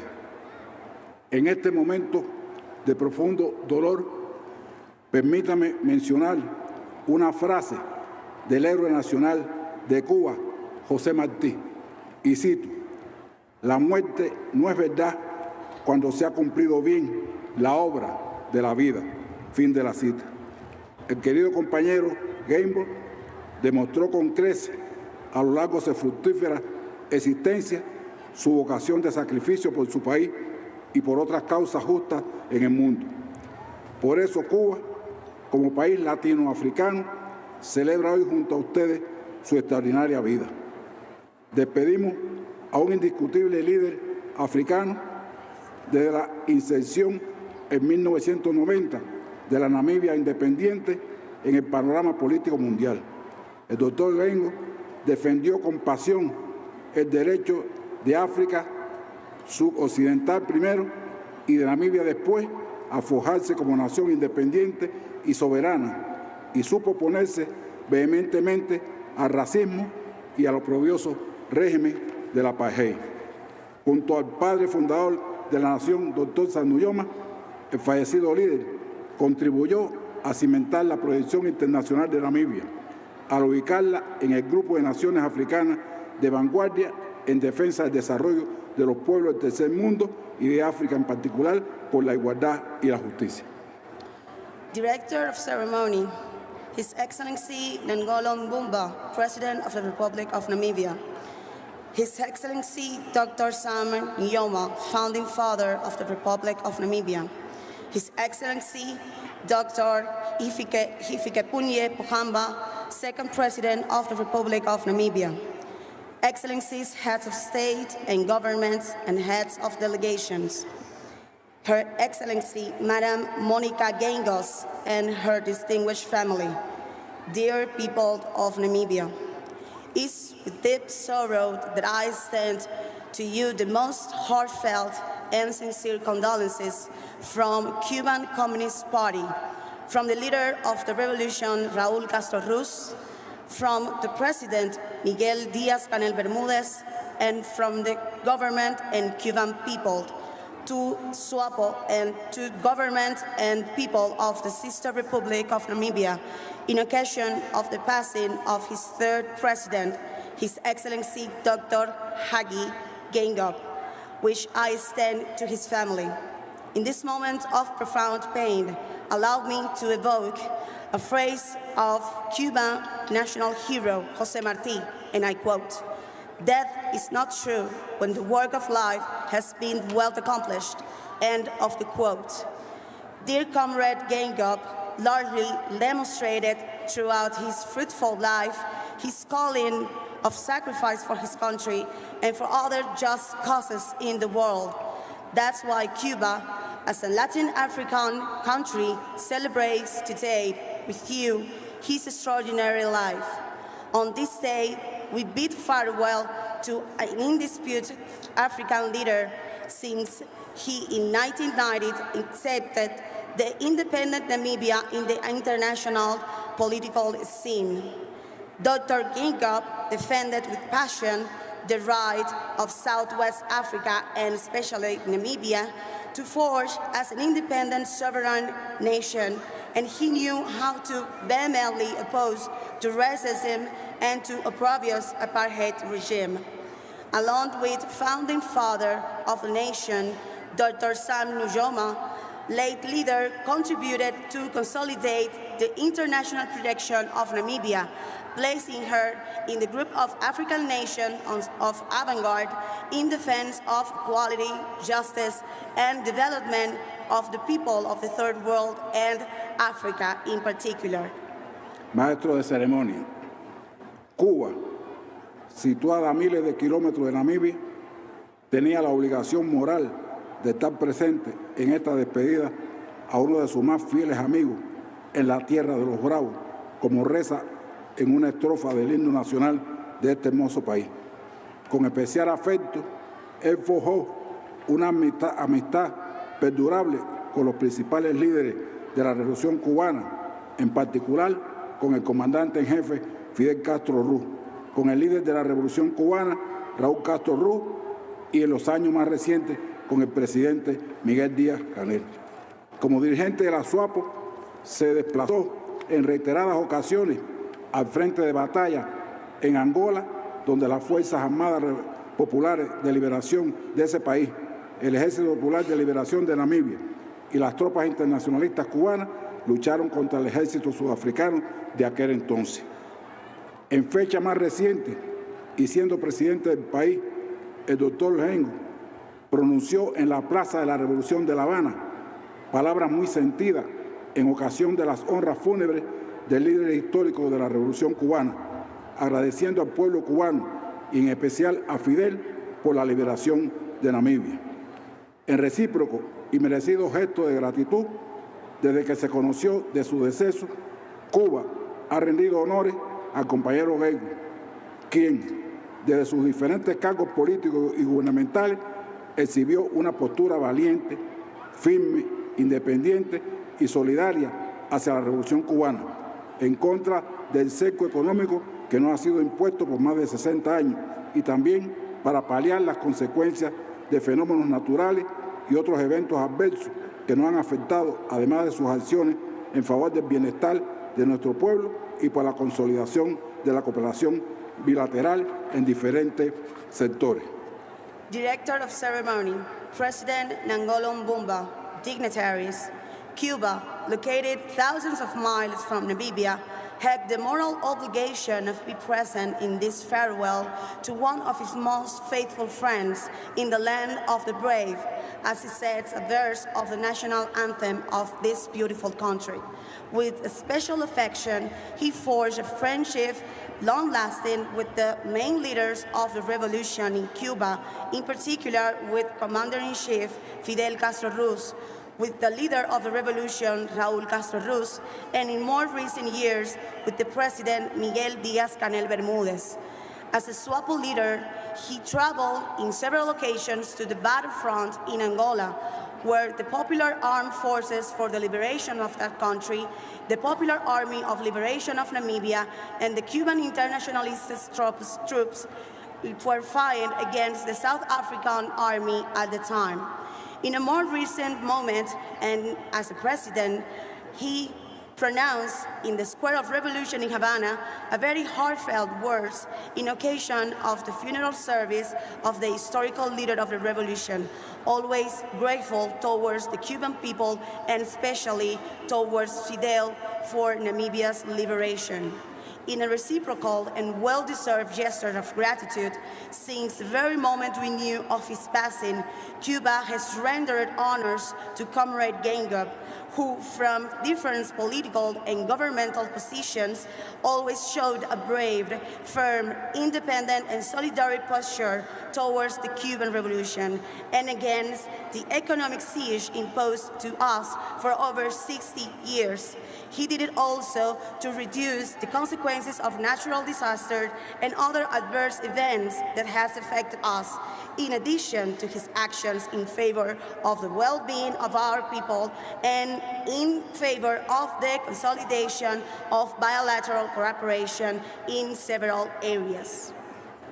La hermosa historia que unió al presidente Geingob con nuestro país le ha valido el calificativo de amigo entrañable del pueblo cubano y de su revolución, y por tanto, merecedor de las dos condecoraciones más importantes que otorga la República de Cuba.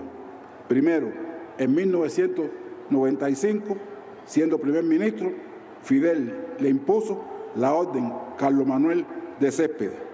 Luego, en virtud del decreto presidencial número 452 del 1 de julio del 2022, el presidente Miguel Díaz-Canel le otorgó la Orden Nacional José Martí, distinción que no pudo recibir en vida y de la que soy portador para entregarle a su viuda de manera póstuma.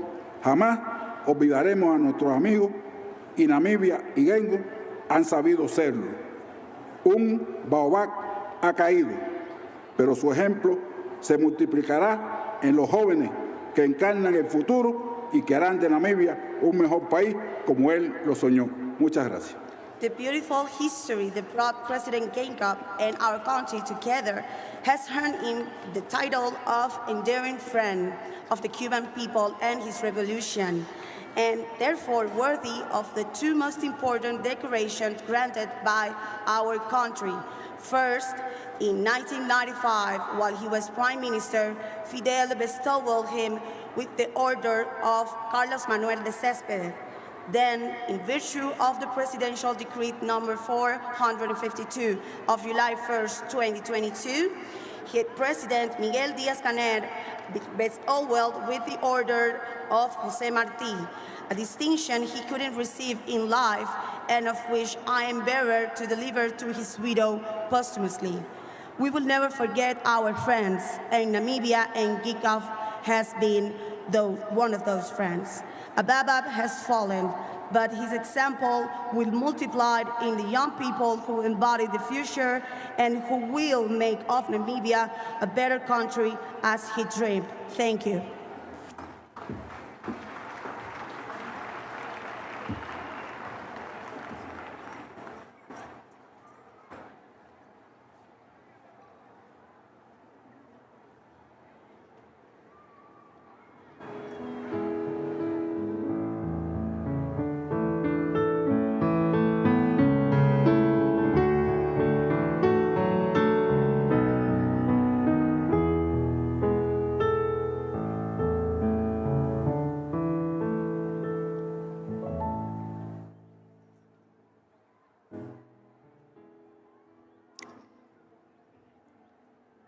Muchas gracias, compañero Hernandez, for your very beautiful delivery. Thank you.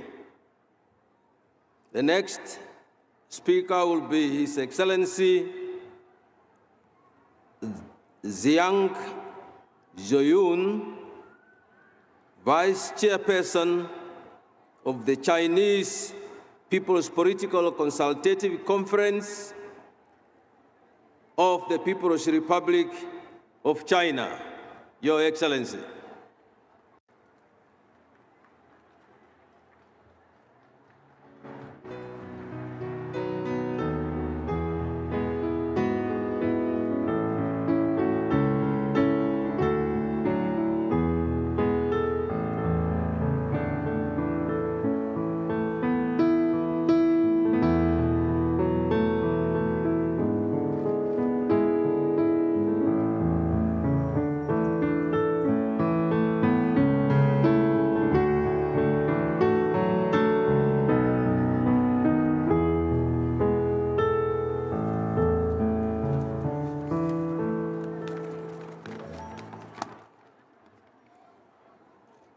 尊敬的摩本巴总统阁下，尊敬的各国和各国际地方组织领导人，各位贵宾、女士们、先生们 Your Excellency, President Ngolo Mbumba, Your Excellencies, heads of state and government, and heads of international and regional organizations, distinguished guests, ladies and gentlemen.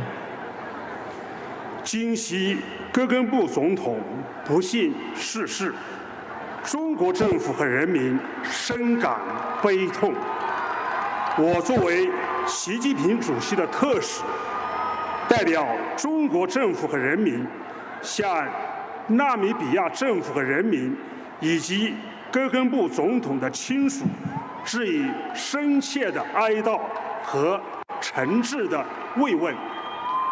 In shock and disbelief, we heard the heartbreaking news of the passing of President Geingob. The government and people of China are deeply saddened. As the special envoy of President Xi Jinping, and on behalf of the government and people of China, I want to extend our deepest and most heartfelt condolences to the government and people of Namibia and President Geingob's family. 戈根布总统是纳米比亚杰出领导人，为纳米比亚独立解放和发展振兴做出了巨大贡献。过去近10年来，在戈根布总统领导下，纳米比亚社会稳定、经济发展、民生改善，各领域都取得了瞩目的成就。President Geingob is an extraordinary statesman of Namibia who has made great contribution to the independence, liberation, and development of Namibia. In the last nearly 10 years, under the leadership of President Geingob, Namibia enjoyed a stable society, economic development, and the improvement of people's livelihood, with achievements for all to see in all sectors. 戈根布总统致力促进国际和地区和平与解放事业，深受非洲和国际社会的尊重。在他的领导下，纳米比亚高举放非主义旗帜，积极推动非洲团结和一体化建设，在国际事务中坚持公道立场，捍卫国际公平和正义。 President Geingob is committed to promoting international and regional peace and development, and is deeply respected by Africa and the international community. Under His Excellency's leadership, Namibia held high the banner of Pan-Africanism, actively promoted solidarity and integration of Africa. And on international affairs, it always safeguarded international justice and fairness. 戈根布总统是中国人民的好朋友，他生前高度重视发展对华关系，曾多次访华，推动中纳全面战略合作伙伴关系深入发展，为促进中纳中非友谊倾注了大量心血，做出了重要贡献。President Geingob is a great friend of the Chinese people. In his lifetime, President Geingob attached great importance to developing relations with China and made several visits to China, promoting in-depth development of the comprehensive, strategic, and cooperative relations between China and Namibia. With devotion, President Geingob made a vital contribution in promoting China, Namibia, and China-Africa friendship. 在这悲痛的时候，中国人民和纳米比亚人民坚定地站在一起。At this difficult moment, the people of China stand firmly with the people of Namibia. 中方相信，纳米比亚人民一定会继承和发扬戈根布总统的遗志，在国家建设和民族振兴的道路上阔步前进，不断取得新的成就。We believe that the people of Namibia will carry on the mission of President Geingob, making strides in national construction and revitalization, constantly scoring new achievement. 中方愿同纳方一道努力，持续深化两国人民的友谊和各领域的合作，推动双边关系取得更大的发展。谢谢。China is ready to work with Namibia and will continue to deepen the friendship between our peoples and cooperation in all fields, promoting greater development for our bilateral relationship. Thank you.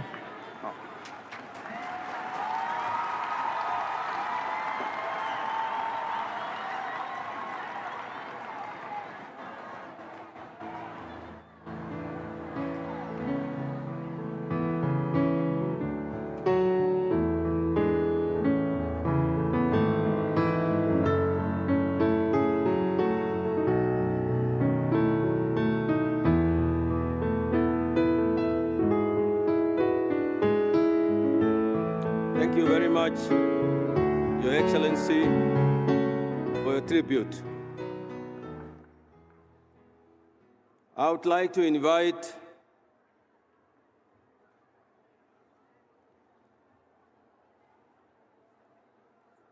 Senator Godswill Akpablo, President of the Senate of the Federal Republic of Nigeria. Senate, sir.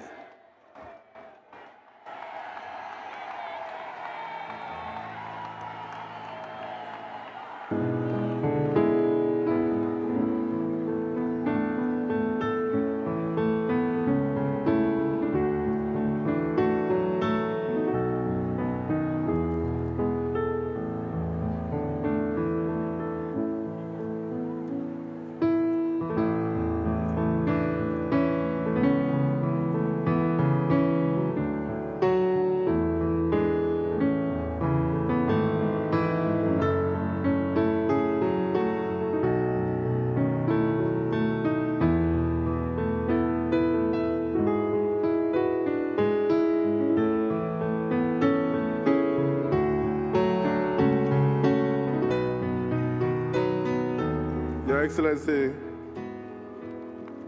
the President, Commander-in-Chief of the Republic of Namibia, President Ngolo Mbumba, Your Excellency, the wife of the immediate past President, whom we are gathered here today to honor, Mrs. Monica Geingob, Your Excellencies, all the presidents, former presidents, distinguished personalities across the world who are here today in Namibia, the great people of Namibia, who are here in their number, I bring you fraternal greetings from Nigeria, a country of just 250 million people.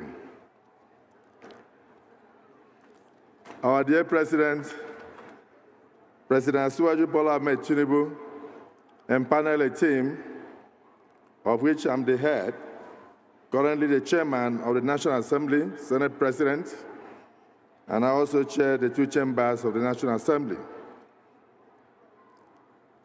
He sent a strong delegation made up of the Minister of Special Duties, Intergovernmental Affairs, his special advisor on political affairs, and of course, I'm accompanied by some of my senators who are here in this gathering today. So I'll read the message of Mr. President. But just before then, as I arrived in Namibia, I was surprised to meet a few of my former classmates in Federal Government College, Port Harcourt, who are Namibians and who are also mourning today.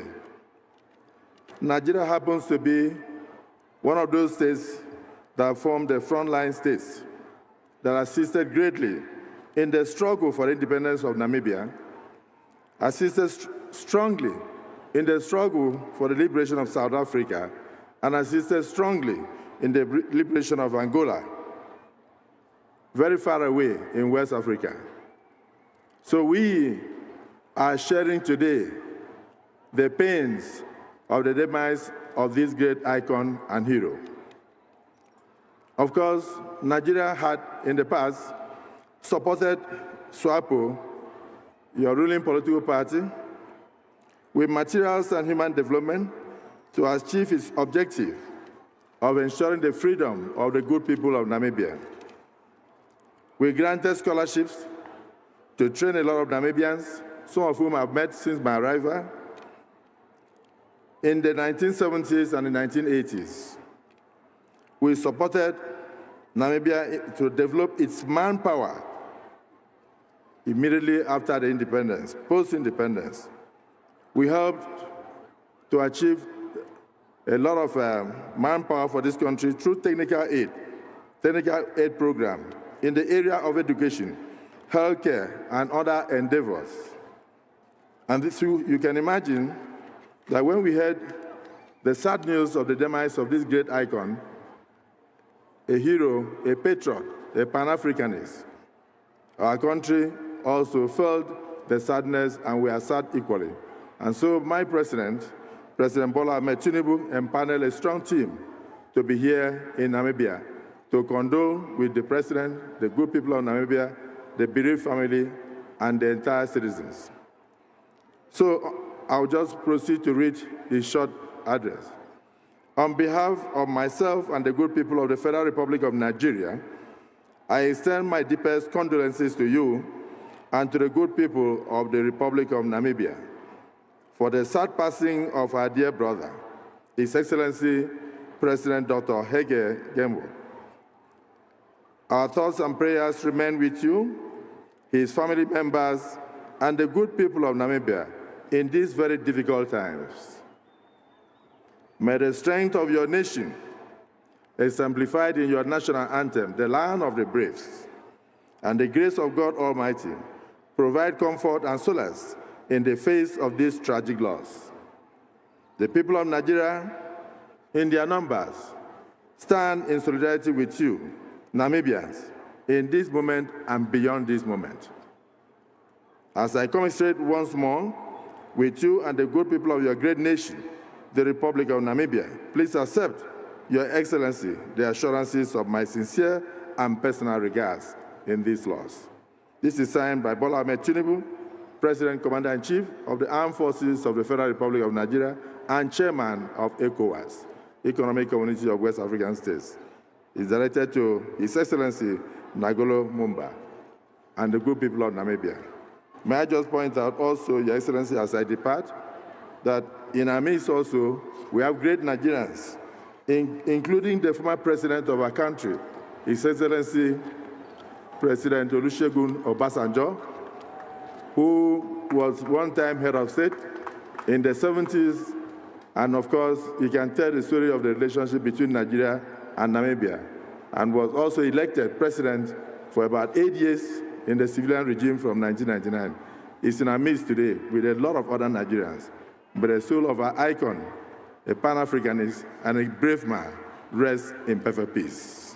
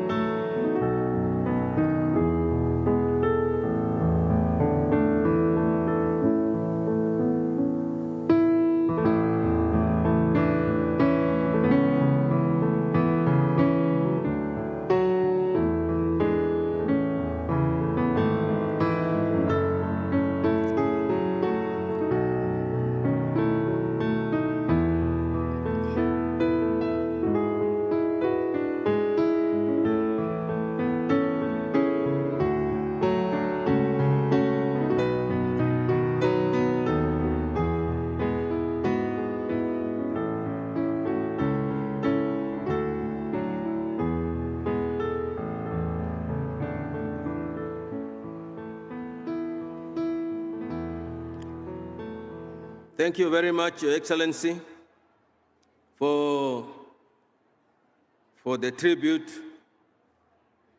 from the Federal Republic of Nigeria. Your Excellency, Dr. Nangolo Mbumba, Your Excellencies, Head of States and Government, Your Excellencies, I would like to acknowledge the arrival of His Excellency, President Hakainde Hichilema of the Republic of Zambia. He has just arrived. Welcome, Your Excellency.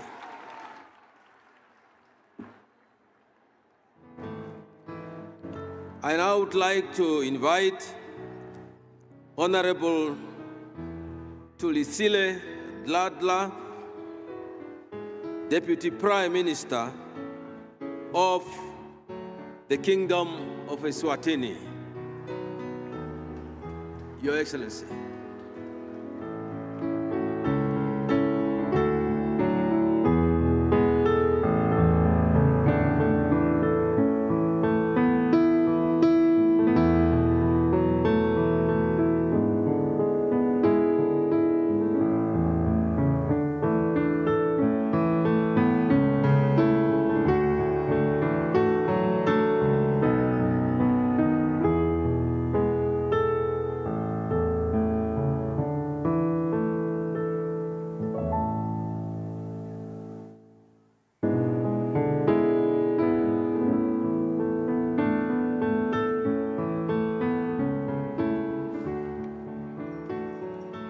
His Excellency, Dr. Nangolo Mbumba, President of the Republic of Namibia,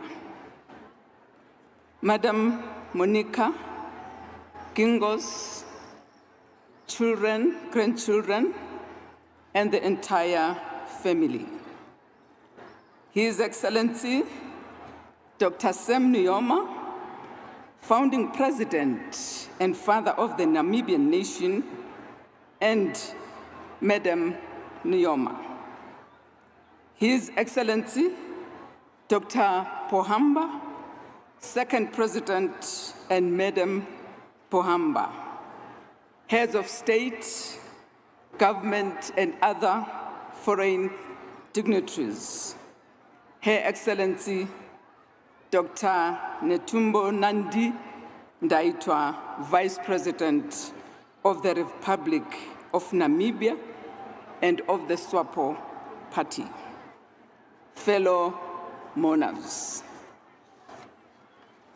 we have been delegated by His Majesty King Mswati III of the Kingdom of Eswatini, together with His Royal Highness Prince Simelane and the Minister for Public Service, to bring his heartfelt condolences to the people of Namibia. Your Excellency, in the wake of the passing of His Excellency, Dr. Geingob, President of the Republic of Namibia, it is with profound sorrow that His Majesty King Mswati III, the King of the Kingdom of Eswatini, extends his heartfelt condolences to the people of Namibia, the Southern African Development Community, the African Union, and all those affected by this profound loss. The President's legacy as a statesman, visionary leader, and champion of democracy resonates deeply not only with within the borders of Namibia, but across the African continent and beyond. His unwavering dedication to the advancement of his nation, coupled with his steadfast commitment to regional cooperation and global solidarity, leaves an enduring imprint on the pages of our history. Throughout his tenure, President Geingob's leadership epitomized integrity, compassion, and a tireless pursuit of justice and equality for all Namibians. His inclusive governance style and the unwavering advocacy for social justice and economic empowerment have served as guiding beacons for nations aspiring toward progress and prosperity. In the realms of diplomacy and international relations, President Geingob's voice echoed with authority, advocating for the collective aspirations of African nations on the global stage. His wisdom, foresight, and unwavering dedication to the principles of peace and cooperation have been instrumental in shaping a more harmonious and interconnected world. As we mourn the loss of a distinguished leader and statesman, let us also celebrate the profound impact of President Geingob's life and legacy. His indomitable spirit, courage, and unwavering commitment to the service of his nation and humanity serve as a timeless inspiration for generations to come. During this moment of reflection and remembrance, may the people of Namibia find solace in the enduring legacy of President Geingob's remarkable life and contributions. May his memory continue to inspire hope, unity, and resilience among all who have been touched by his vision and leadership. In this time of sorrow, Madam Monica, let us reaffirm our commitment to upholding the values and principles that President Geingob held dear. Let us honor his memory by embracing the ideals of peace and social justice that he championed throughout his illustrious life. His Majesty King Mswati III, Her Majesty the Queen Mother, and the people of the Kingdom of Eswatini join the international community in mourning the loss of a remarkable leader and extends our deepest sympathies to the family, the people of Namibia, the government, and of course to you, Mr. President, during the time of grief and reflection. May his soul rest in peace, and may God bless us all. Thank you.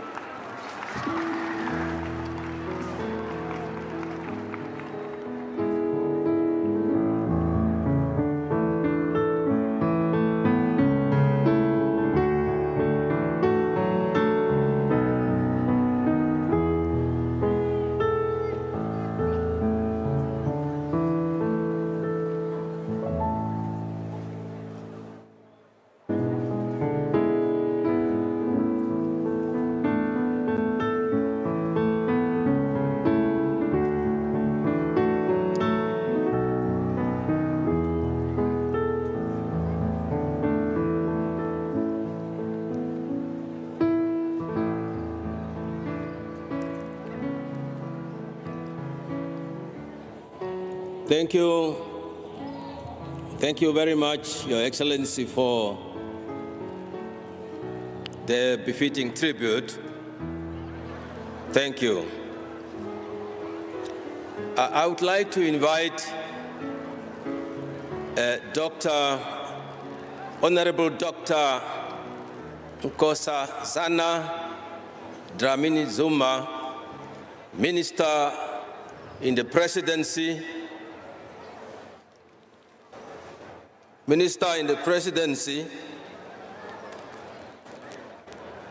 for Women, Youth and People with Disabilities, the Republic of South Africa. Honorable Zuma.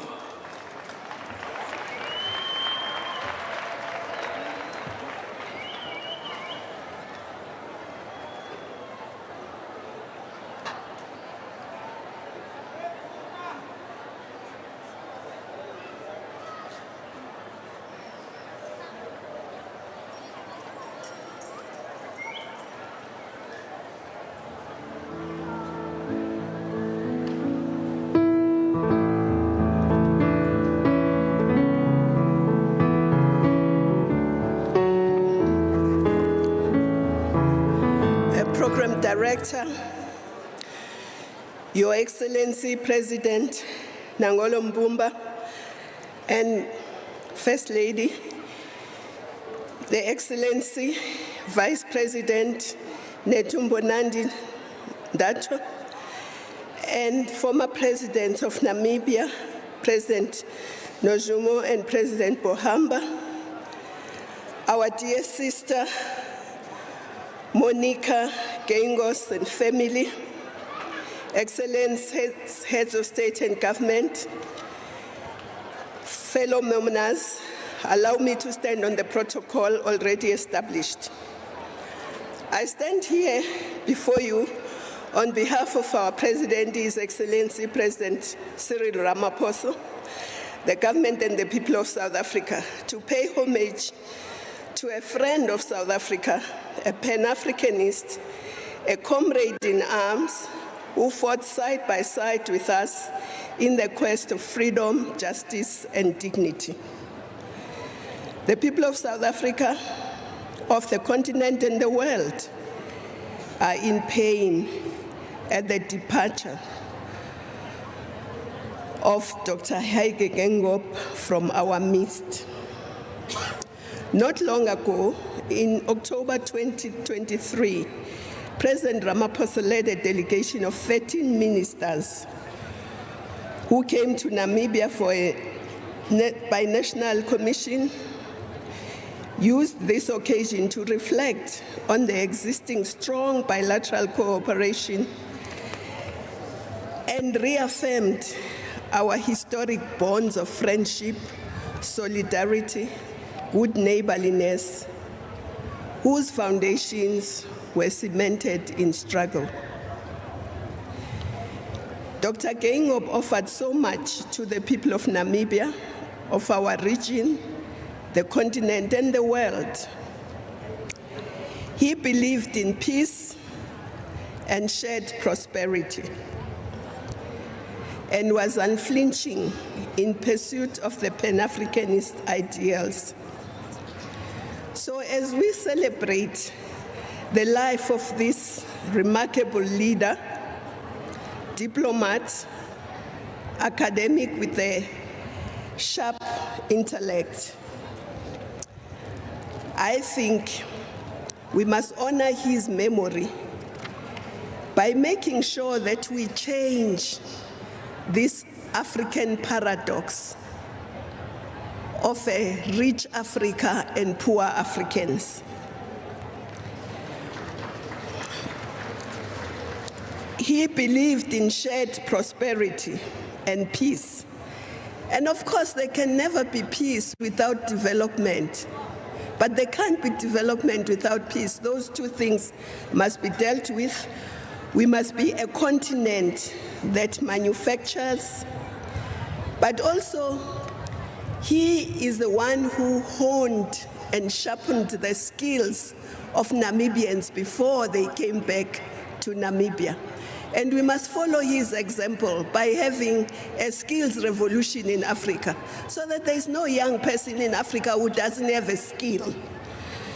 So if we did that, we would be truly honoring this brave fighter who served the people selflessly.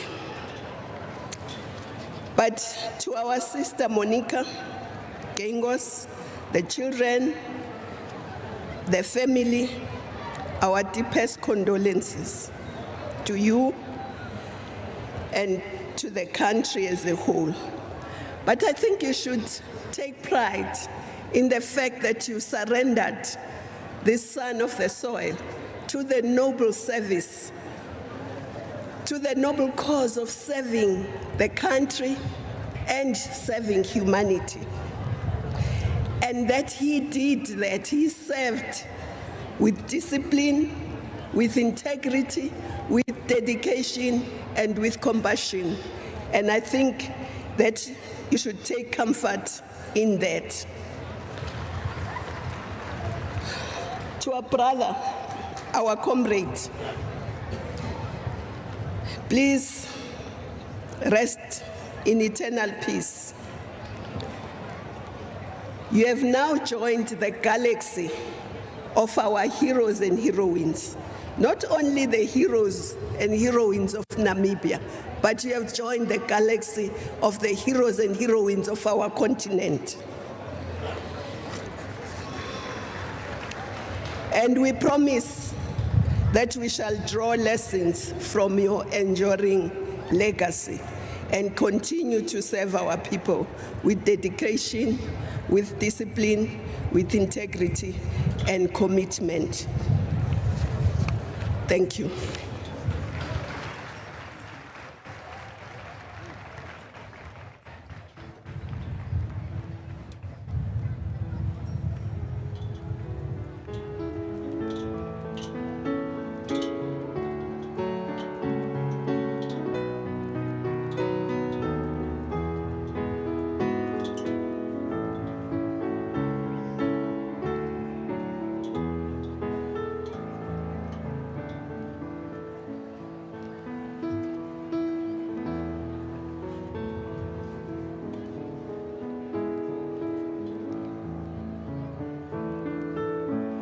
Thank you very much, Honorable Minister Dlamini Zuma, for that tribute.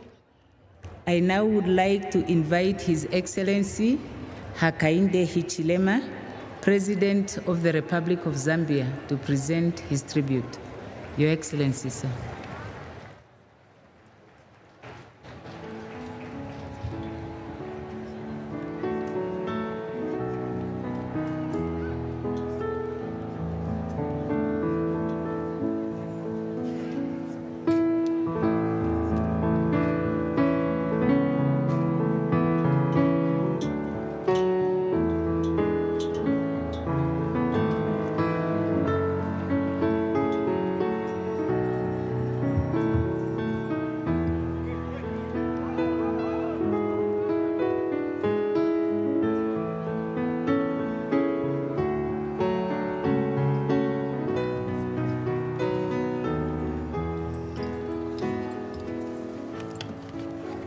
Thank you very much, Director of Ceremonies. Let me recognize President Nangolo Mbumba, President of Namibia, your Vice President of Namibia, President Uyoma, President Pohamba. Let me recognize our SADC Summit Chair, President Lorenzo of Angola, African Union Chair, Your Excellencies, fellow heads of state and government, Madam Monica Geingob and the Geingob family, fellow mourners. We in Zambia, from Zambia, express our profound sadness and offer our sincere condolences to the family of President Geingob, to the government and the people of Namibia for this great loss of His Excellency President Hage Geingob. Truly, Zambians mourn with you, and deeply so, because I'm coming from one of our outlying provinces, and they sent me with an emphatic message that please inform the Namibians that we mourn with them. We offer our solace and express thoughts and prayers for the grieving family once more. And we reflect on the memories that we shared with Dr. Geingob and the impact on the leadership of Namibia, our regional body SADC, African Union, and I believe the global community. He was relentless in contributing to the liberation struggle in Namibia, in Southern Africa, fought against the apartheid regime, dedicated his life to fostering peace, stability, and democracy in Namibia, of course, SADC, and our continent. We acknowledge President Geingob's remarkable leadership and his true statesmanship. Indeed, his role in the establishment of the UN Institute for Namibia, and this institute, which was located at the University of Zambia in Lusaka, was a great, great contribution to, as others have said before me, to building the skills base of Namibia long before independence, Namibia's independence. His contribution, therefore, to the academic work at the University of Zambia is remarkable. And I know I say so because at the time he served at this institute at the University of Zambia, I was myself an undergraduate student of the University of Zambia.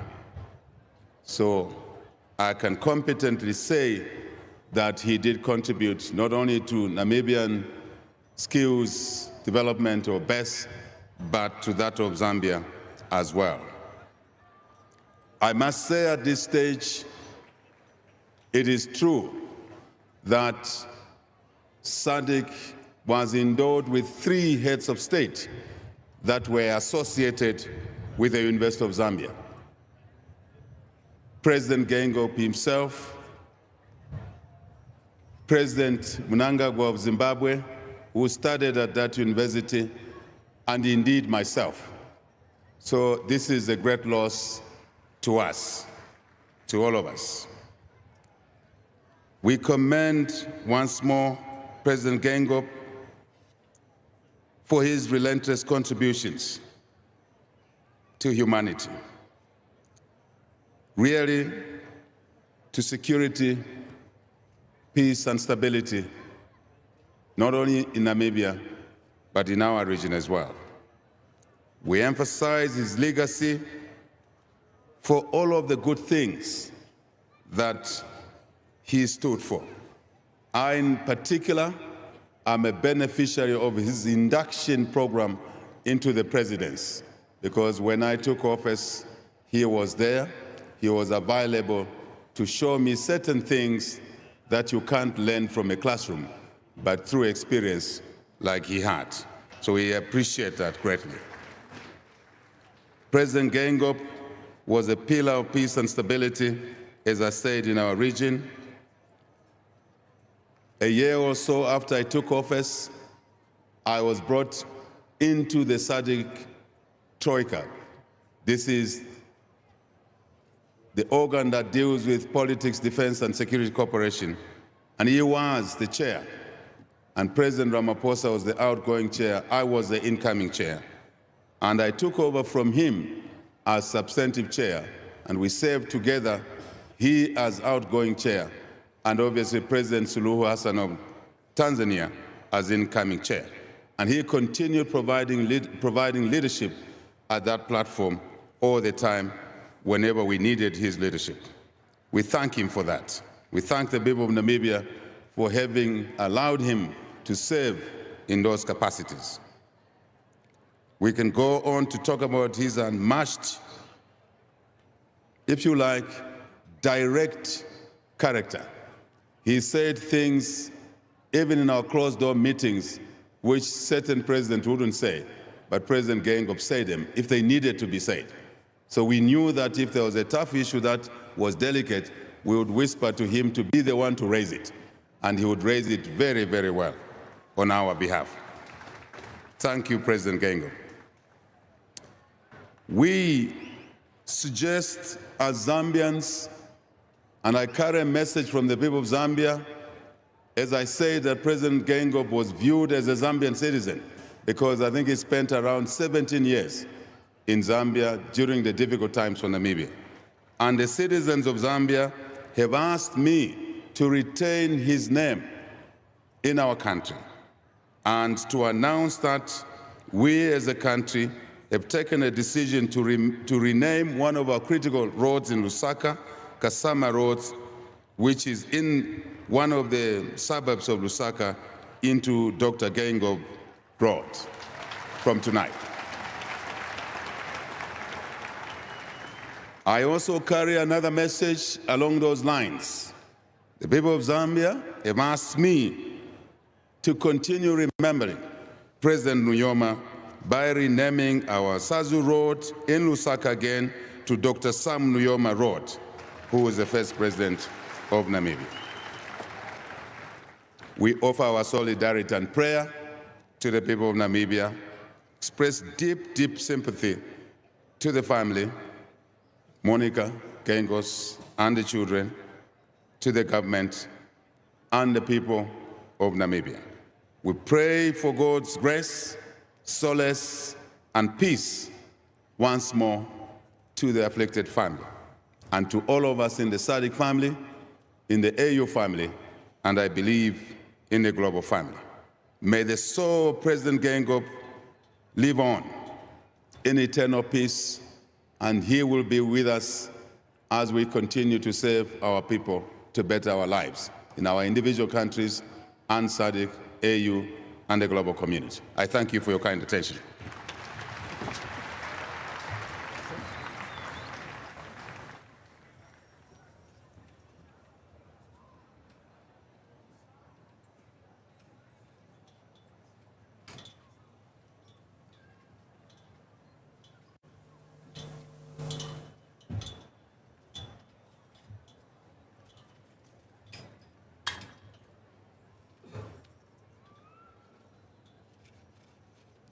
Thank you very much, President Hakainde, for the befitting tribute, and we thank the people of Zambia through you for the honor you have decided to bestow on our leaders. Thank you once again, Your Excellency. I would like to request the NDF brass band just to give us one selection. We are coming closer to our program, but we are not too close. So please bear with us. I will not tell you how many more minutes we need, but certainly not more than an hour. But please, NDF brass band.